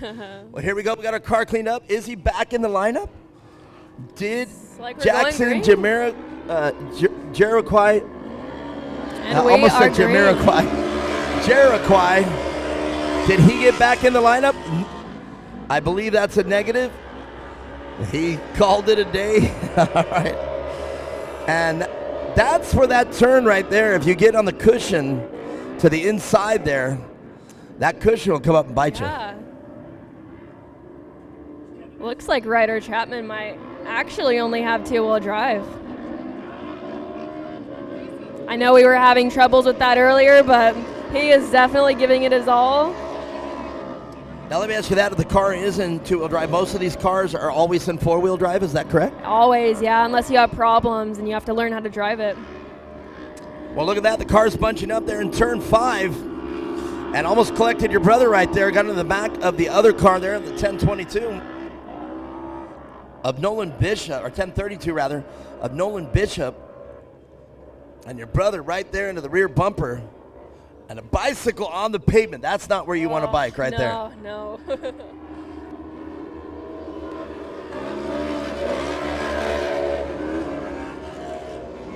You roll that car on the tarmac, it's doing some damage to metal parts. That's all there is to that.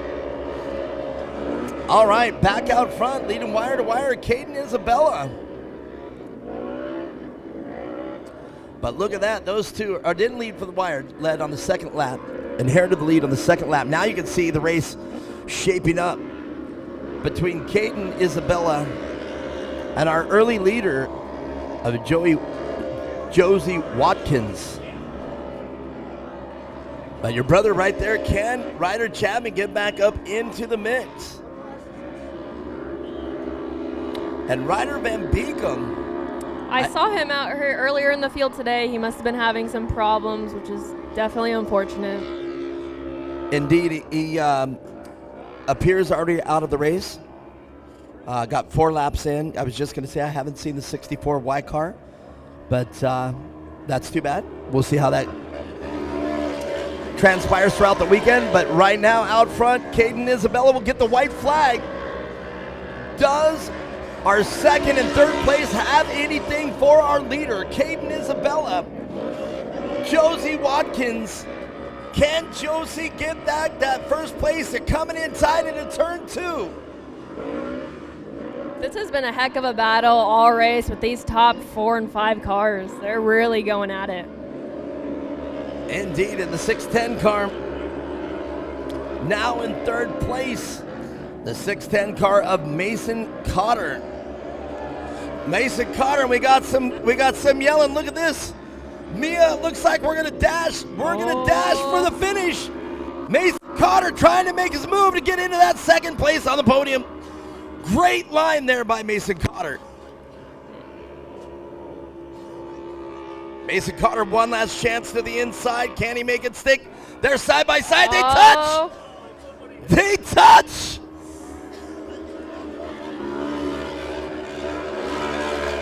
And there it is, unofficially. Caden Isabella, 924 car.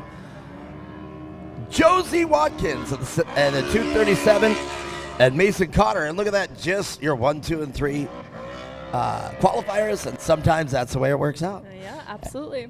Ryder Chapman finishing the race, did fine there, and hopefully we can find out tomorrow.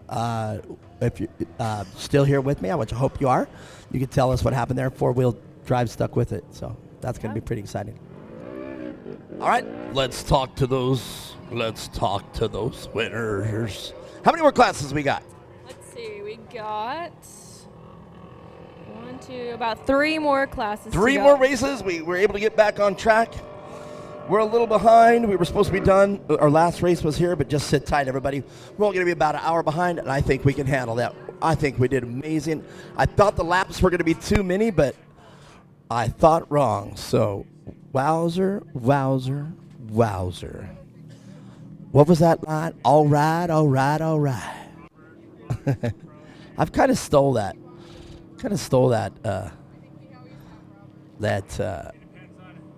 That line.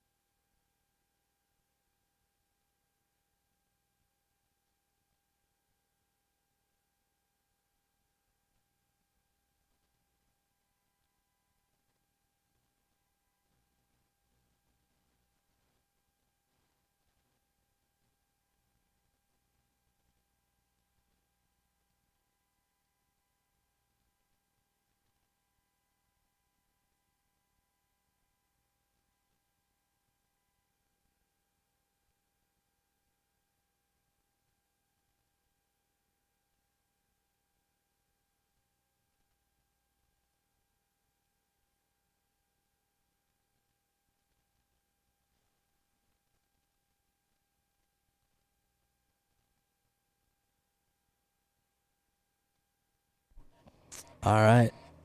Ladies and gentlemen, I'm coming down. Coming down. Just a few more races here, everybody. What do you guys think so far? Big round of applause for these racers. All right. I'm just making sure you're still with me, crowd. great day of the inaugural running here. The 2024 Core season opener right here at Firebird International Raceway. It just feels so good to say Firebird again. As Anika Evans says, Firebird Raceway at Wild Horse Pass. That's the way they want to see it. That's all right. I'll say it. I'll say it. I think I got to change the batteries in this dang thing.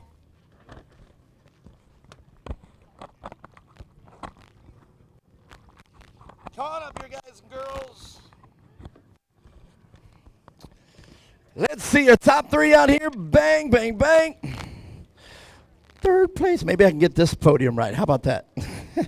I messed the last one up. All right, very good. All right, well, let's start down here. Mason Cotter. Wow, what a race, man. You really gave it your all there at the end. We're trying to get in around and trying to get everything you could. Take us racing. What was it like for you out there? Oh, it was a tough race, especially down this stretch right here. It was just so much dust. I think it went from starting to third to dead last and then back up to third. And I was pushing hard those last couple laps, and I was just couldn't get around. There was too much dust and not really that many places to pass around these tight turns. Well, I think you did a fabulous job there. You were looking for the lines. Every time she opened the door, you were there. You had an answer. But, man, she closed it really quickly. Yeah, it was close at the end there. I wasn't expecting her to come back over, so I was just pinned and I was pushing real hard, but I guess not hard enough. That's right. Hey, that's racing, though, man. It was a spectacular race. There's been a lot of great races today, and you guys were one of them. Well, let's talk about the people that made it happen for you. I'd like to thank my dad, Brad, James, Polaris, Hoosier, Gates Belts, Rugged Radios, and everybody else who helps me out. All right, very good, guys. Make some noise out there. Valiant effort there to get second place from this young lady, Josie Watkins. Wow. Man, you held off everything he was throwing at you, and you were able to keep there in second place. Yeah, I mean, at the start I kind of got in my head. I was out on the asphalt, and my car just lost all traction, and I did a complete donut in the track, and I just held on to second for the entire race. But it feels pretty good coming out here all the way from Missouri and podium. Wow, that is quite a trek, man. And you came out here and you said, hey, we're from Missouri. Let me show you how we race down here in Missouri. Yeah. Did I say it right? Do you say it Missouri? Missouri. Okay, she said no. She said, hey, don't be dropping that, man. You earned that. No, it is Missouri. That's amazing. And we're honored to have you out here. And you just held your own against some of the best drivers out here. Thank you. All right, very good. Let's talk about the people that make it happen. I want to give a big thanks to my mom and my dad. Jimmy Owens, he's taking care of my car. Seth Henry for hauling my car down here. Jody Hickman, Mid-America Outdoors, Extreme Machine and Fabrication, Crash Addicts Industry, Go Fast Girls, Ultimax Belts, Hoosier Tires, OMF Wheels, Racing Electronics Radios, DX Star Race Gear, Zollinger Racing Products. They're a pretty good one. How many was that? Was that like 100? Jeez, girl, no wonder why you came from Missouri to whip up on these guys, man. You did it. That's a lot of people. Well, congratulations, and we'll see you tomorrow. Thank you. All right, well, let's talk right now, though. Let's not talk about it. Caden Isabella. What the heck, man? That's just, you came out here, got won, and you were done. I'm out. Yeah, it was a tough race, but we made it happen. Man, it was smooth. Once you got up front there, you just let it. You were definitely setting a blistering pace because I know these two were chasing you down, and one mistake from you, they would have been right there to pick that ticket up. It would have been hard to make up time on these two. They were really fast today, and we just held our lines and made it happen. Well, you looked really good. It was super smooth. And hats off to you. Congratulations. Well, let's talk about the people that make your race day happen. I'd really like to thank my dad, my mom, all the men and women who serve and protect our country. KMC Wheels, GBC Tires, Car One Fabrication, West Coast Motorsports, Coin Power Sports, Triton Imaging, and everybody else who helps me out. Well, congratulations, my friend. Pick that trophy up, you three. You earned it. Make some noise for Caden Isabella, your winner of Youth Naturally Aspirated Open. Man, Mia Chapman, we only got a few more races. Who do we got up next? We have the Pro NA class coming up next, which, again, another really competitive class, so it'll be a fun one.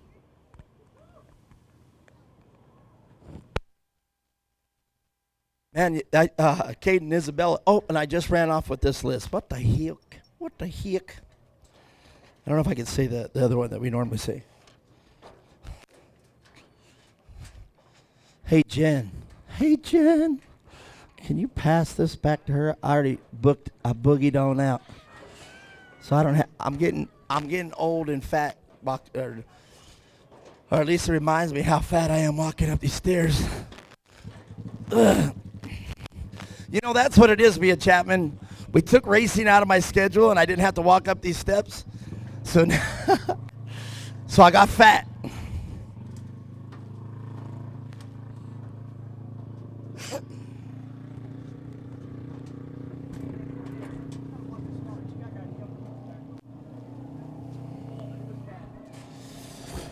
All right, all right.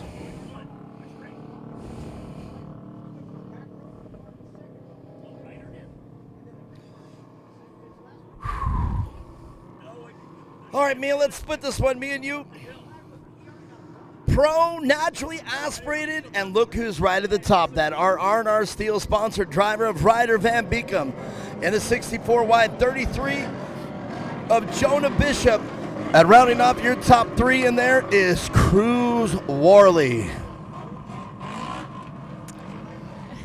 That was a pass. Yeah, I missed that. That's all right. In the fourth position, we got the 922 of Trenton Ouellette. Grew up racing with him, so it's awesome to see him out here. Fifth position, we got the 1047 of Braden Craw. Sixth position, the 946 of Brian Farrell. Seventh position, the 295 of Dustin Michael. And rounding out the field, we got the 64 of Robert Van Beekum. So let's talk about the Van Beekums out there, our series sponsors out there from R&R Steel, local company right here in Arizona. Ryder Van Beekum, definitely as your brother, also a rider. Just maturing in this race series. I got to see them back east a couple times as well. They were racing that series as well. These guys are hardcore racers. They are for sure. They're usually a top running crew. You know, Ryder Van Beekum, I've got to watch him grow up and race, so it's awesome to see him doing so well, him and my brother out there killing it. But it's got to be pretty nerve-wracking racing against your dad. You know what I mean? That's where I'm coming from, and I'm Yeah. glad you pointed that out, that I didn't have to pull that out here onto the table. But that's got to be it. And then what's that like back at the homestead? You can't help but be competitive. In other words, think about it. absolutely. Dad, I got you. But Dad's got to be happy. You know what I mean? Come on, that's. Oh, absolutely. Yeah. If I ever got beat by my son, I would. I mean, it's making me emotional just thinking about it. Right? Well, Like, that would hats be off to amazing. you. That's right. You earned it. You got it. And as you know, Bobby Van Beekum, a seasoned veteran in this class. So as it starts out, Ryder Van Beekum, it looked like Bobby didn't even qualify, so he has the speed to come from the back. So we'll see. Keep your eyes on the 64 cars, both of them, 64Y and 64.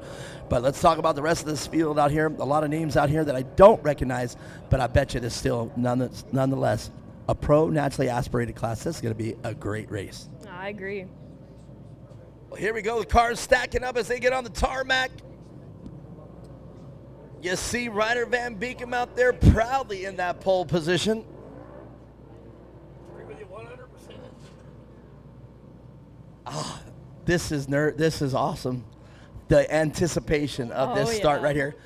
Can everybody keep it together on the start when we go green this time around? See, that's my catchphrase right there. Oh, I'm sorry. Robert Van Beekum. Robert Van Beekum in the car 64. You got to hold your pinky up and say that. Robert Van Beekum. Here we go. We're going green.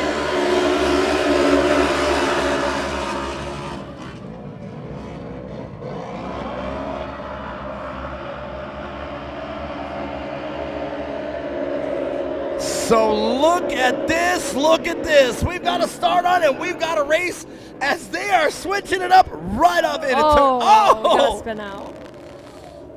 And those are the two you don't want to see collected up there. Oh, to be a spotter right now. Look at this car, number 922, picking their way through. Trenton Ouellette.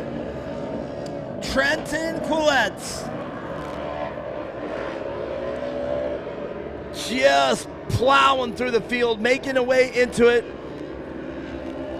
Trenton now all the way up to third place. Great drone work right here, Mia Chapman. We can enjoy the race from our little happy monitor here, and the guys over there, Tyler and Next Level, making this incredible to watch.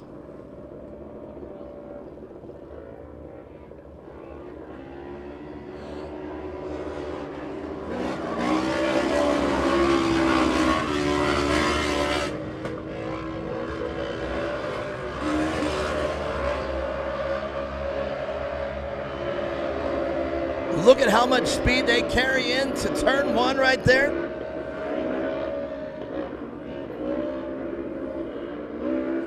As you see, this field still tightly packed together.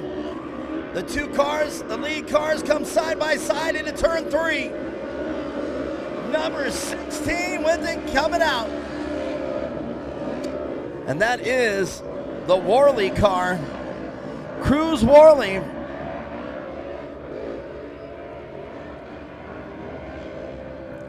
And Braden Craw putting it down early in this race of 4 laps. This is a dash for the... Running out of sunlight here. Yes, I'm fine with it, yes. And it's going to get cold quick. Oh, yeah. You're already wearing This 922, though, really impressing me of Trent Quillette. And I'll bet you if those first 2 drivers, if either one makes a mistake, Trent's going to be right there to pick it up. There you go, right there. Trenton already putting some pressure as they come into turn 2. Once again, side by side into turn 3. Trenton right there to the inside. Look at that. He made the pass. I told you, they opened the door. Trenton is going around. Oh. Trying it Where again. did this guy come from? Wow. And look at this. Back out front, though, saying that there isn't going to be any way that's going to go down. Cruz Worley. Wow. All I got to say is one race after another, just outstanding out here. Cruz Worley, Trenton Quillette.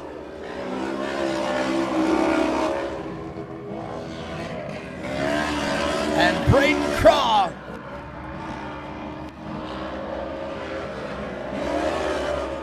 Worley now extending his lead. I mean, that's what you have to do. You better get away from Trenton. Yeah. That man is aggressive.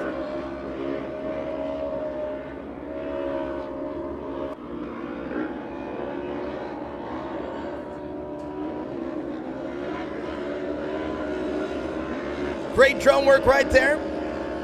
Braden Craw's car. I've been saying that all day. The drone, unbelievable with today's racing. But now, Quillette now trying to bridge that gap. Can he get back into that position one more time? And hey, both drivers going super wide there. Cutting out of the apex of the corner there. You can see that there in turn 7.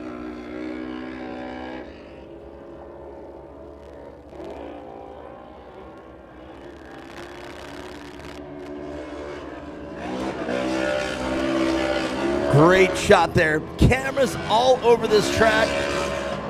Oh, look at this. Into the wall. Both drivers sliding all the way to the K-rail in turn 1.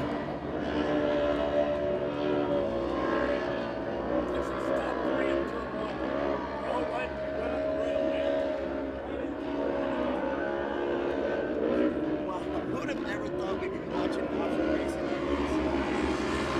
from a throne?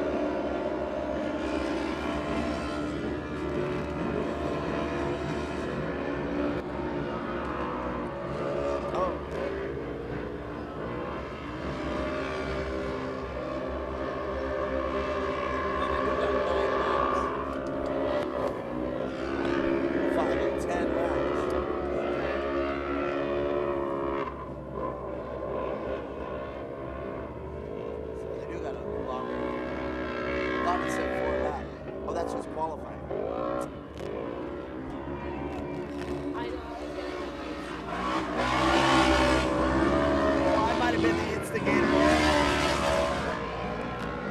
All right.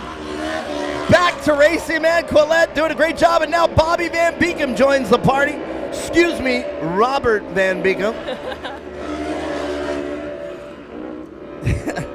I guess now that I know him as Bobby Van Beekum, it's hard for me to go back to Rob. It's just like the Firebird Wild Horse Pass thing. Nonetheless, Robert Van Beekum now, he's going to want into this battle.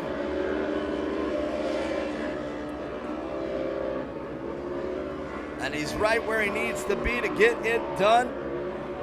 4 more laps to go. Do not count that man out. He has the ability to put that car on the podium.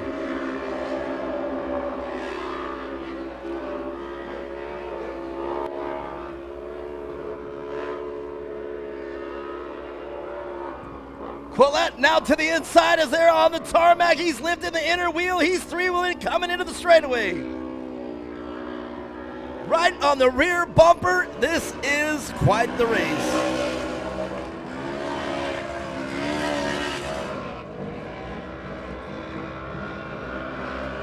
Little time lost there, getting sideways in turn 1.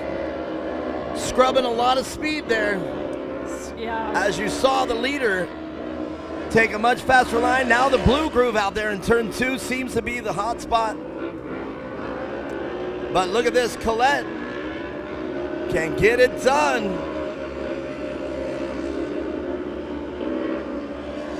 Now Bobby's sticking, Robert Van Beekum sticking in the wheel into 3rd place. A Braden Croft. And Bobby aggressively into turn 5. Robert Van Beekum, rather. If you can't get it, take it. A little aggressive. There might be some words there. Wow. What would you? They're still going. What would you have for Robert on that one? I'm throwing you to the Sharks. What would you do there? I didn't even see it, to be honest. I was looking at the front of the field. That was a pretty aggressive pass. We'll see how it shakes up.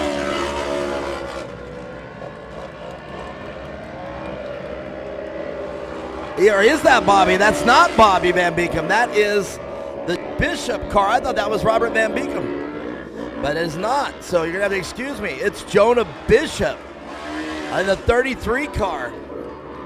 Oh, here we go. I tell you what, look at that to the inside on the turn 3 that makes the pass.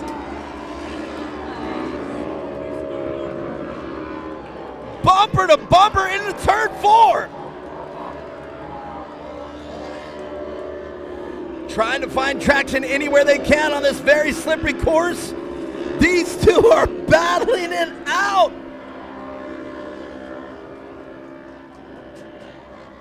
Wow. That is what you love to see, the door-to-door racing going back and forth. Yes, indeed. When you do see one just kind of run away with it, that's kind of hard. Here we go. At least 3 more laps to go. Can Quillette hold it all the way to the end? I don't know, because Cruz Worley did a great job out in the lead, but we can't take anything away from Quillette, man. Earned that first place, and they're still going at it.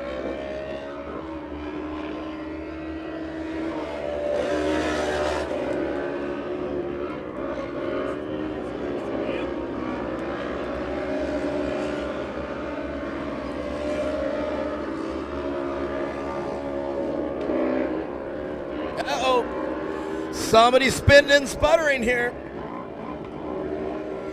Do we got a car losing an engine? Let's hope it's not our top 3 drivers. They've done everything they can to earn that position they have acquired. They've done it. They've earned it. So let's not see this race happen in a DNF at this point. That would be a heartbreaker for sure.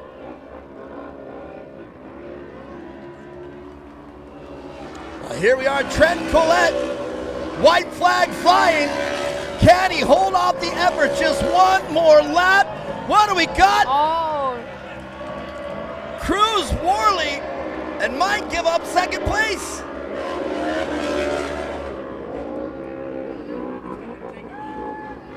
That just goes to show you a race can be over in the blink of an eye. Oh, anything can happen.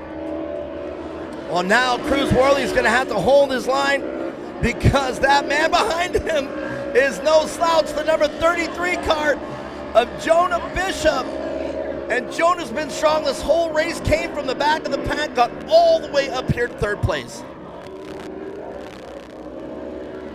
In fact, I would think with one more lap, he'd be able to challenge for the lead. Oh, he's putting on the pressure for sure.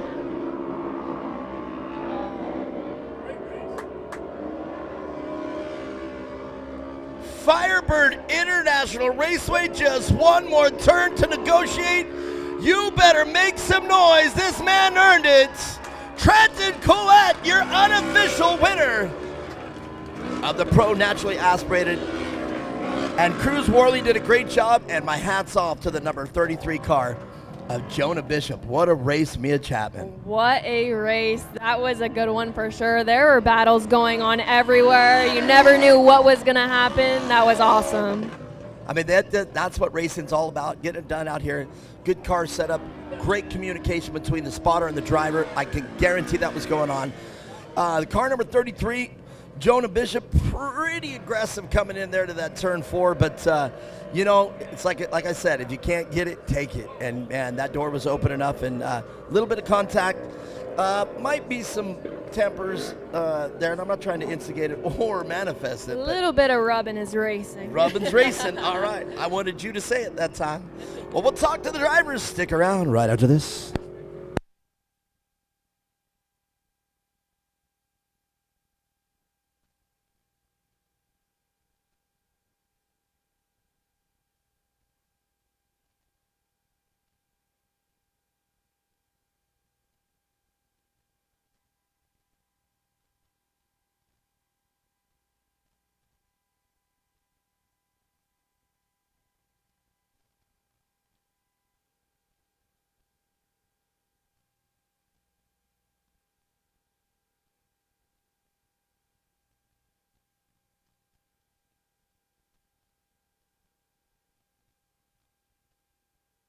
That's right. You guys can clap it. Let me hear you guys make some noise right there. They can hear you.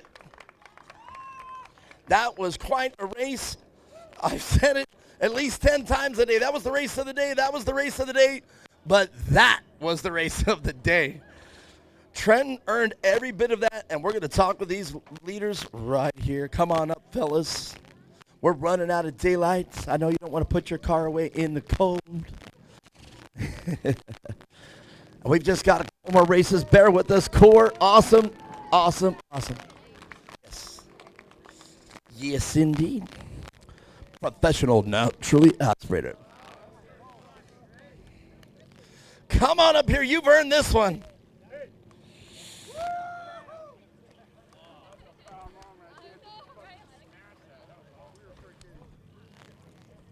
All right, guys, come on up here. We got to get you up here. Come on, come on. Come on, come on. Come on, come on. Absolutely. Very well earned. Very well earned. Good job, good job. Well, all right. Get on that. Excuse me. Man, a little bit of hard luck there. You're out there just battling it out. And, man, these guys are just waiting for you to make a mistake. Yeah, I didn't have any traction on the start. Got pushed to the back. Sorry for the contact I had to get third, but I'm happy I was able to bring it back to third at least. Man, that was quite a lot of contact was in this race. You know, you had to earn it on this one. But, man, what a race to watch. I mean, coming in tomorrow, what are you guys going to change, or is there anything going to change? Just same thing? I don't know. We might choose a different tire choice. They didn't have any much traction on the start, but the track was pretty wet, so we'll just see if we can get up to P1 this time. All right, very good. Well, great race. I got to tell you, great race. Tell us who makes your race program happen. Well, big thanks to my parents, obviously, Victory Heating and Air, Ranch 200 Machine, Brian Farrell at FSP Motorsports. He's the whole reason my car's out here right now. GG Lights, FSP Motorsports, HDR Suspension, and I think that's it. All right, well, you guys make some noise for Jonah Bishop. Doing a great job out here. And as you heard, there was a little contact, but, man, it was still very exciting. We'll see how that one shapes up, but, hey, you got it. Got it done. Let's keep moving, though. Cruz Worley, I mean, you're out front. I know you felt the pressure all the way through that whole race. Yeah, I knew he was right there, and just the one mistake he got me, and I just couldn't get him back. I mean, that happens out here this racing, but it's still, it puts forward a beautiful race to watch, even greater race to commentate on. And look at what do you guys think? Was that a good race? I mean, that was a great race, man. And I couldn't ask for anything better, man. Anything changing for tomorrow? Just go faster. I think you did amazing. It was a great race to watch. Let's talk about the people that make your race program happen. Just first, my parents, players, SDI, Walker Evans, GBC, Visit, and everyone else that helps me. All right, well, congratulations. But, man, this guy was strong the whole race. He ended up getting it. He earned it. Make some noise for Trent Quillette. Man, dude. I don't even, as an announcer, everything's easy to say when it's like this. But, man, this race, I'm sitting there going, what can I say to this kid? He just railed. That's it right there. You railed, and you ended up earning. This is one you had to earn. Yeah, I mean, it's my first race in 13 years. I've been in the car 4 times, and I didn't come in here with any expectations. I just wanted to come have fun, and we ended up here, so. Well, Mia Chapman says she knew you, and she said you haven't been in a car for a while. She said the same thing. I know Mia's up there, and you can see her nodding up there. She's very happy for you. And for you to come up here on the podium and say that and confirm that, that's amazing. Yeah, I can't thank 2X Motorsports enough. I mean, they've done everything for me from – they supported my dad all through his racing, and then now I got back in a car, and I can't thank all my friends and family and everybody that came out enough, and we did it. All right, very good. Let me get out the way. Make some noise for these boys indeed. And you guys hold those trophies up. You guys earned it. That was quite a race. I've been saying that all day. That was quite a race. That was quite a race. Well, that one was quite a race, but that one was seriously, that one took it all. It's off to you guys. Congratulations.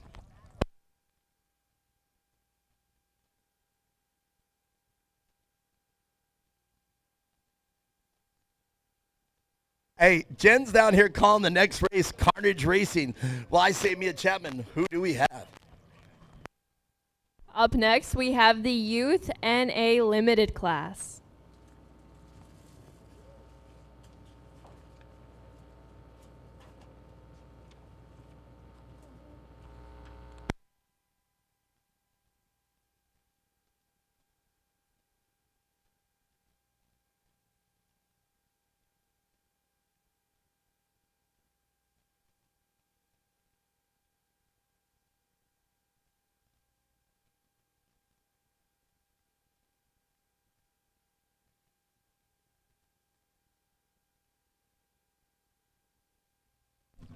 We'll see if this works a little better. That was quite a race. Mia Chapman, I'm so excited about that one. And Jen down here says the next one, there might be a little bit of carnage. There might be. We'll have to sit and wait. They'll come out here soon.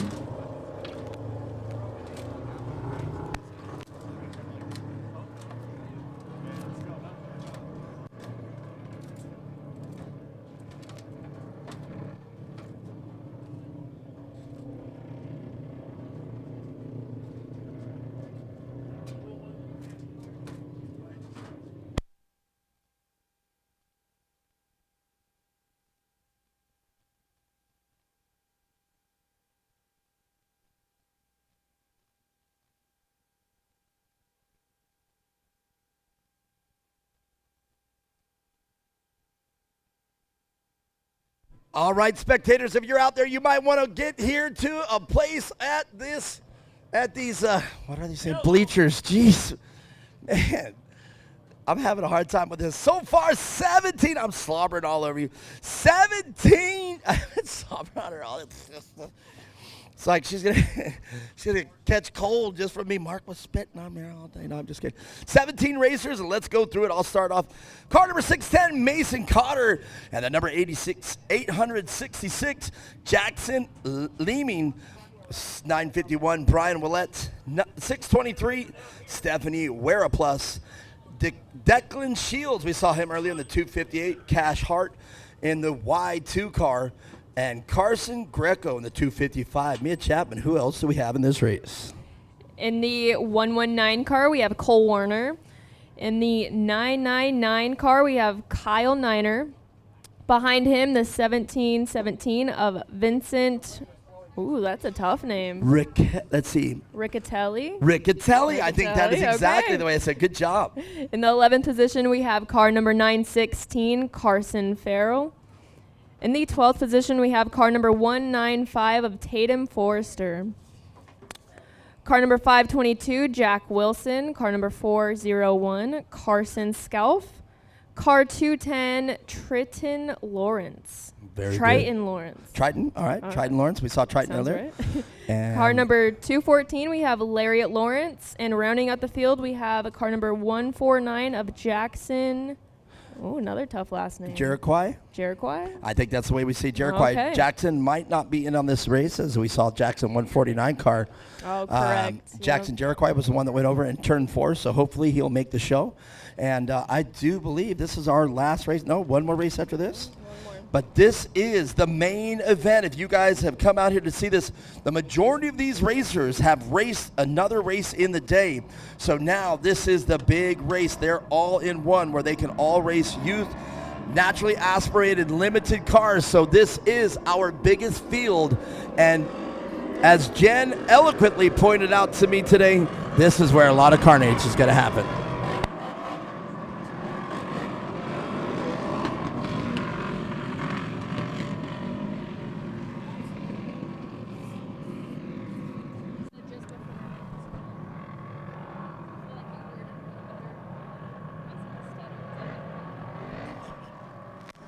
Well, that's all right today. A great day of racing, and now this is the big race of the inaugural opening race. Not the inaugural, like we love 2024. Brought to you by R&R Steel, our season presenting sponsor. Robert Van Beekum out there, the Van Beekums from R&R Steel out here, a local company doing a great job out here and helping us out here with Core and putting everything together. PCI Race Radios also keeping us communicated. Beautiful radios. I think these things, they look awesome. Like if that could look awesome, they're modern. And like I said, our sponsors are going to be so mad. But I mean, I just want to wear this thing and just wear it. Even though I'm not on the communication side of it, I want to just wear it. Look, here, let's do it.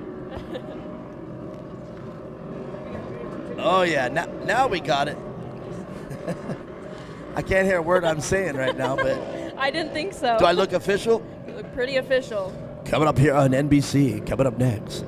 But R&R Steel, we couldn't do it without you. Yeah, I can't hear a thing. Yes, sir. I sure look good, though. Can't say enough about that. And having Robert Van Beekum out here. I don't know, have you seen Ryder? Have you seen Ryder Van Beekum today? I've seen him out there, yeah, a couple times. Man, you were talking about Cole Mamer and how Ryder Van Beekum must have literally, he looks like he's about 39 right now. Yeah.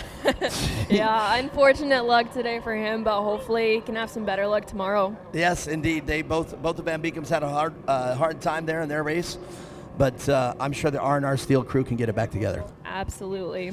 All right.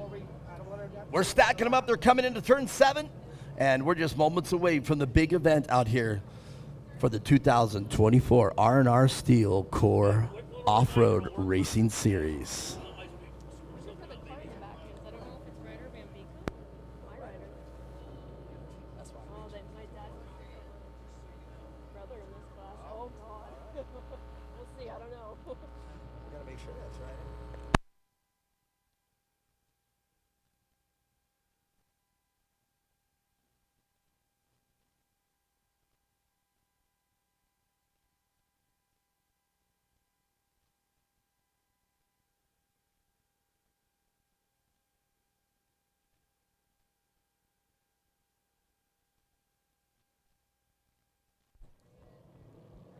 Firebird International Raceway, I'm going to need you guys to get loud when this race starts.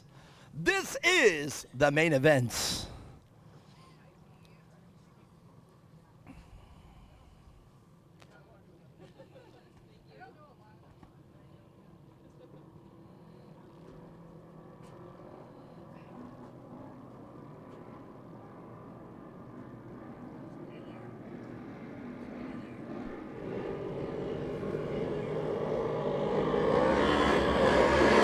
We are green, green, green.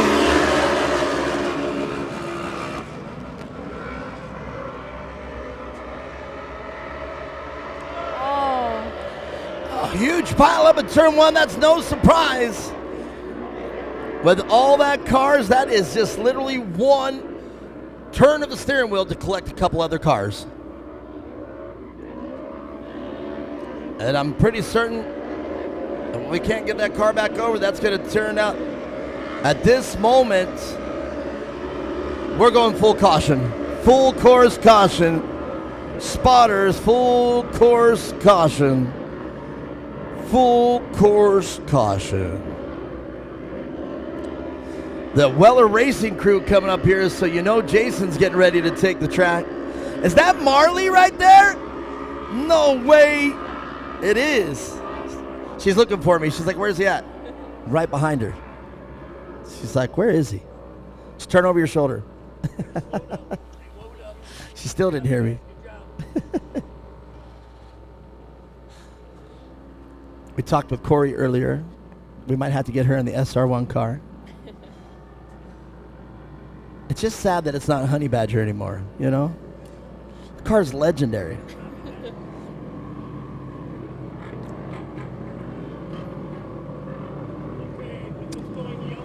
Well, okay, I do believe I saw Ryder Van Beekum up here in the stands. So if that's the case, as you said. Oh, really? Okay. Triton? That's all right. So Triton's in the car out there. Okay, glad you stopped me on that one. Well, not a big deal. I'd have messed up and keep moving. Well, that car flipped over and took off.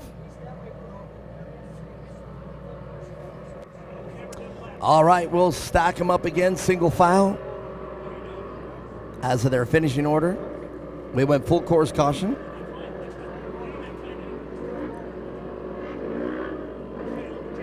You know, me and Chapman, I was trying to figure out how we were going to race without the trucks out here. You know what I mean? Like I was thinking, okay, the trucks and buggies out of the schedule. But the reality is, we made a whole race day, and I thought we would have way too many laps. But I think everything today, even with being a slight behind schedule, I think everything came together pretty good today. I think so too. There's been some really good racing today. There's quite a few races that had me on my toes there. Awesome to watch. These UTV classes grow so much, and it's awesome to see the youth come up through these classes and watch them battle it out. It is crazy, and you know, just like when we were watching you guys run the mod carts, these kids take it just as serious, and these cars, they are fast. They're exciting to watch, and as we just saw, you know, nobody wants to see the carnage that we were just discussing, but the reality is that's part of this racing and keeping these cars on all four wheels before anybody makes a mistake like that. Yeah, that is for sure. Great shot out there from our drones. R&R Steel, our season presenting sponsor. We just couldn't do it without them. And I am very happy to see that Robert Van Beekum and the entire Van Beekum family has come on board for the 2024 season of CORE. It's funny, because I think all the Van Beekums are right across from us too. Probably right. With the canopy.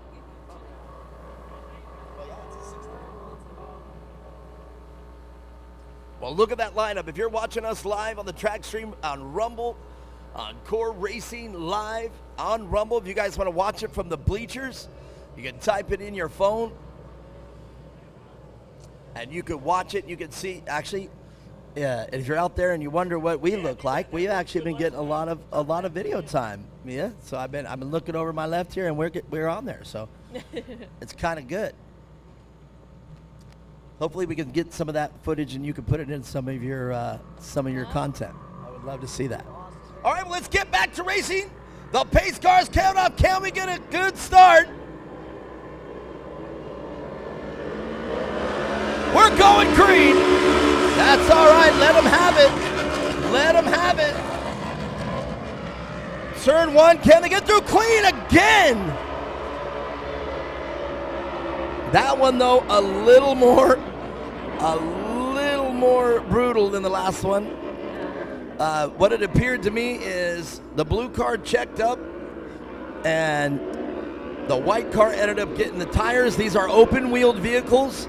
And as you know, one tire spinning this way and the other tire spinning the other. Ejection you go. That was an aggressive crash for sure. Probably one of the most aggressive ones we've seen today.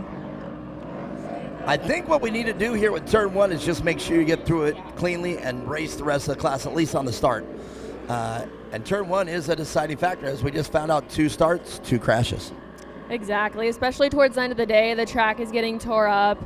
The blue groove is coming in. The ruts are there. It's definitely important to stay cautious there and get through it clean. Well, it's crazy, too, from our vantage point, and it looks like it's actually a little narrower. But turn 1 can physically have probably 4 to 5 wide. It's actually a very wide turn as you see all those trucks there, and you see 2 or 3 spaces in between them. So there is a lot of space. However, you're excited, you're on the accelerator, it's a start of a race. Man, one slip up, and just like that, a tire into another tire, and that's it. Keep them lined up.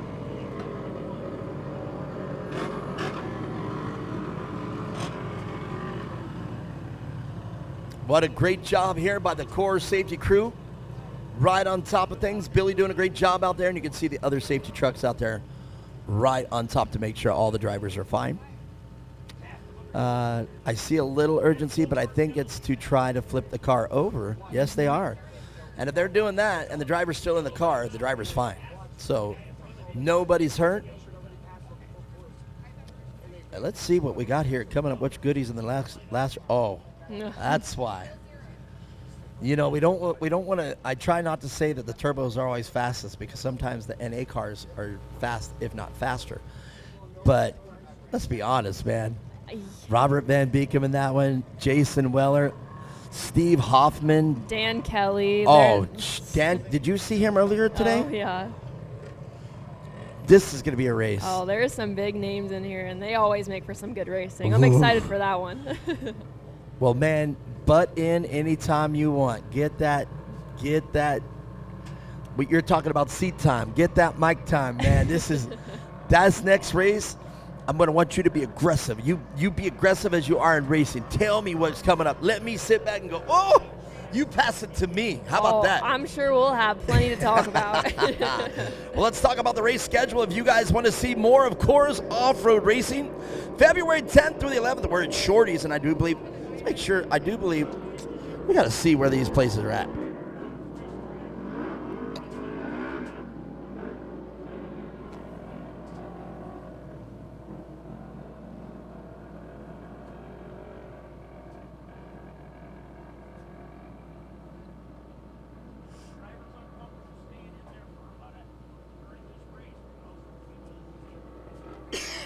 Here we go.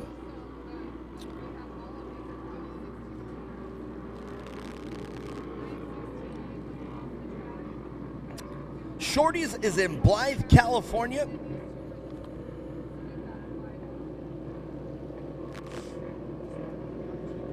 I won't be able to get the rest of them. Twisted Lizard, that's the Vicksburg one.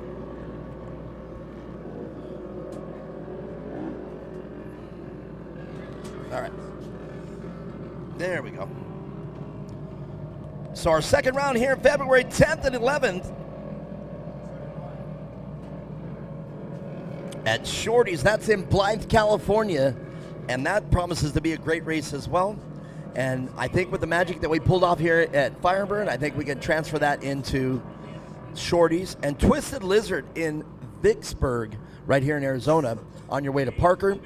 That's going to be interesting. We have 2 races at Twisted Lizard, but in between there, Glen Helen. If you guys have never been to Glen Helen, it is a track very similar to this one right here.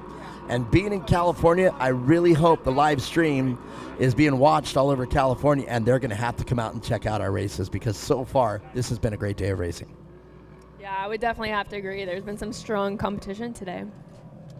It's been incredible, and this next one's going to be great. Hey, Corey Weller. Corey Weller, do we have you guys for the rest of the season now? Man, I like it too.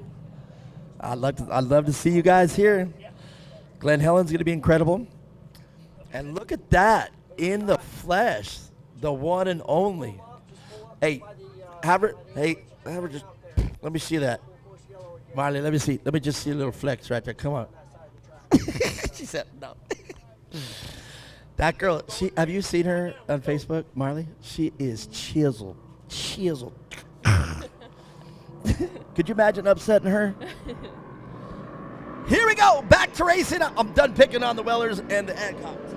Here we go. 258 might have had a little jump, but was able to get on the binders, get checked back up. We'll go with it. We'll see what the call is from Casey Kane and our race director.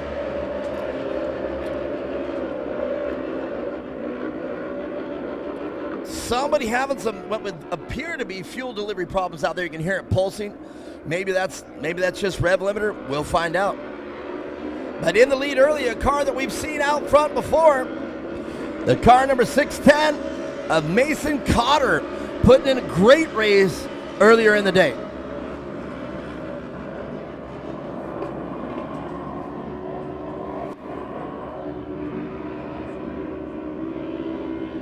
Great job by the core safety crew getting that track cleaned up and making sure that nobody's hurt.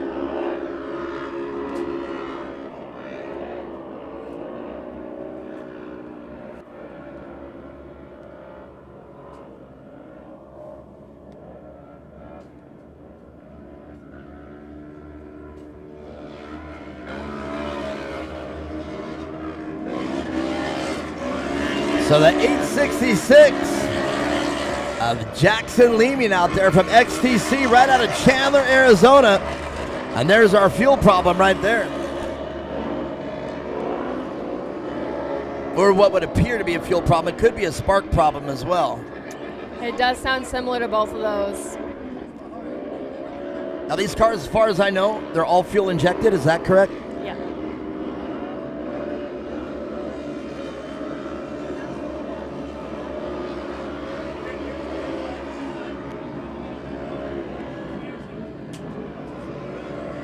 So it would appear we're still a couple cars down.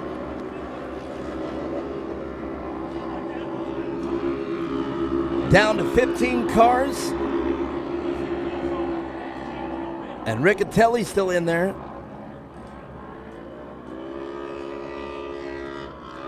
And the 17-17 car. Back out front. 610, Mason Cotter.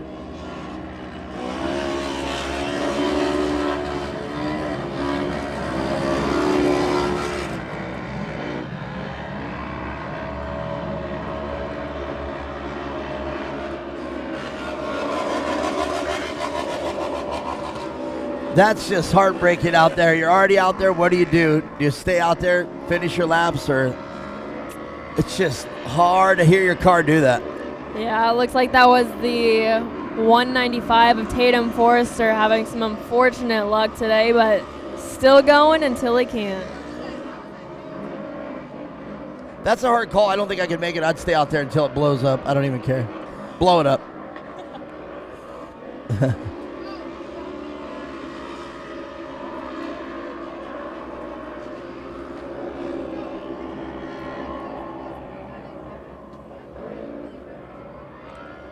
Well, Mia Chapman, I got to tell you, it's been an honor being up here next to you. Definitely have come a long way in racing.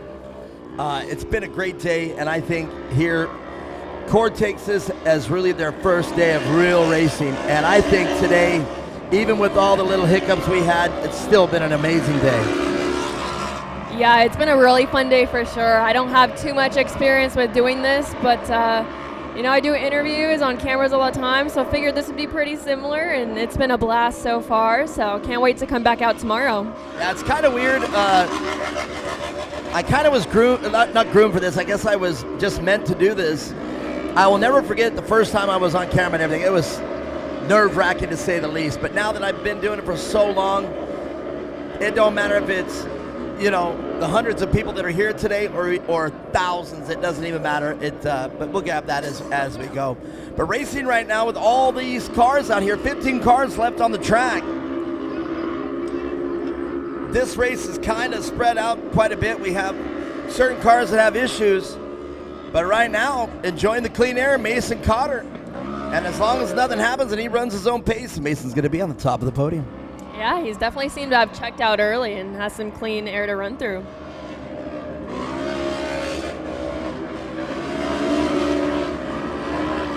I mean, at this point, it would look like Mason could spin out and still get back in and be fine. It would take a pretty big mistake for sure. And right when we say that. Great job by all the racers, though. Oh. Jackson Leeming doing a fabulous job. And that just breaks my heart. I know I keep saying that, but man, that hurts.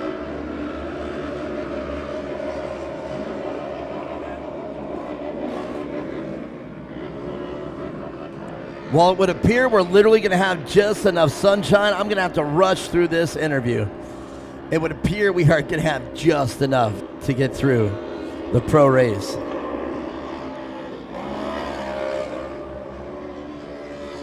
Like, seriously, just enough. Yeah, definitely cutting it a little tight on time, but that's racing. Well, yeah, even that, you know.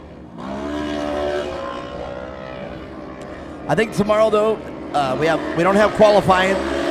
They race where they finished today, and then I think we're going to combine a class or two. I think we're going to combine these two classes at least, because with there being only two, start them at the behind. I think they'll be just fine. Oh, okay. And just tell these to, make sure you don't aggressively pass. But tomorrow's main events, they start right away. No qualifying. Maybe a few, so amateur NA, and that's it. And then bang, right into racing. And you can see racing starts tomorrow a little bit more early. And yeah. And this is kind of crazy because this was post 3:30, so now we're doing it in between. So tomorrow, I think it's going to go a little faster. Well, right now, though, Mason Cotter having to deal with lap traffic. Mia Chapman, what's the strategy there dealing with lap traffic as you come up on them? Are you a little more cautious, or are you hoping that they would get out of the way? Usually if they have a spotter on the radio and they'll tell them to move over a little bit, which is very helpful, especially when you're coming fast through lap traffic. It's really easy to get into a tangle up quick. But I think seeing where they are, picking the best line and just running with it. Man, that's got to be nerve-wracking when you're in the heat of battle and you're second place pretty close behind you, and you choose the wrong line, and the lap rider comes over right into your line. Second place comes right around. That could be so disheartening. Yeah, it definitely can be, and we've seen it happen a few times, and it's definitely a hard thing to do, but for the most part, spotters are good at communicating them to move over a little bit and let the leaders get around. Well, so far the spotter's been pretty good. It's hard to see what they're saying or doing because, like I said, they used to be right up here. You can see the emotion by the spotters. But today we just had to do it without it. They seem to have a better view or vantage point over there. And that's what's really important is the spotters are able to see the majority of the track. So that way, exactly what you said, keep the drivers safe. 3 laps to go. We are 3 laps to go. Can Mason Cotter keep it clean?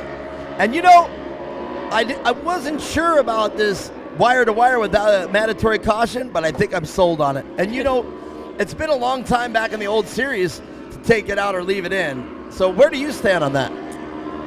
Honestly, I grew up racing with the mandatory caution, and it is hard for the leaders when they check out so much and have a big gap and a good lead. But at the same time, if you're in the back or mid-pack and you're checked out from the front of the field, a mandatory caution can really help. So I don't know. I always liked them just because I grew up with them, but I do like this as well. This is the first time I'm seeing this. So. First time I'm seeing it either. And that's why I said I think we're more of I think this is, instead of calling it a short course, I think we should call it a GP. I do like the lengths of the tracks, and I do believe in Shorties and Twisted Lizard. It's going to be more of a motocross style track with a very big straightaway and, probably a bit of the course we probably can't see. So either way, it's going to be very impressive to watch what happens there at Shorties and Twisted Lizard. I'm excited. I've never been to either of them. Glen Helen, I don't think we can do much. We can get him out of this center. As I've said, there's been several races that they put all of the tracks together and run all kinds of weird events out there. So, gonna be interesting to see what we do there.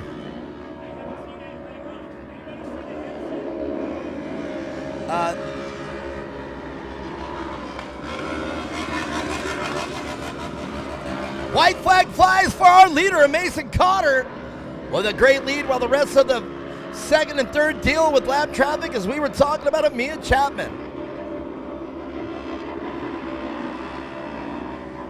And 401, another lap car. Mason Cotter just checked out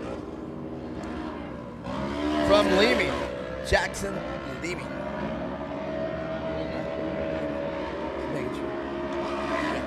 Another Jackson.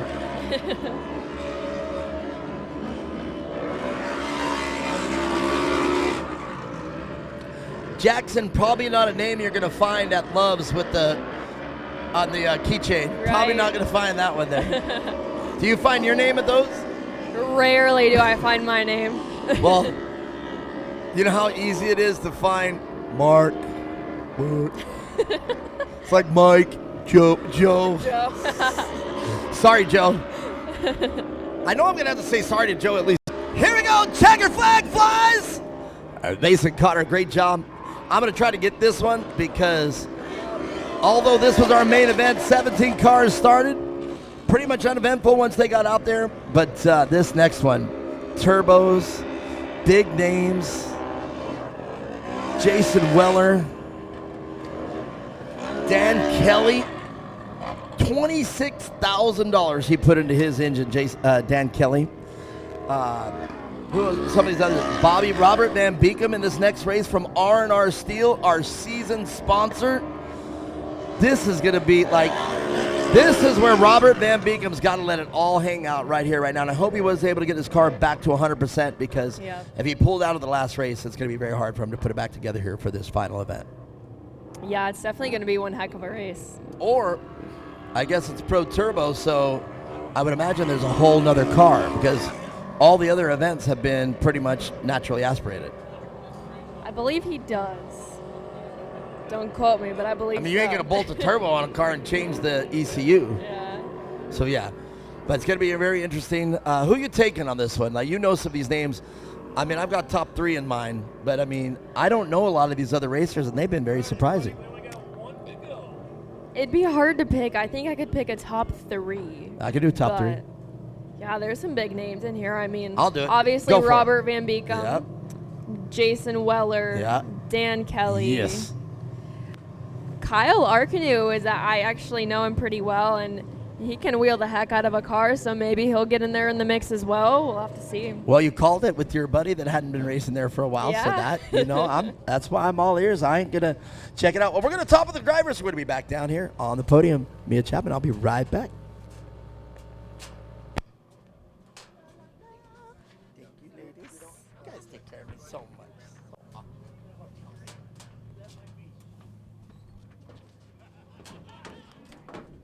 Lots of excitement down there at the podium already.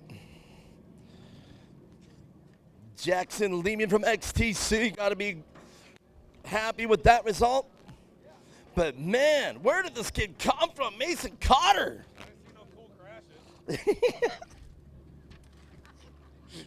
The Beast is down here saying, I didn't see any cool crashes.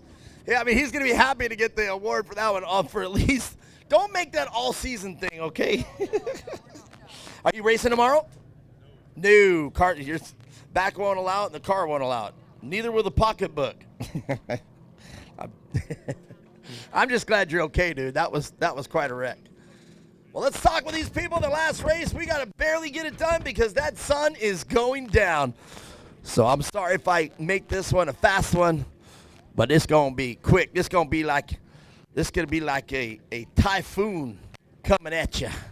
Right? I love this camera right here, too, by the way. It's been my special thing. Let's get you guys up. We got it all. Look at this. We're getting efficient at this. What the heck? Looks like we know what we're doing. Well, look at that. You guys had to change numbers. That car's been up here quite a bit. Declan Shields, you got to be pretty happy. This was we've been calling it the main event. You got to be pretty happy standing here in third place. Yeah, I am. How many cars do you think started? Wait, what? How many cars do you think start? I don't know. There were 17 cars, man, and you got it up here to the podium. You did some work, son. Yeah. Very good. Well, let's talk about these people one more time that got it done for you. My mom, my dad, my grandma, my grandpa, Sparko, GSP, and Dylan, and God and Jesus, and everyone else that supports me. Very good. Do they call you Decky? No. Okay, just making sure, because, well, I have a friend named Declan. That's what we call him. I just wanted to make sure. All right, well, congratulations. Third place, Declan Shields, everybody. Let's keep moving right along. Man, Jackson Lehman, you've been up here a couple times today, and you got to be pretty excited. This was, in my opinion, his brother? Well, okay. And that was my first mistake I ever made in my life right there, and you guys watched it. Okay, I made it. Well, my bad. The brother, you're still a Lehman. All right, very good. Hey, this was the main event. Everybody was tickled to see this race. 17 people started, man, and you got it done here to second place. Again, like I just told Declan, they got to be pretty happy with this. Yeah, I definitely am. Tell me about what it was like from your driver's seat and your perspective. I really liked the track. It was really fast, but Mason wouldn't slow down to let me catch him. No, yeah, dang it. What's wrong with Mason? Hope that would happen. Well, great job out there. Definitely exciting to watch. Let's talk about the people that make your race program happen. My mom, my dad, XCC, Polaris Razor, GBC, Method, SDI, HCR, Rugged Radios, Bikeman Performance, All Media, Quick Lift, and everyone else. Thank you. Bam! Look at that. Carl, he got it done. Make some noise. The brother of the other Lehman. This is Jackson, but right now, Mason Carter. Where did this kid come from? Dude, what the heck? Dude, I'm just going to say it, man. I think you're the superstar of the day. You did a great job, man. It was your race today. Tell us what it took to get to the top of this race. Yeah, I was really focused on the start. I qualified P1, so I knew if I got out in front, I'd be able to hold that lead for a little bit and hopefully not catch that many lappers, but I caught a few. Let me ask you this. It looked pretty smooth. I didn't catch any mistakes. Did you think you made any mistakes out there and still got it done? I made a couple mistakes, but they weren't like major mistakes. They were just little mistakes. All right, well, very good. Well, let's hear that long list of the people that make your race program happen. I'd like to thank Hoosier, Method, Polaris, Gates Belts, Rugged Radios, my dad, Brad, James, and everybody else who helps me out. Well, that's a great way to do it. Let me get off this. We got one more race to go. Make some noise for these boys. As we said, we think it is the big event that we had. There's 17 cars started. Unfortunate 2 restarts, and I hope those drivers and cars are okay and we get them out here tomorrow. Good job, guys. Well, one more race to go. 3 big names that I know of, a couple that Mia Chapman knows. And the sun is going down. I bet right when I talk to the last word on this podium, that sun is gone. One more race to go. Stick around. It's the big boys, the Turbo Pro class. Does that sound good when I do that? Like Turbo Pro. Mia Chapman, let's read off who we got in this race. In this Pro Turbo class, we got, starting in the number 1 position, the 48 of Jason Weller. Number 2 in the 14 car, Steve Hoffman. Starting number 3 in the 64 car, Robert Van Beekum. In the 704 car, we got Dan Kelly. The 19 car, we got Connor Maxwell. The 10 car, we got Jaden Gerber. In the 93 car, we got Kyle Arkanu. And rounding out that pack, we got the number 40 of Rick Heisen.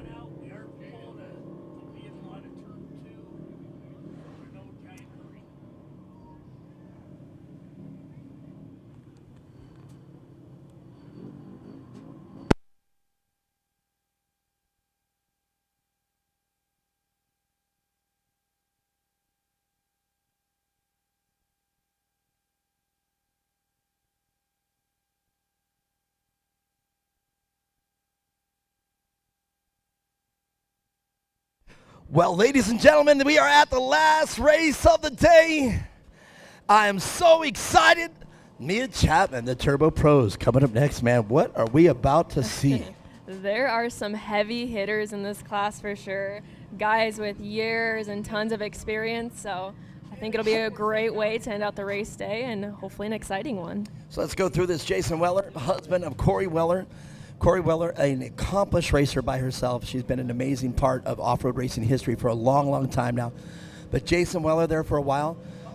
Couple hiatuses he's taken off, but he's kind of gotten back into it. They raced the King of Hammers. They raced a couple other big races. And Jason now out there, and you can see that number 48 Can-Am poised, ready to do battle. Robert Van Beekem right there in the 64 car. I mean, these cars, this is a race right here. It's going to happen. It's going to be interesting to see the strong points. As we know, Weller Racing Development responsible for a lot of industry-changing products. So it's going to be interesting to see how this car handles out there. Robert Van Beekem, no stranger to off-road racing. No, definitely not. And yeah, this will be an exciting one. You know, we got a lot of heavy hitters, a lot of new people into it as well. You know, Jaden Gerber is definitely going to be one to look out for too. So let's talk about him. Yeah. A good friend of ours, you know, we've known him for a while, and, you know, he started really diving into racing and going to as many as he can, and out here supporting cores, so it'll be interesting to see how he does today. Well, these turbo cars, we were watching the naturally aspirated cars driven by, well, we saw the Beast out there. He come up a little short and took that pirouette there on the ski jump, but these cars have the power to clear the ski jump, so this is going to be a little more fascinating, you know, visually spectacular to watch over that ski jump, because these cars have the speed to actually clear the ski jump and get it done. So it's going to be pretty exciting. Also, Dan Kelly was out here as Kelvin was trying to cut the jump just correctly so they could have the power and clear it. And Dan Kelly in his 704 car, as our race director or series director pointed out, Jason says he just spent $26,000 into engine development. So it's interesting to see how this is a pro turbo, so it's like best in the business. This is the best money can buy right here, and this is the race series to see who is top dog. Yeah, absolutely. I couldn't agree more. There's a lot of heavy hitters, and it'll make for some awesome competition. Woo! Well, Firebird International Raceway, are you guys ready for this? Oh, come on now, you can do better than that. You guys ready to watch this race? All right, I'll take that one. This is going to be incredible. The speeds are going to be up. The racing is going to be close. I don't think they're going to spread out as much as the other races. I think it's going to be a tight-knit pack. Yeah, that's kind of what I'm predicting too. Oh.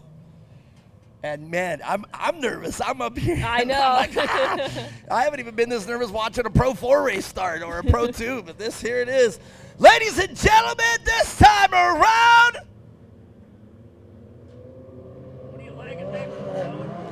we're going green.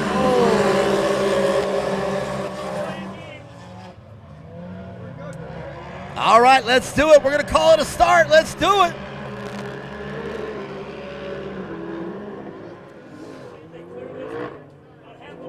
So Jason Weller out front early as he comes in at turn 2, finds the blue groove, and easily clears the ski jump. And you can see a couple of the competitors in the back there having a hard time with it. But right now, the number 14 car in second place, Steve Hoffman. And you know, I didn't know any of these drivers, but for some reason, Steve Hoffman caught my eye, and I was wondering if he was going to be able to get up front.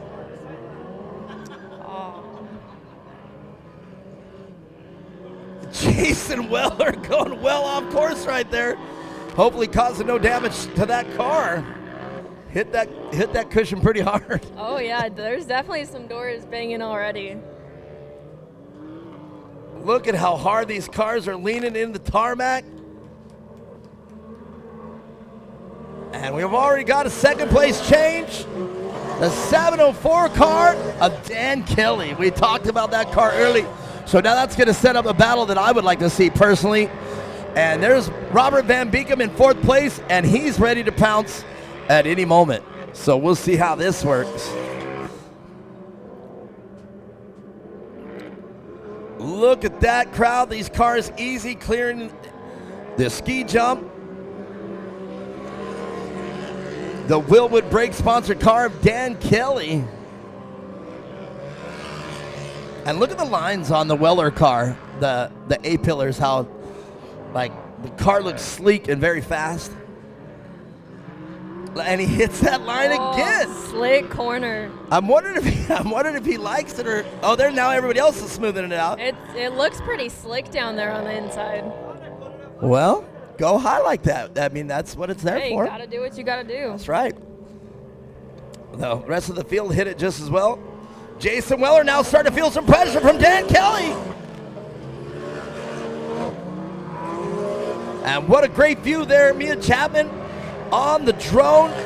Robert Van Beekum, our R&R Steel season sponsor, getting around. Can he make it stick? He did. Steve Hoffman now settling down into P4. Is he going to stay there? And that sets up Robert Van Beekum now to get in this battle with Dan Kelly and Jason Weller.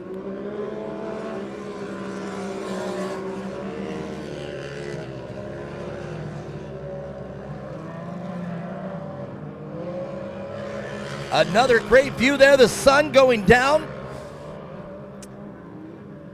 And you can see that drone footage with the sun going down. Great shadow work right there.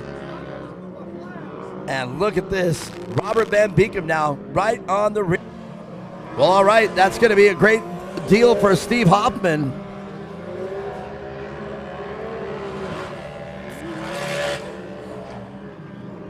Oh, wow, okay. I was just got done saying in a field that, as you see, Polaris right now, the top three are all Can-Am. Yeah, that is interesting to see. They're definitely competitive cars. I know I have one for my short course car, and I absolutely love it. And it's actually Weller built as well, so some awesome cars for sure. Man, Jason Weller, definitely an industry leader in some of the products that they come up with. Jason and Corey both, and the entire Weller staff. Everything from turbo kits to exhaust to intakes to engines. I mean, just everything you could possibly want. Even if you're racing or you just want to have an extremely great car for the dunes, man. Weller Racing, great job. Lots of R&R out there. R&D rather. R&D on their products, and we see them out here, a whole car full of them. And look at that car, no bucking, no kicking, handles awesome, puts the power down, and the man between the seat and steering wheel knows how to get the job done. Yeah, absolutely. Looks like Robert Van Beekum making his way back up through the pack. You know, he is really quick. It doesn't take him long to start picking off and getting it up there. Well, and Robert Van Beekum, too, is one that if you barely open the door, don't do that. He'll take it. He'll take it. He is not shy. Yeah, we definitely saw that earlier. Yeah. A nice, clean pass, but he's definitely there. He is definitely not your friend out on the race course. He knows. Oh, roll over. And collected Robert Van Beekum. No, he just rolls over, gets back in it. He's fine. Oh, my goodness. Well, we were talking about that all day. Collected Robert Van Beekum in that one. Just been in the wrong place at the right time. And this is where we were talking about the competition yellow that would be very beneficial for the rest of the field right now. Robert Van Beekum having to pull off again, and I do believe that's going to be because of the impact with him and Dan Kelly. That's quite a shame. Our title sponsor, R&R Steel, 64 car out of the race. Yeah, definitely bummed to see that. You know, he is a fast, competitive guy in this turbo class. Well, I hope he's all right. I hope nothing is on fire or nothing's come off the car. I'd be willing to believe that he sustained some damage on the impact with Steve Hoffman. Yeah, it definitely looked like it. Hopefully it's an easy fix. Well, back up front now, Jason Weller enjoying clean air, and all he's got to do at this point is sit back and cruise on home. He's already making his way through some lap traffic of the car number 40 of Rick Heisen. And Jason Weller, look at that car setup, great. Squatting in the back, look at that, no kick over the I guess we'll call that a stutter bump. You can see all the other cars kind of kicking. That car just plants right down. How would you like to drive that car? Yeah, it looks like such a solid car out It there. really It does. hardly even unsettles anywhere, if anywhere. It really does. Hey, just put that thing on cruise control right now and just drive it home. That's how I feel when I got my car. Yeah? It's so nice, yeah. Well, we were just talking about it. We can't say it enough. You want to get your products talked about, go build them, go do it, go sell them, put it on a car, and come win some races. And everybody's like, well, how come you're Jason Weller? Because he's out front. Yep. That's how you do it. Win some absolutely. races and sponsor the co-host. Heck yeah. That's how you get it done. Jason Weller. And just enjoying it. Now he's just out for a test session. Dan Kelly, though, no slouch. A lot of money in that engine. And when he came out here earlier in the day, he was on fire. It looks like we're going to have number 40 having to go to the outside in turn 1. And Steve Hoffman, after a violent rollover, not slowing down.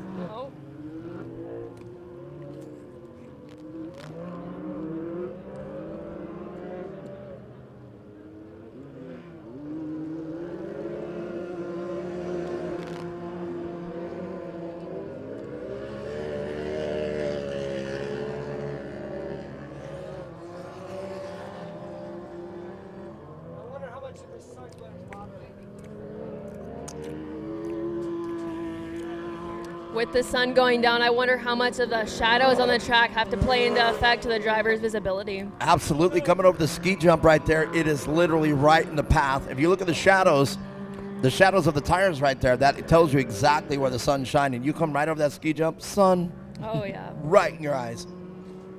So that right here where Jason's coming over here, blind, and then bang, right into the sun. But that's where I was talking about earlier is, you know, the track. There absolutely are roundy round drivers that can do a lap with their eyes closed. Now, obviously, this track has a little more left and rights, and the K rails aren't very kind out here. So, No, they are not. but if you know right when you land where to set your car, you should be fine. You probably are temporarily blinded by the sun right there, but you can see these drivers doing a fine job at not allowing that sun to be a factor. So let's hope it's not. And maybe we'll talk about them when we get to the podium and say, hey, tell me how the sun played a factor. But it doesn't look like it's slowing this man down, getting the white flag, Jason Weller.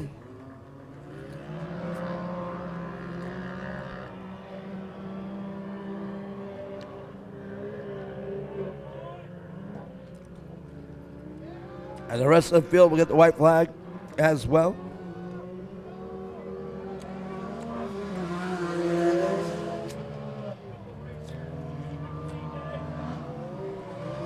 Oh, heck of a battle between Dan Kelly and who is that? Why did he check up right there? Connor Maxwell, the number 19 car, checking up down the back straightaway. I wondered if that was going to happen. Right on the inside. Excuse me.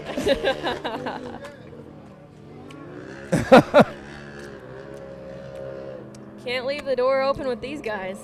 Well, I'm going to ask him about it, but Connor Maxwell checking up there as your winner, takes the checker flag. Jason Weller. Well. One more to go.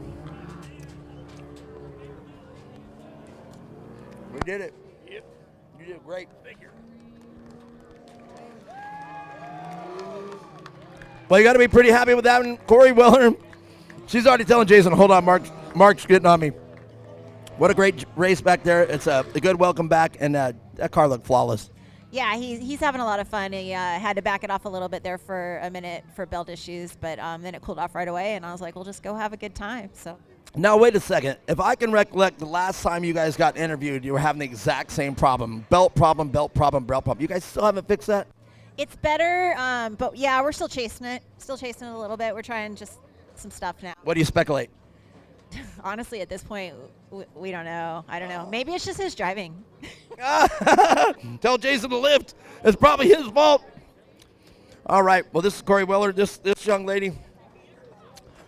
We'll talk with Jason, and they've been fighting that belt temperature If you look backwards on all the races that Jason has won, by the way, it says the same thing, still fighting the belt issues here. But if I know the Wellers, I know they're going to be able to pull it off. Let's see what they do. We'll talk with the winners right after this.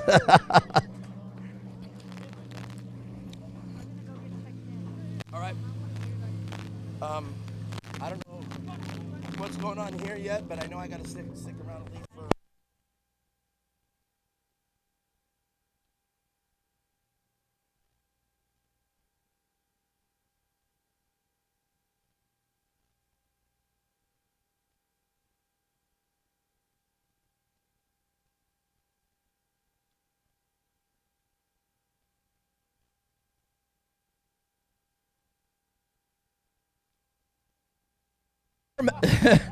Connor Maxwell just comes sliding in. well, that happens. Jason's got no belt. Connor's got no brakes.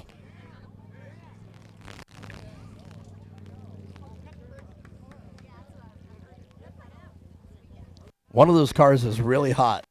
Is that Jason? Yeah, you can smell it. Thanks, Connor. That's why the brakes are gone. Sometimes you got to eat some brake pads to get up front. That's all there is to it. Brakes. Who is this? Look, get you. Come on. What the heck? We're getting the band back together. You ain't kidding. What did you think about this racing event? Oh, it's the best one. It was absolutely awesome. I was hoping to have a Jason, Dan, and Bob podium. But good enough. Right? Not too bad. He just checked out there in the beginning. So what about you, man? You interested in coming back? I'm retired, man. I'm old. Look at the gray. So Well, yeah, I can talk about the gray. Look, I got it too, and mine's gone. Well, yeah, I think I've had enough. I just like coming out and watching these guys. Glad to see it back. Glad to see it back. It's glad to see. I tried to hit her up there. I'm sorry. It's glad to see you back here as well. The faces that we know. Marley here. Jason Weller. Woo! I hope that's still around. Do we still do that? When everybody says, I'd like to thank Jason Weller, and you guys go, there you go. That's what you do. That's exactly what happens. All right.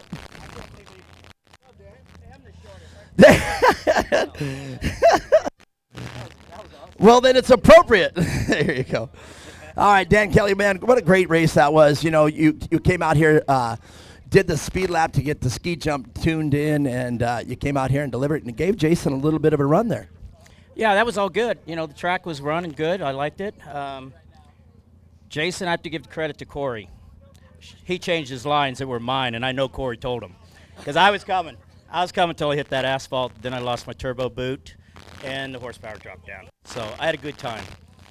Sorry, go ahead. No. Keep on. It was your mic. I had a good time. I'm just glad we're all out here. I had fun. I tried holding him off. But going that slow, it's like, damn it, he went under me. Man, he put it in you, and that definitely was a good move. Oh, thank you. I already looked at it, but that's okay. Hey, that was a good move he put to you, and aggressive, and it's like he set you up and then took you out right there in turn 3. I was trying to set him up, and it's like, oh, hell, he went under me. Oh, you guys were playing? No, I didn't have any power. So I was like, I'm just trying to hold him back. I lost my turbo boot, so I lost all my power. Okay, very good. Well, let's talk about the people that make your race program happen. Well, we got Lone Star, built my suspension. Wellers did my shocks on it, and Willwood does my brakes. And LaRouge did my tune on it, so it's not them. The car was fast, but I lost a boot. That happens, man. That's crazy that one little component can change the whole day. Oh, I know. It went down to 8 pounds, and the last lap it was 1 pound. And it's like, come on. I see him in the mirror going, just finish, just finish. And they took advantage of it, too, man. You were really fast out here for that practice lap. It felt good. All right, well, very good. You guys make some noise. You want to say thanks to any of the sponsors? Yeah, I already did. Okay, you already did. Making sure. Oh, I was listening, but you said 1 or 2. But, all right. Wow.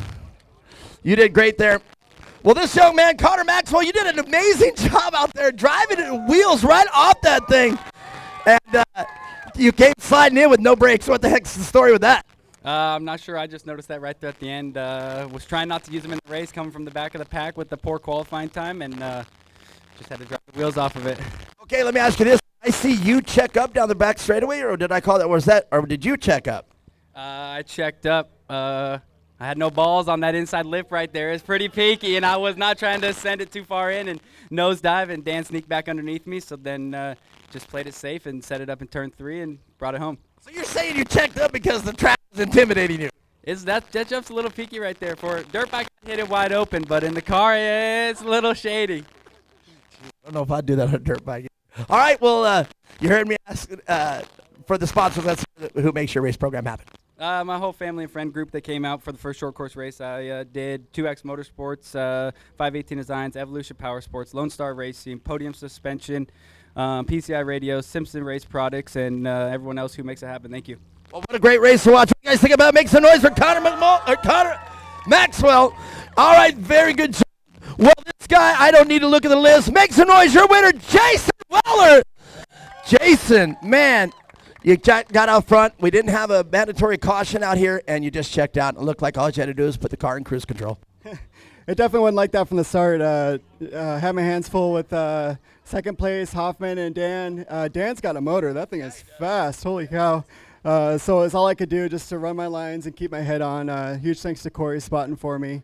Just try to kind of start pulling my lines back in and running smooth. And it seemed like they were kind of overdriving it and got a little bit of gap, and then just kept working on it. And luckily at the end, I had a nice little gap there. I could kind of back down a little bit.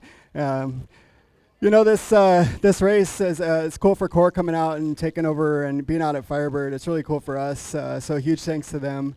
Nick, he's the one that talked me into doing this. He's like, let's put a tranny in your car, and Bobby loaned me a tranny, and Nate helped him too, and the guys at the shop, Braden, Marley, our daughter's out here with her boyfriend, and huge Jeff and Vicky cooking for us. So local races are cool to have everybody out here, and huge thanks. This goes to you guys. So thank you guys. Jason, I don't have anything else to add to that. This guy is no stranger to this podium. Make some noise for these guys one more time. I got to get out the way. Dan, get back up there and get the pictures. Oh, you don't want to do it with your thing? He says, no. Take it up. All right, good job to these riders. Well, that's going to conclude today. Mia Chapman, is she still up there? She's got a mic in her hand. She's already gone, just like that. Where's she at? There she is. Well, let me come on over here. Well, Mia Chapman, let's wrap this up. What a great day of racing, and this is going to promise that we have a great day set for tomorrow. Yeah, definitely a good way to end the day. Some really great competitive close racing today. I know I had a blast commentating with you on it, so I'm excited for tomorrow. Well, you did an amazing job, and definitely you found your groove there at the end, and I think we also found our groove passing it back and forth. Lots of inside knowledge from you being a racer, and I think tomorrow's going to prove to be the same. Yeah, I completely agree. All right, well, with that being said, we're going to wrap it up right now. If you guys are watching on Rumble Core Racing Live, thanks, and we'll be back here tomorrow. Firebird International Raceway. Good night.